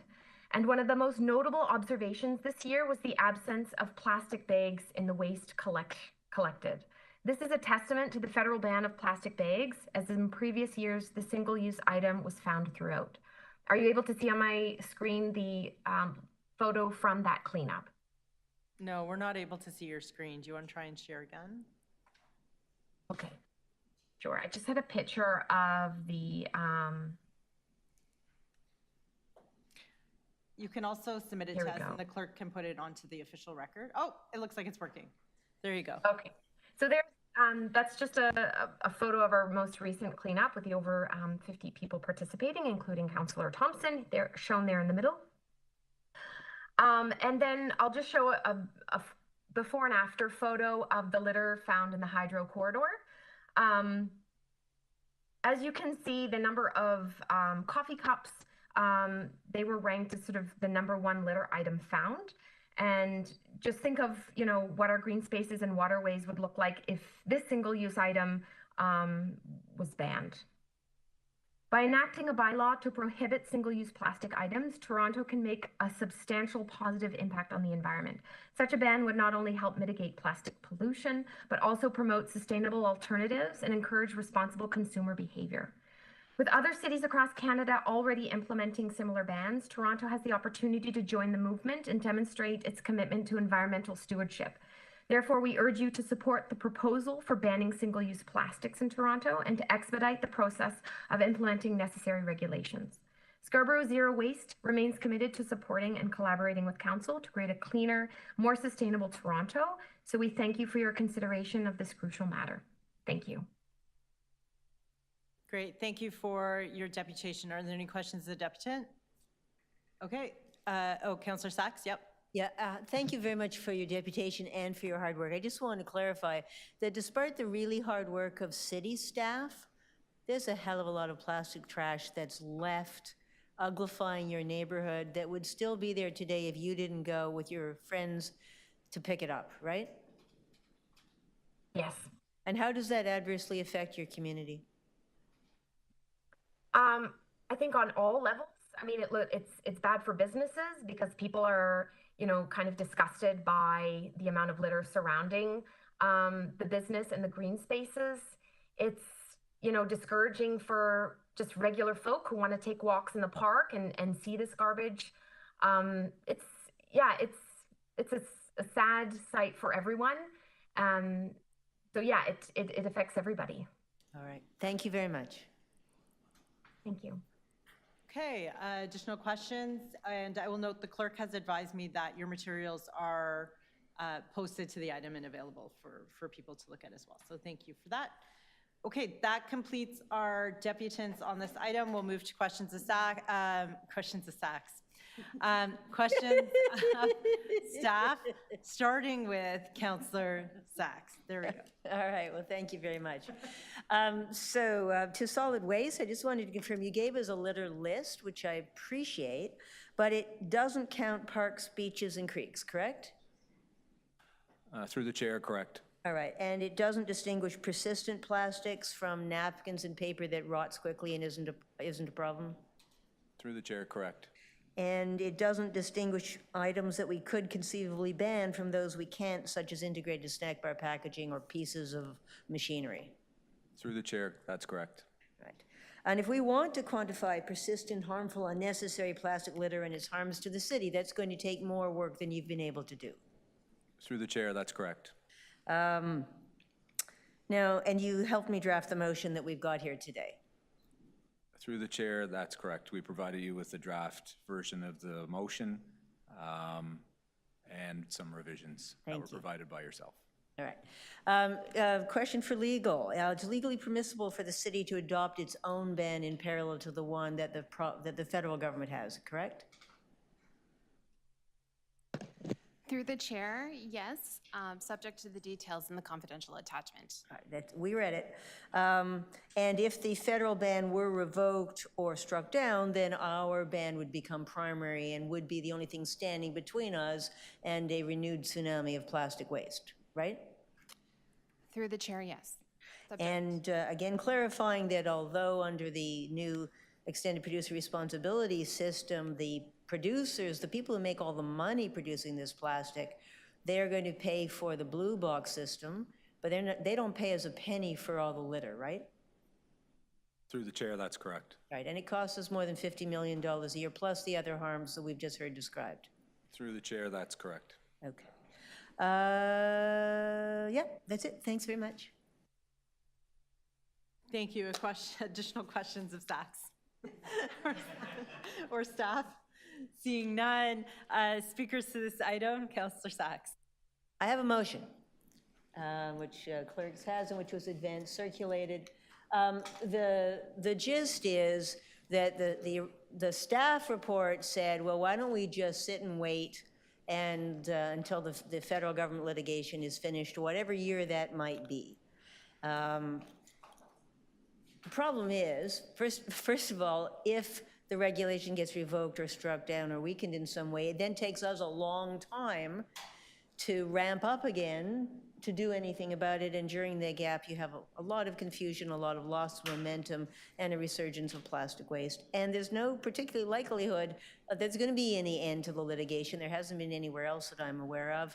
Plastic companies, they make many billions of dollars a year, and they have a lot of financial stake to continue to try to attack us. If we have our own bylaw, it's building on the work, the huge amount of work that's been done by the federal government about persistence and harm and the fact that these things are unnecessary. As we've already heard, the businesses affected have already moved away from it as they're required to. So we provide some assurance, some clarity for the businesses and for the people like the deputants who are putting so much of their personal time and effort to trying to clean up the city. The second thing is that there are things we can't ban, at least not now, like that epidemic of cups and lids, the lids being one of the most common. In fact, I think the most common plastic thing we find on the ground is the lids. And I've heard all the arguments of, well, you know, people will burn themselves if they don't get a plastic lid with their cup. All right, so we're not dealing with it right now. But what are we doing to actually make it really clear to the person who gets this thing how harmful it is if they drop it? Because, well, we saw the 5 kinds of litterers. There's all kinds of excuses, there's all kinds of ignorance. Making it clearer to people what they're supposed to do and why they're supposed to doing it might help.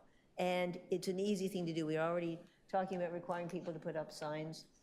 And the third thing is that we should then collect some data. If there's money available in the budget, when we start talking about, in addition to all the work the federal government has done, there are things that perhaps we ought to do something about.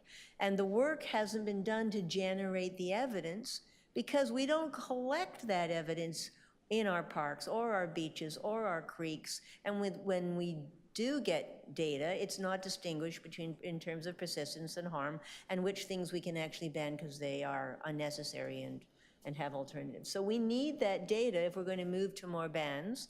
And we have Mr. Nolan and his group who can do the necessary study if they get the money. And so this says please do the work if you get the money, and Madam Mayor, please provide the money so that we can move forward on this epidemic of plastic waste.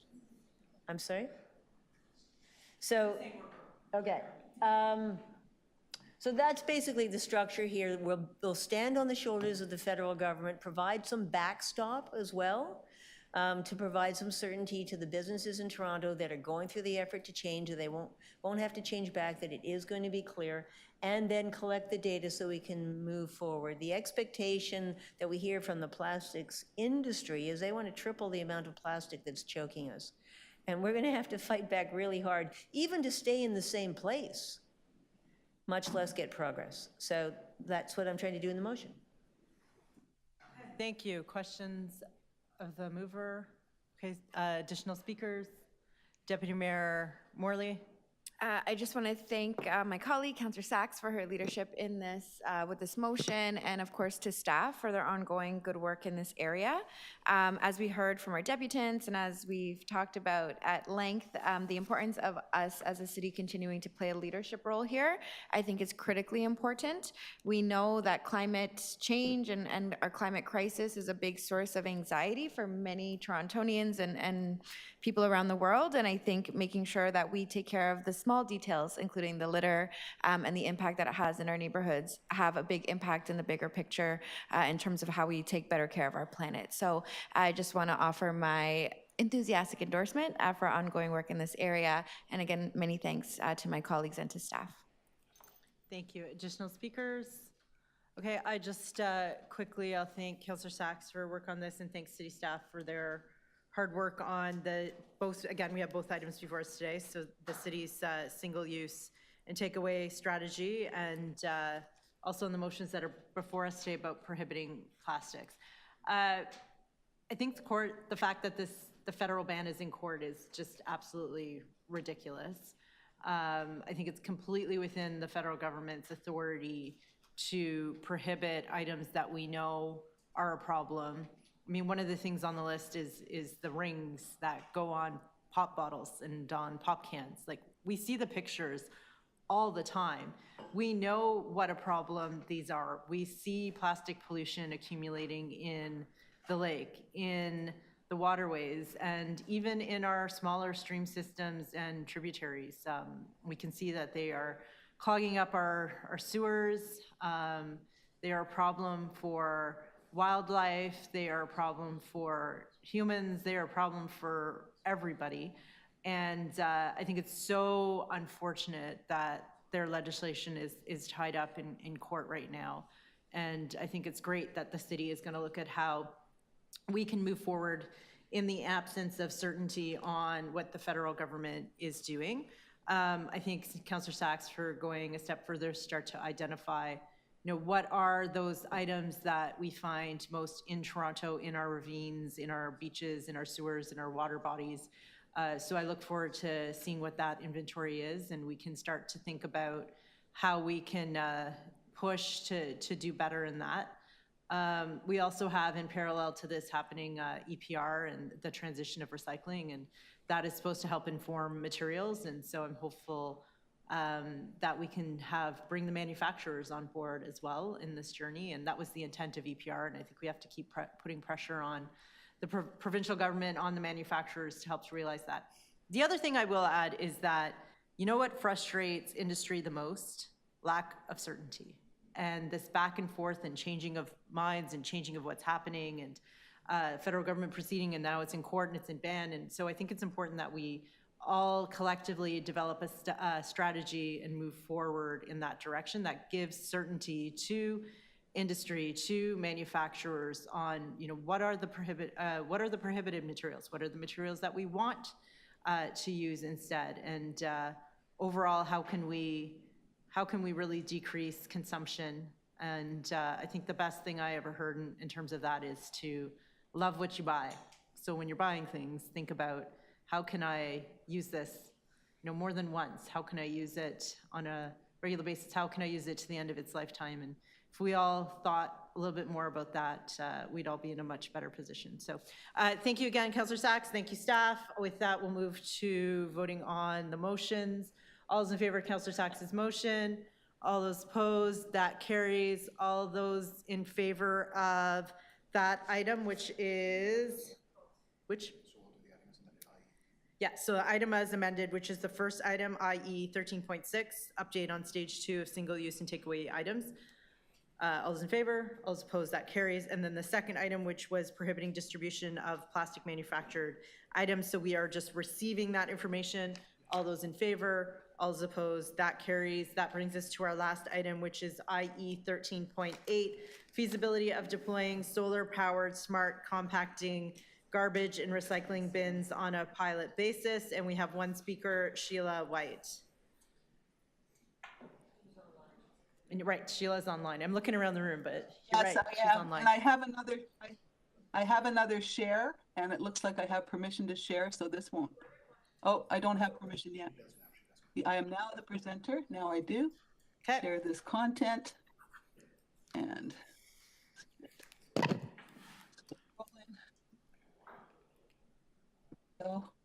Okay, I can see your slides and I'm starting your time. You have 3 minutes. thank you. Well, this is a nice slide of New York from time ago. This litter belongs to you, a little PR move. Bins and improvement, I'm all in favor. We can't blame bins for litter. We have to blame people, and littering is a people problem. And concerted and well-researched education is vital. This is my local park on one occasion, but it's not unusual to see garbage tossed near and not in a bin. This is an object photographed near Toronto's waterfront. What is it? A bottle on a fence post. This is known in the field as careful littering, where a person takes care to litter neatly, not unlike the coffee cup tucked in a fence or a poo bag tied to a tree. Probably put there because there was no bin. I mean, the research says that some littering people won't walk more than 10 steps to reach a bin. They won't hang on to their litter until they can find a place to put it. They won't take it home. They just want to drop it right where it is and may think that's okay because no one's telling them it's not. Well, this bin you're looking at is called a voting ashtray. Smokers can vote for their preference of superpower, flight, or invisibility with their cigarette butts. And here the choice is between the Italian Grand Prix and the US Open. And the wonderful slogan, litter is in our hands. Let's wise up and bin up. Very positive. Here's a photo of a board for receiving chewed gum and hopefully keep it off the pavement. Perhaps the committee will consider piloting some of these ideas in future, since cigarette filters and chewing gum are also single-use plastics. So there's the gum board again. You can make a picture by sticking your gum on the board, and you can also get some facts about how much it costs to clean that stuff off the pavement. And here's a very innovative bin for deposit return in Asia. This is a unique bin for recycling every element of the coffee cup. It's made in Barrie by Bush Systems. Tim Hortons is an iconic littered item, as you all know. In Cornerbrook, Newfoundland, they did cash for cups. Bins in an airport in Singapore that are fashioned in the shape of the item so people will know what goes where. Another big problem, contamination and people not taking the time to do it right. There are singing bins, there's joking bins, musical bins, talking bins, smart bins, solar compacting bins, robotic bins. There's even bins that will talk sexy to you. And I commend the city for its attention to new bin infrastructure, but we need concerted education too. And here's just a few favorite images to close off. We've got the state trooper clutching a takeaway bag. We've got the litter bug symbol. We've got this nifty cardboard beach container for cigarettes and small plastics. And when the user leaves the beach with the cup, the sand runs out the bottom, leaving the litter captured for depositing at well-marked bins on the way out. And we have a wonderful campaign for takeaway litter there. And if you want references for materials, I highly recommend this book, Litterology, Understanding Littering and the Secret of Clean Public Spaces, available on Amazon, and also the study that I sent you, very fresh behavioral research from Nova Scotia. Thank you for listening and for giving me that extra 15 seconds. Thank you. Questions of the deputant? Sheila, did you get these ideas from Howard? Are you talking about Howard Moscow? Is there any other Howard? Well, I know a few. Listen, I came from the old North York days of Mel Lastman, the individual municipalities when Scarborough was winning awards internationally for environment and administration, and when North York had its own environment committee with a cleanup kangaroo as a mascot, and citizens and corporations and councillors all working together around the same table to get these things done. Yes, I know. Thanks, Sheila. Okay, Councillor Sachs has a question for you. Yeah, Sheila, thank you very much for giving us a laugh at the end of a meeting.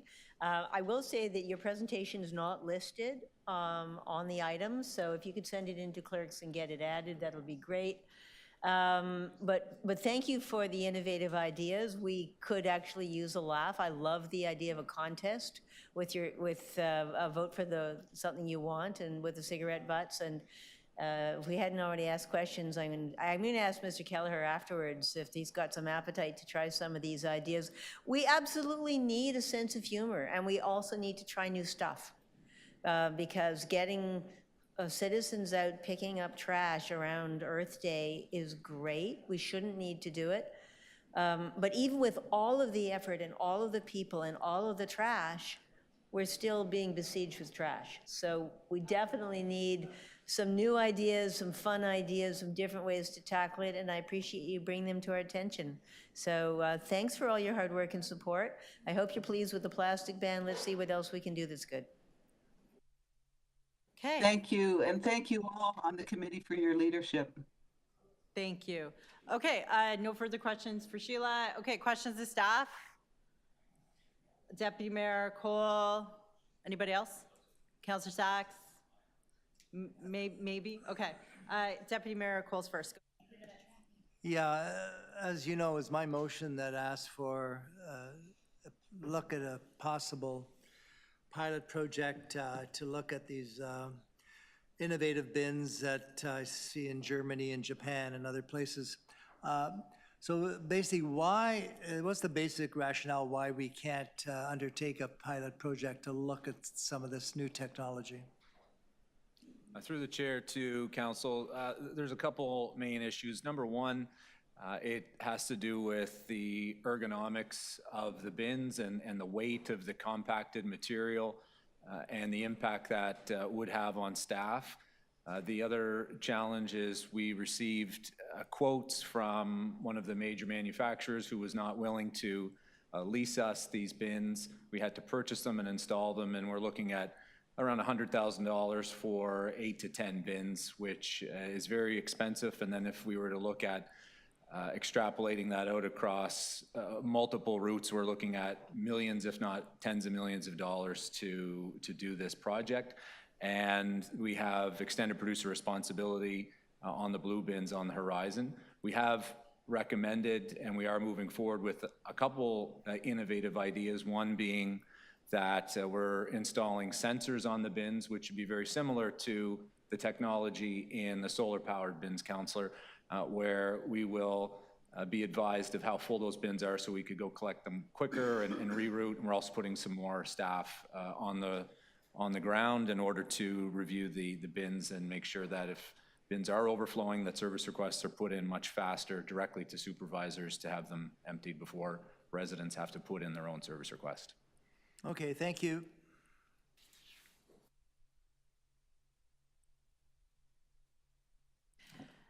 Yes, thank you. So, Mr. Kelleher, when it comes to the question of ergonomics, I mean, one of the pitches that keeps coming to us is underground bins, large underground bins that would only be emptied by machine, so there is no ergonomic strain. No one's going to hurt their back with it, and they don't have to be emptied nearly as often because they're big and underground. Is that something you're considering?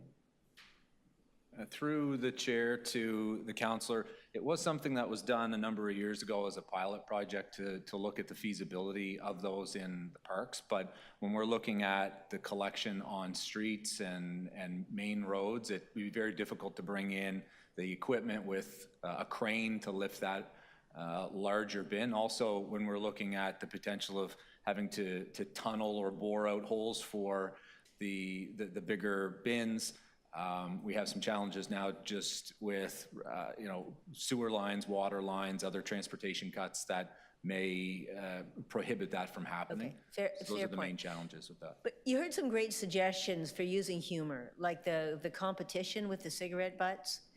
Can we do that? Through the chair, that's something that we can look at and build into our budget as we move through the budget process. Right, but given how much money you spend picking stuff up, if we spend some money making it cheaper for people not to dump it on the ground, that's going to save money.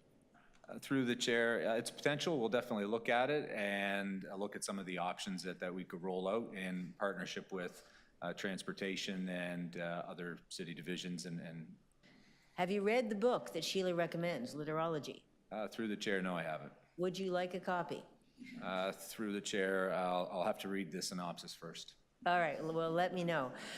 Is there anything else we can do to help you move on with some more innovative approach to how we reduce litter? Through the chair to committee, no, I believe that, we're moving forward with a number of innovative approaches here through the hard and dedicated work of staff and through the advice of council. So we're looking forward to see how the pilot projects for the sensors work and see how we can get better data, faster information, and roll that out more broadly across more bins. And then, always looking to provide better service to the residents. All right, I'm going to encourage Sheila to send you that synopsis. I presume she's still listening. Thank you very much. Okay, thank you. Deputy Mayor Morley. Just a quick one to touch on and a little education opportunity for myself related to the EPR program and that ongoing work. I wonder if, just picking up on the questions and line of thinking from my colleague around more innovative opportunities for collection of materials that help to address the amount of sort of contaminated waste, et cetera, putting things where it actually belongs. Does this at all fall under the purview of the new EPR oversight group? And do we anticipate that there may be some thinking from that group as well in terms of this piece? I'm just curious if that. So through the chair to committee, when we're looking at the public litter and public recycling, in general, the producers have a requirement to capture a certain percentage of plastics, of paper, and other items on the recyclable side. And they'll be required currently under regulation to have recycle bins on streetscapes like we have now and also in parks. So they are going to have to do their best to educate and promote waste diversion, to attempt to hit their targets that they're required to meet by provincial regulations. So my hope is that they will continue to educate and promote source separation, and that ultimately the contamination rate goes in the proper direction moving forward. That's super helpful, and I'll say a few words when we speak. Okay, thank you. Deputy Mayor Morley to speak. Thank you. Just picking up on, again, the great suggestions from the deputant, and imagining a world where residents can take their sorted garbage in their reusable bags to the grocery store, drop it off, do their grocery, and sort of carry on from there. And as I understand, the makeup of the EPR oversight group is largely large grocer retail heads. So I do hope that they are paying attention, that they're listening and really exploring some of these opportunities that may be useful, especially as we continue to see high density neighborhoods and folks sort of in buildings. Buildings are a real challenge for the contamination piece. And then also the idea around the cards that we saw from the example with folks being able to potentially get some kind of a credit or points or something along those lines. I think we really need to think out of the box and be creative in terms of how we are incentivizing people to do the right thing to better manage the waste that we all are guilty of consuming. So those are just my 2 cents. And again, thank you to staff, as always, for their work. Thank you. Additional speakers, Deputy Mayor Cole. Yeah, I want to thank staff for following up on my attempt to try and bring some innovation to the litter bins of our city. And I want to note that since I first raised this issue a couple of years ago, there's been quite a significant improvement. I've seen better servicing of the bins. I've seen less garbage, refuse around the bins. So whatever you've done in terms of your staff deployment and the Astral Media staff, there's been a marked improvement of these bins, which were in pretty bad shape there a couple of years ago. So I want to thank everybody for putting in this extra effort and reminding people that you know, this is a serious issue in terms of our neighborhood's appearance and just people's respect for their main streets especially. So I want to hope you continue that good work. I just think the major cause here is twofold, is there's increased violent vandalism that's taking place across the city, where our bins are being vandalized on purpose, private property is being vandalized, windows are being broken, front doors are being kicked into, so there, I don't know how we ever handle that. But that is a very frightening thing that's happening across the city. I've talked to so many people and have seen so many people have had this very, very frightening vandalism perpetrated on their properties. And it's perpetrated on these bins too. But anyways, and I want to thank the staff for bringing on 1,000 new bins. I don't know, most people have not noticed them. I've certainly noticed the new bins that are there, and we're going to be getting 1,000, which are a little bit better design. They're more secure, and the openings are wider, which is good. So there's marked improvement that's taking place. And the other thing I'll mention is the concern I have is that the main receptacles or certain products that come into our bins come from our main street fast food places. So we put up the bins, we empty the bins, and we get more McDonald's, more Starbucks, more Tim Hortons, more takeaway food in boxes. So we're just basically offering a service. There's no end in sight, because I can just see more and more people with coffee cups walking down the street, and now we've got these white plastic foam boxes they're eating in. I don't know, I see people eating in these boxes all the time. And then they shove the boxes into the bins. So we're providing this wonderful service for our corporate international fast food giants, and we're supposed to clean up their mess. Because most Torontonians are very conscious, they're very good. I see them using the bins regularly, respecting the bins, picking up, and our transportation services, waste collection, sweepers are going around with those vacuum sweepers. They're very diligent, they're up and down our main streets, and we shouldn't take them for granted. So they're there doing their job. You know, we're trying to pick up, you know, other debris and garbage, but it is a long battle ahead, because as I said, we're getting, you know, every second store is now a fast food store now, and what they do is provide takeout, and you know, and I see 50 people walking up the street with boxes and garbage and food and stuff and bags, and where's it all going to go? So that is the challenge we have. But again, I want to thank staff for looking into my idea about the innovative bins they're using in other jurisdictions. And the other thing is we've just got to keep reminding people about the importance of taking care of our front doors, of our main streets, and being conscious of the fact that there's a direct correlation. If you see a lot of garbage on the street, you see a lot of debris on the street, then it breeds just neglect and further abuse. And so that's why people sometimes think, well, big deal, there's litter. Well, I think it is a big deal. But again, I want to thank everybody for the work they've done, and let's continue to work on this problem and challenge and keeping our streets clean. Thank you. Thank you. Additional speakers? Okay, I'll just thank Deputy Mayor Cool for continuing to push on this. And while this one we got a no, maybe your next one will get a yes. So let's keep trying. One of these days I'll get a Yes. yes. Okay, all those in favor of receiving the report, all those opposed, adopt the report, all those in favor, All those opposed, that carries. I will confirm that that concludes our meeting. We are done. Thank you so much, everybody.